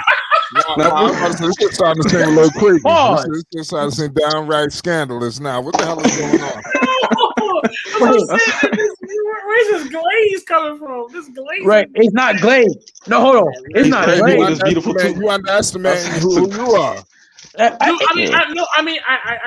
actually, I respect around since the beginning. I respected it when he was doing it. He's still doing it, I guess. I'm sure he still does it. But I still respect that. It's just, it just feels weird being on the other side where, you know what I'm saying, you gotta fight. You feel me? Like, you know what I'm saying? It's almost like I don't know. Because before it was just me versus a whole bunch of other attacking dogs. You know what I'm saying? Dex was there, Nico was there, so Flight was there. Then out of nowhere, somebody just comes and helps you with a little bit to the fight. Then when you got Marquise just like having my back, it's like, oh, okay. Like, this is It's different. so weird. It feels weird sometimes, bro. It does. Is this what optimism feels like? This is different. Is this what somebody having your back feel like? It was weird, bro. Yeah, this is going down throughout the annals of history as one of the best streams ever. Facts. Yeah, that's crazy because I was talking to Dex earlier today. I said, "Yo, man, I'm feeling something. Like I feel like all eyes gonna be descended on the channel tonight." I told him that earlier today. You know, something was telling me. I said, "Yo, damn, I think we're gonna get some attention tonight." You know, because it was Dex's idea to promote the video days in advance. If it was up to me, I just would have popped up on y'all ass. You know, out of nowhere. But Dex called to stretch it out days in advance. No, because I saw it. It was a good call. Right, because when I saw it, I saw the notification on my screen. I'm like, boy, ain't no way. If it was up to me, I would have told some of y'all privately and just came on out of nowhere. You know, with this. But it's good. You know what's crazy? I really thought, because remember the first time you had LAVAR, it was just, you know, we watched and stuff. It was just a video. So, but now this time, it was like it went from this time it was not only live. This is number 3, Ray. We actually had the opportunity to communicate with LAVAR Ball. That's crazy. That was you missed one, Ray. Oh no! I remember that one too. I'm just saying where it went from. Oh yeah, I know that. I'm just saying it went from more than just live. It went from like, yo, we're here having conversations and laughs and jokes and this like is a kickback. Really, that's right. Like, it's like he rocking on the channel like one of us. He was one of the homies. You feel me? I was like, wow, right. Crazy. And when he said, I quote, you know, hey, Flight, I got something I got to do, and he stayed on for another hour and a half. Wait, no way. Ain't no way. When he said that, I thought he was about to shut the interview down. I was trying to get as much as I can out. I was like, damn. Right. I'm gonna try to get as much as I can out of this shit. You know. As soon as he said that extra hour, everybody I said in my head, I gotta ask a question. I can't go without speaking LAVAR not once. You gotta hurry up. You gotta hurry. I was trying to, because even guys like Ted, I think, was trying to get in. I don't know if he even got his question out. But I was trying to get everybody in there as much as I can. You know, I'm kicking people out because people need to get in. I mean, damn it, everybody can't sit on the panel. I mean, let everybody rotate, and I try to bring all y'all in, because you got and then you got people who ain't never on here trying to get in. You don't know the people who was trying to get in besides y'all. You had names that I haven't seen in forever. I was like that. I said, what the hell is going on? I put out my samurai sword, Flight. I said, no. Get away from me, you vampires. It was a guy, Chance was trying to get in, but I had to get y'all. Chance, you know who Chance is? Of course, I know Chance, but the problem was it was too many regulars trying to get in. Chance is cool, but he's not a regular. He's not here every day. I give a Flight saying. Yeah, it's seniority on Flight Sports. Right. Yeah, Rave said, "Get me in the room." Somebody in trouble. Listen, Rave said, "Get him in the room." Hey, Flight, I got real scared. Then Rafe said, "Get him in the room." I'm like, I'm the young guy here. I'll drop off. Marquez knew he in trouble. I was like, drop off. As soon as listen, I was like Blade get some vampires in that club, man. And so like, and then tell me how Dex told. I'm like, damn, how the hell Dex get out? Dex talking about I'm out the room. I said, I'm like, how the hell did this happen? Somebody come on, because I knew Hoop Jargon was in there. I saw Ball Facts and AB, so I said, let me jump off first, and maybe one of them would jump up, and then I came back on, then I jumped off again, and then I came back on, and I didn't jump off anymore. I jumped off twice. Every time somebody got out, somebody was right in. So I'm telling everybody, hurry up and get in, because if you don't get there, I'm kicking the guy that's trying to get in. I think Flight, if he could get like 30 people, he would have did it, but you couldn't. Like, he only accepts how many people? Like 10 people. 10 people, yeah. You gotta understand. And then if you got 7 with me, you and Dex is only 7 people. Yes, right. And then you got the heavy hitters coming in, Ball Fact. Not to mention, Ball Fact. He's like, damn. Hoop Jargon, AB the Hero. That's 6. Maybe you get Nico in there. That's 7. Uncle Vern, you know Uncle Vern got to get in. Right, Yeah, Uncle Vern, all these Rave. That's why I said Rave. These vampires, man. I'm the young vampire. These old vampires. I gotta move. I gotta make some space. chill. And I'm gonna These keep niggas killing me 100. in When he body shouted, count. when he shouted out Nico, I said, "Damn, Nico can't go nowhere either." Right. That's why I started to lose hope when he said Nico. I said, it's not no room for me. It's not. I'm not ready for this. I'm not ready for this. Bro, I swear to God, Marquise had the opportunity to say something. That man said, LaVar. Don't do that. Don't do that. Don't do that. Don't do Rave. Don't do that. We're gonna pretend like it didn't happen. No, Marquez, you know they're gonna get your ass tomorrow when we just do a regular stream. Don't you do it. You ain't gonna see the last of that. He was starstruck. Hey, bro, excuse me. You gotta understand. Ray, this was the first time I was in this moment. I was starstruck when I saw AB the Hero, Ball Facts, and Hoop Jargon at the same time. Community organizing. You know what I'm saying? So just imagine. This is LaVar Ball. This is the big baller in front of you. And I'm just like, starstruck. He said my name and everything, Rave. I had goosebumps on my arms. Everything I thought I was prepared for went right out the window. I understand, bro. I was like, wait a minute, Thunder. Thunder said Nico, the only person on the planet I hear saying they getting Klay Thompson shoes.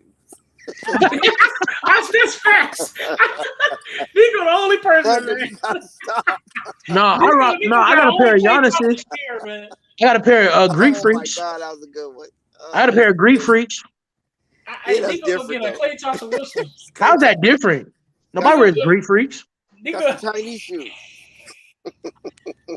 And also, that's the only shoe I can fit realistically. I can't fit them small. Oh, Nico, you can't let Thunder get away with that, Nico. Hey, I can see Nico getting a tattoo of Klay Thompson's jump shot.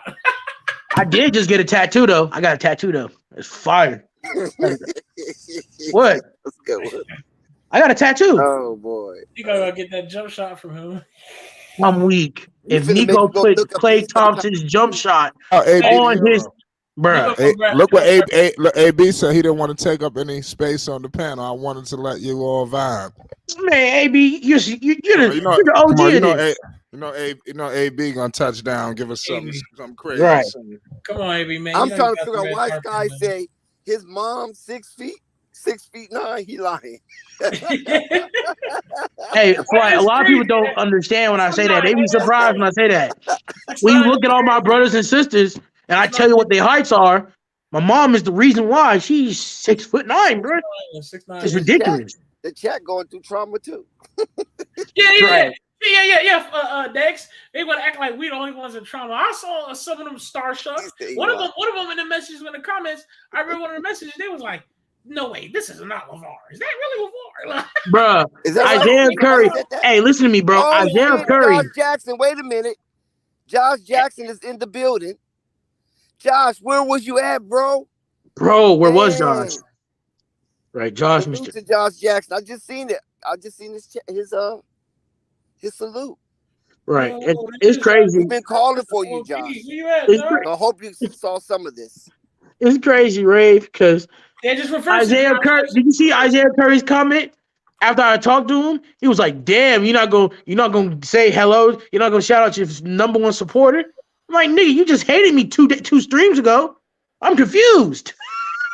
I was so confused, right? I'm like, Isaiah Curry, you didn't shout me out, bro. Yeah. Oh man. I just loved how Afghan with all the jokes. I loved how chat try to act like they was cool and me and Dex Pete they was tripping out too. Right. Like because when I saw the thing, Grave, when I first saw like the picture, I said, "Ain't no way, is this happening for real? Is this?" I'm like, I said in my mind, right? I said, this happened. This is how I know like God is working for me. I know I gotta keep doing this YouTube thing. Amen. This happened the week after my nephew was named after me. This is the same week my nephew middle name was my first name. The week I got 1K views, and then this notification pop up. And Mark, that's what I said, Marquise. Let me tell you one thing about God. People don't understand. God can set you up for blessings, but you gotta keep working for it. You feel what I'm saying? People act like it's just supposed to just come, so just keep Right. working for it, bro.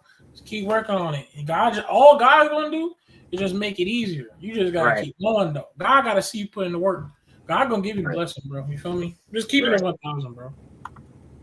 Oh man, I did choke up, Ray. Ray, I left. I'm telling you, I believe. dude, I swear to God, Flight started laughing.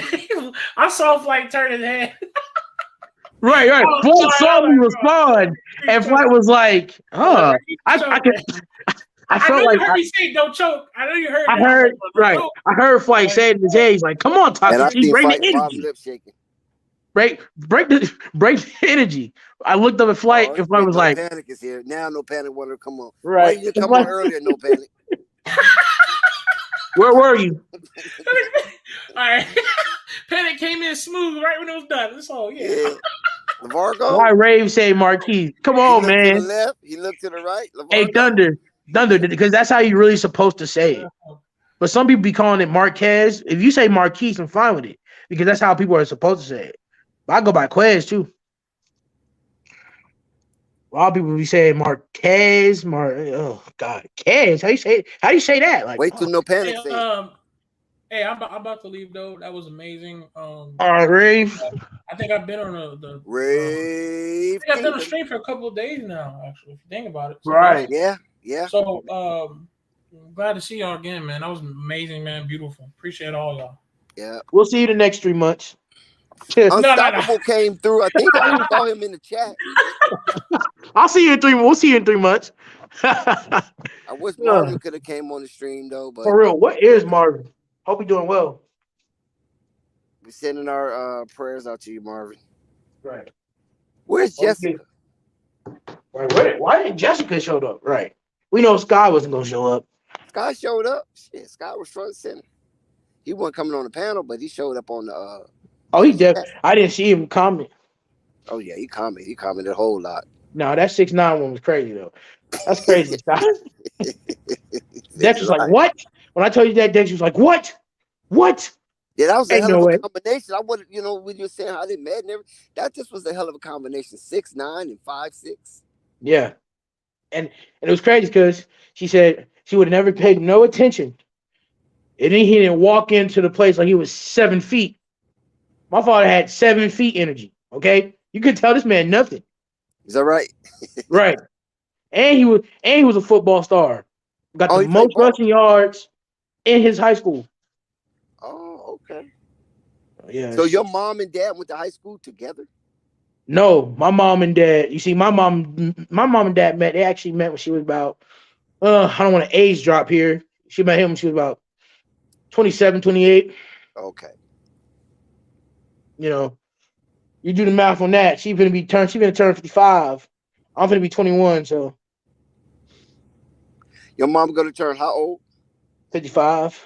Okay, me and your mom is almost the same age. Yeah, she's gonna be turning 55. About 11 days after mine. I was born April the 11th. Huh? She's 54. Well, yeah, she's 54 now. Yeah. Yeah. Okay, we're the same age. Mm-hmm.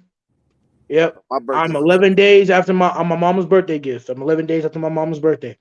Oh, okay. Well, before my mom's birthday. That's what's up. No panic. What's going on with you? No panic. What's up? What's up? Did you get a chance to get any glimpse of the LaVar Ball? Yeah, I listened to him. Oh, okay. Okay. Yeah. So you got any thoughts on it, or you want to talk about something different? All night. I mean, I was in. Last Last night. You waiting on Marquez to say something stupid. That's what you waiting on. No, but my said yesterday. I said I can't say it for a fact, but I tell you, Lonzo will be coming back this season. You said, oh, here we play that music. Well, listen, Mark. Listen, no panic. That's not for me to divulge. Right. You know what I'm saying? Right. You know, it's for the Chicago Bulls. They have the VAR could have been told us the situation if he wanted to. But I mean, that's cool. But I'm just saying, like I've been telling you last night, like Lonzo out for the season, and you see him talking about I'm already talking plans about breaking up the team, innit? Who's breaking up the team? Wait. Say that again. Hold on. Wait, I misunderstood what you were saying. About blowing up the team. As far as like the contracts I've been naming yesterday. Well, the Bulls had considered that. Remember, AK had talks with the front office about who they want to keep and who they want to get rid of. Do they want to do it at the trade deadline, or they want to wait to the end in off season? That's why nobody's paid. All those contracts is going to be open. So And I don't agree. I don't agree with that tactic. Why not? Because you can get assets right now and just roll with that to the duration of the season, and then in the off season, you know what you have to work with when it comes back training camp. But right now, their situation is nebulous, if I may say, because all it is a gloomy cloud that's shrouded over the Bulls organization about their direction. And the reason why that cloud is so dense and gloomy is due to the fact that the Chicago Bulls don't even have an identity as we speak. What are the Chicago Bulls? Who are the Chicago Bulls? When you come to the United Center, who are you going to face? What is it that you have to plan for? When the Chicago Bulls come to your arena, who are you facing and what are you planning for? Right now, they ain't planning for nothing because the Bulls don't even have an identity. Okay, now add in the fact that they don't know what they're getting next year as far as Lonzo health, and on top of that, they don't even if they even if they don't make the playoff this year or they got a high seed, they still don't get the first round pick. So it's like, what can they do to get better at this point? Because it ain't money. They can't keep throwing money. They got to pay people unless it could be a whole new roster. Well, I don't know what the Bulls gonna do because they can't, like you say, they can't go in the Wembenyama sweepstakes. Yeah, They must can't have do a that. man.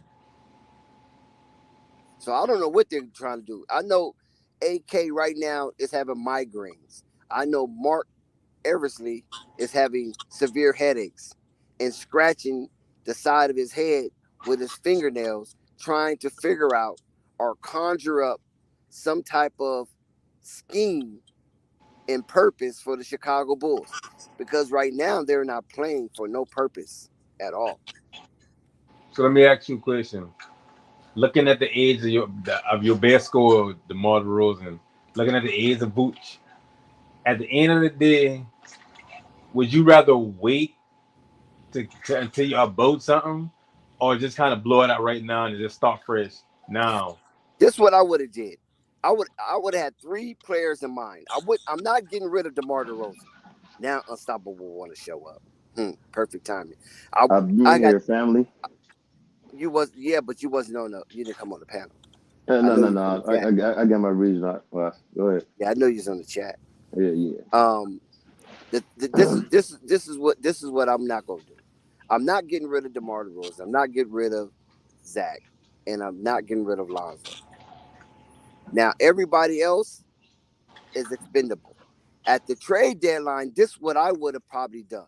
And I'm speaking with my own personal GM, not knowing all the factors. So I'm only going on basically hypothetical. What I would have did was see what I could have got for Vooch. Because I'm moving Vooch. I'm not paying him. I'm going to leave that up to somebody else. Unless they want me to sign him and then trade him. I'm not paying Vooch. I'm not paying Kobe White.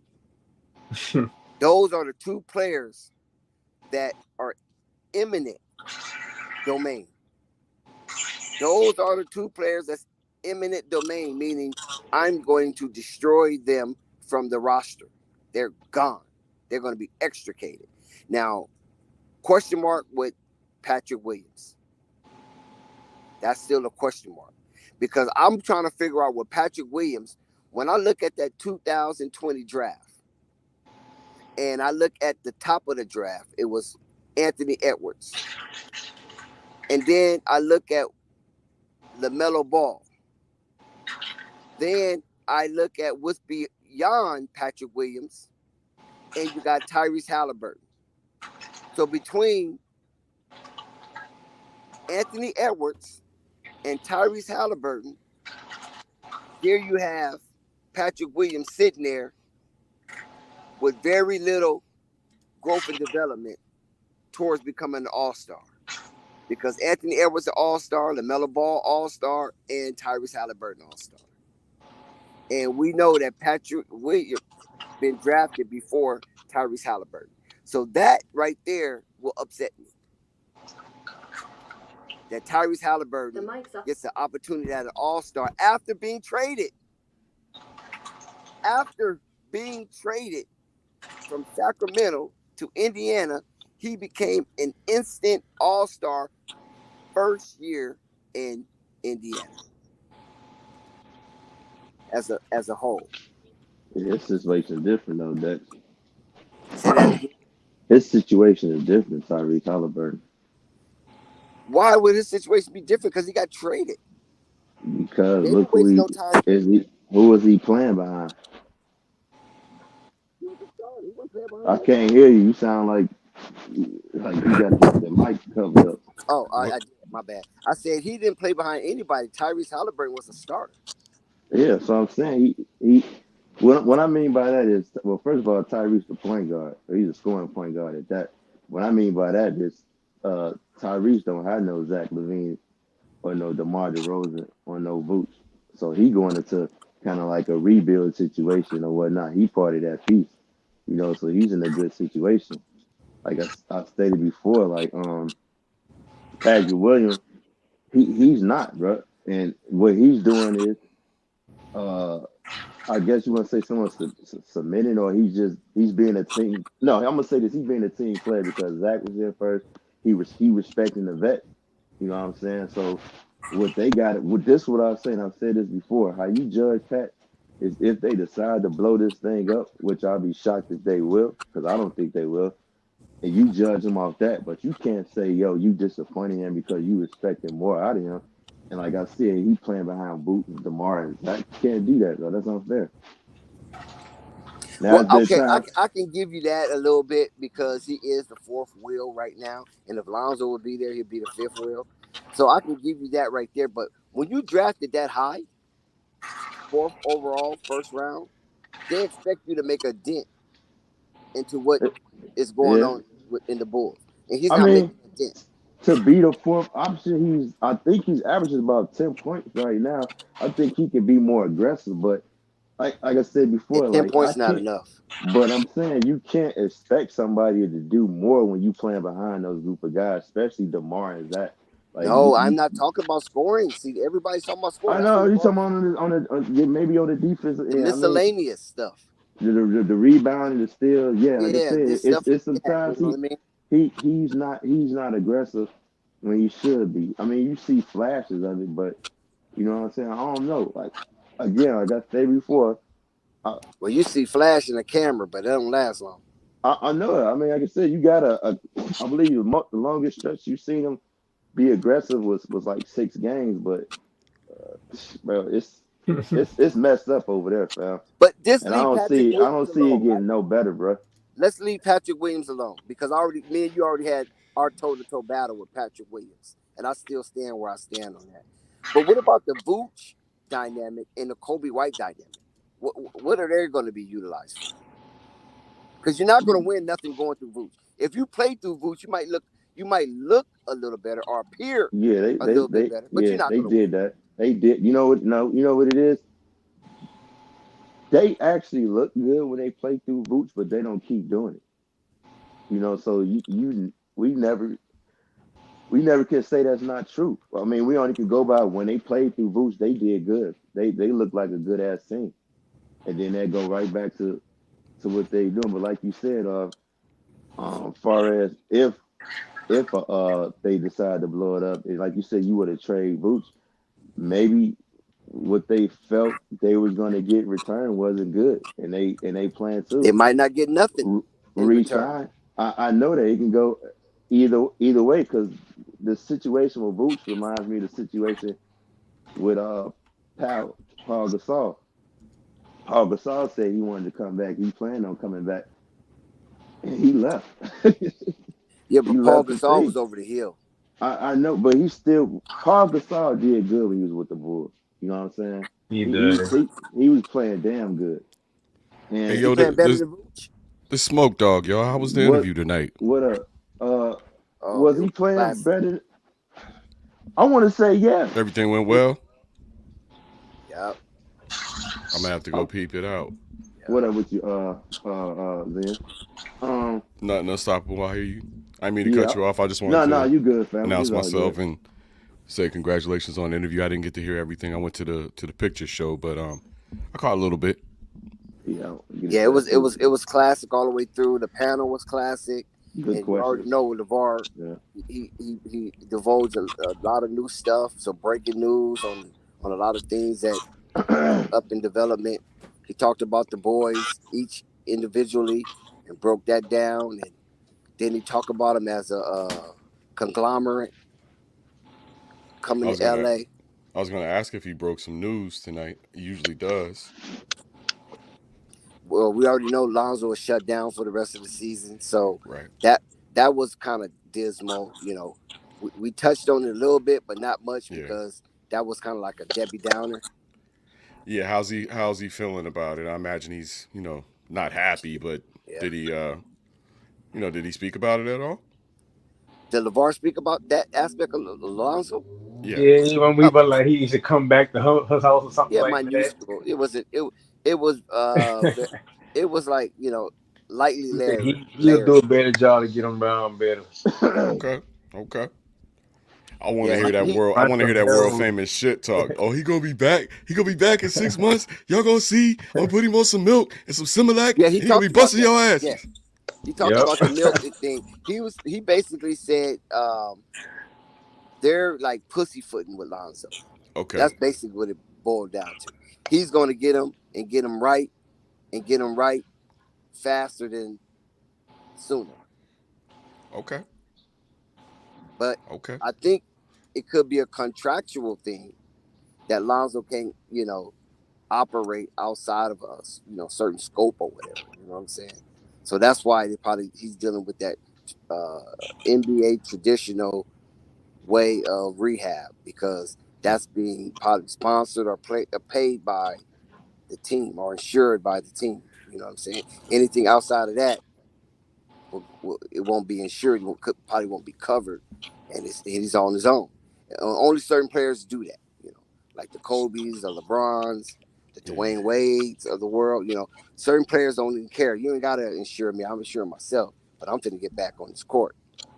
You know what I'm saying? I heard today that Vooch, Zach, and DeMar when they're on the court together, they're -4.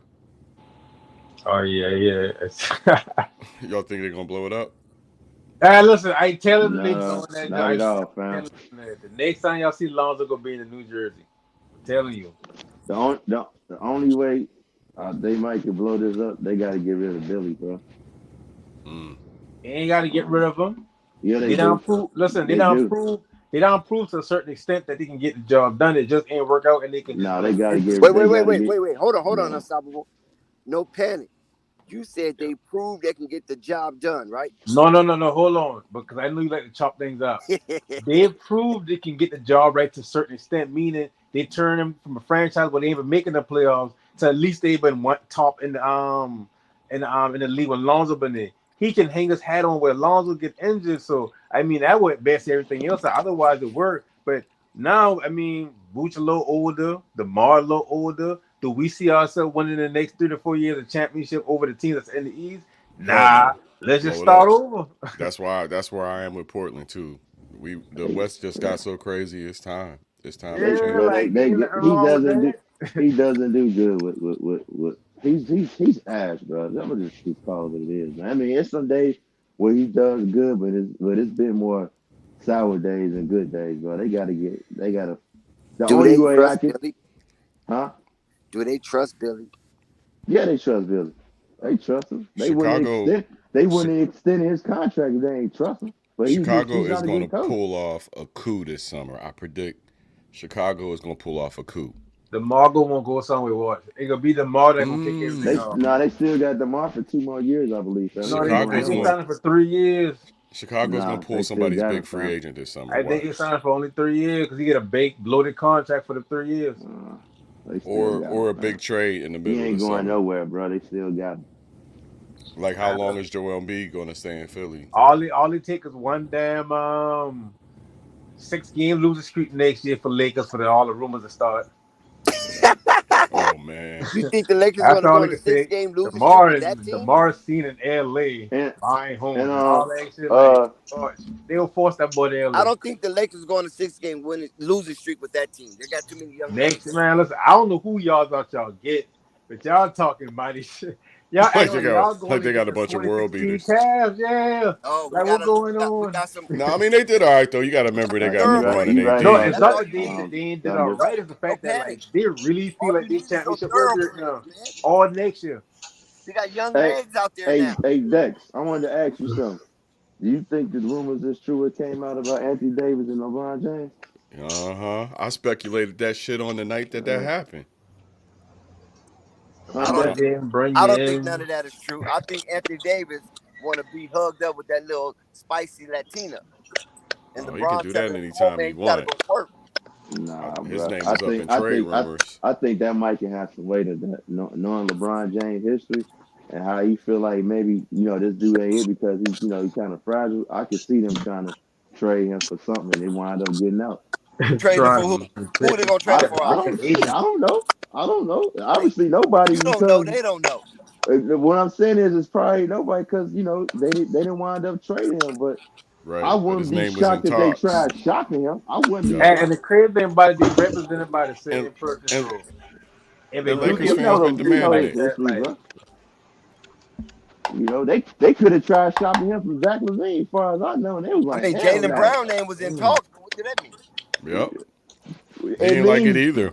It means this is what it means. That means if the team would have pulled the trigger on Kevin Durant for Jaylen Brown, whatever, his ass would have been traded. So what that means? That means that you guys don't trust me. You don't think so I who's going to trade Kevin Durant for Jaylen Brown straight across the board? They going to trade Kevin Durant for Jaylen Brown if you get more than that with it. Maybe some picks or whatnot. And another young I wouldn't even like the fit of Jaylen Brown the Lakers, to be honest. But come on now, if you like I said, I wouldn't be shocked if they was trying to shop AD. I mean, no, I can see them shop. I mean, there was been trade rumors with LeBron. Remember? The only trade rumor I heard about LeBron was talking about some Chicago type stuff. But we know that LeBron, the AD trade it has more weight to it than the LeBron trade. Everybody trading LeBron. Why? Like, come on. Why? Talking about LeBron James. Hey, listen, that gonna be the trade next year right there. Because AD stays hurt or whatnot, and they got to thinking, okay, when LeBron... They won a championship with that. Hold on, you just asked me. Let me ask you a question. See, here we go, dog. You should not bring that championship up, man. If I was you, I would just not bring that shit up. Why? Okay. Because you just made the... Dude is making the argument that your boy can't stay healthy, and then you turn around and say, well, we won a championship with AD. Right. So how disingenuous is that when you know he had 4 months off to get healthy? And only had to play for 30 days. Everybody had 4 months off. Yeah, they did. But everybody's not as injury prone as Anthony Davis. Because he's the most injury prone superstar in the league, and you know it. I want to say, you can interject. I think another thing is this: they're looking at, okay, we know LeBron James is going to leave because I feel like wherever his son goes, he's going to go over there. I think they probably looking at like, can we really have a franchise, have him, being the face of this franchise if he can't stay healthy? You know what I'm saying? Let's see. So who's gonna bring in that production? I don't know. Shit, maybe they tried to get KD. Shit, I want to see Jaylen Brown be the new star of the Lakers when the time comes. No journeyman. That's what I want to see. He already been on. But Dex, let me ask you this. Let me ask you one more time. Make sure I heard you right.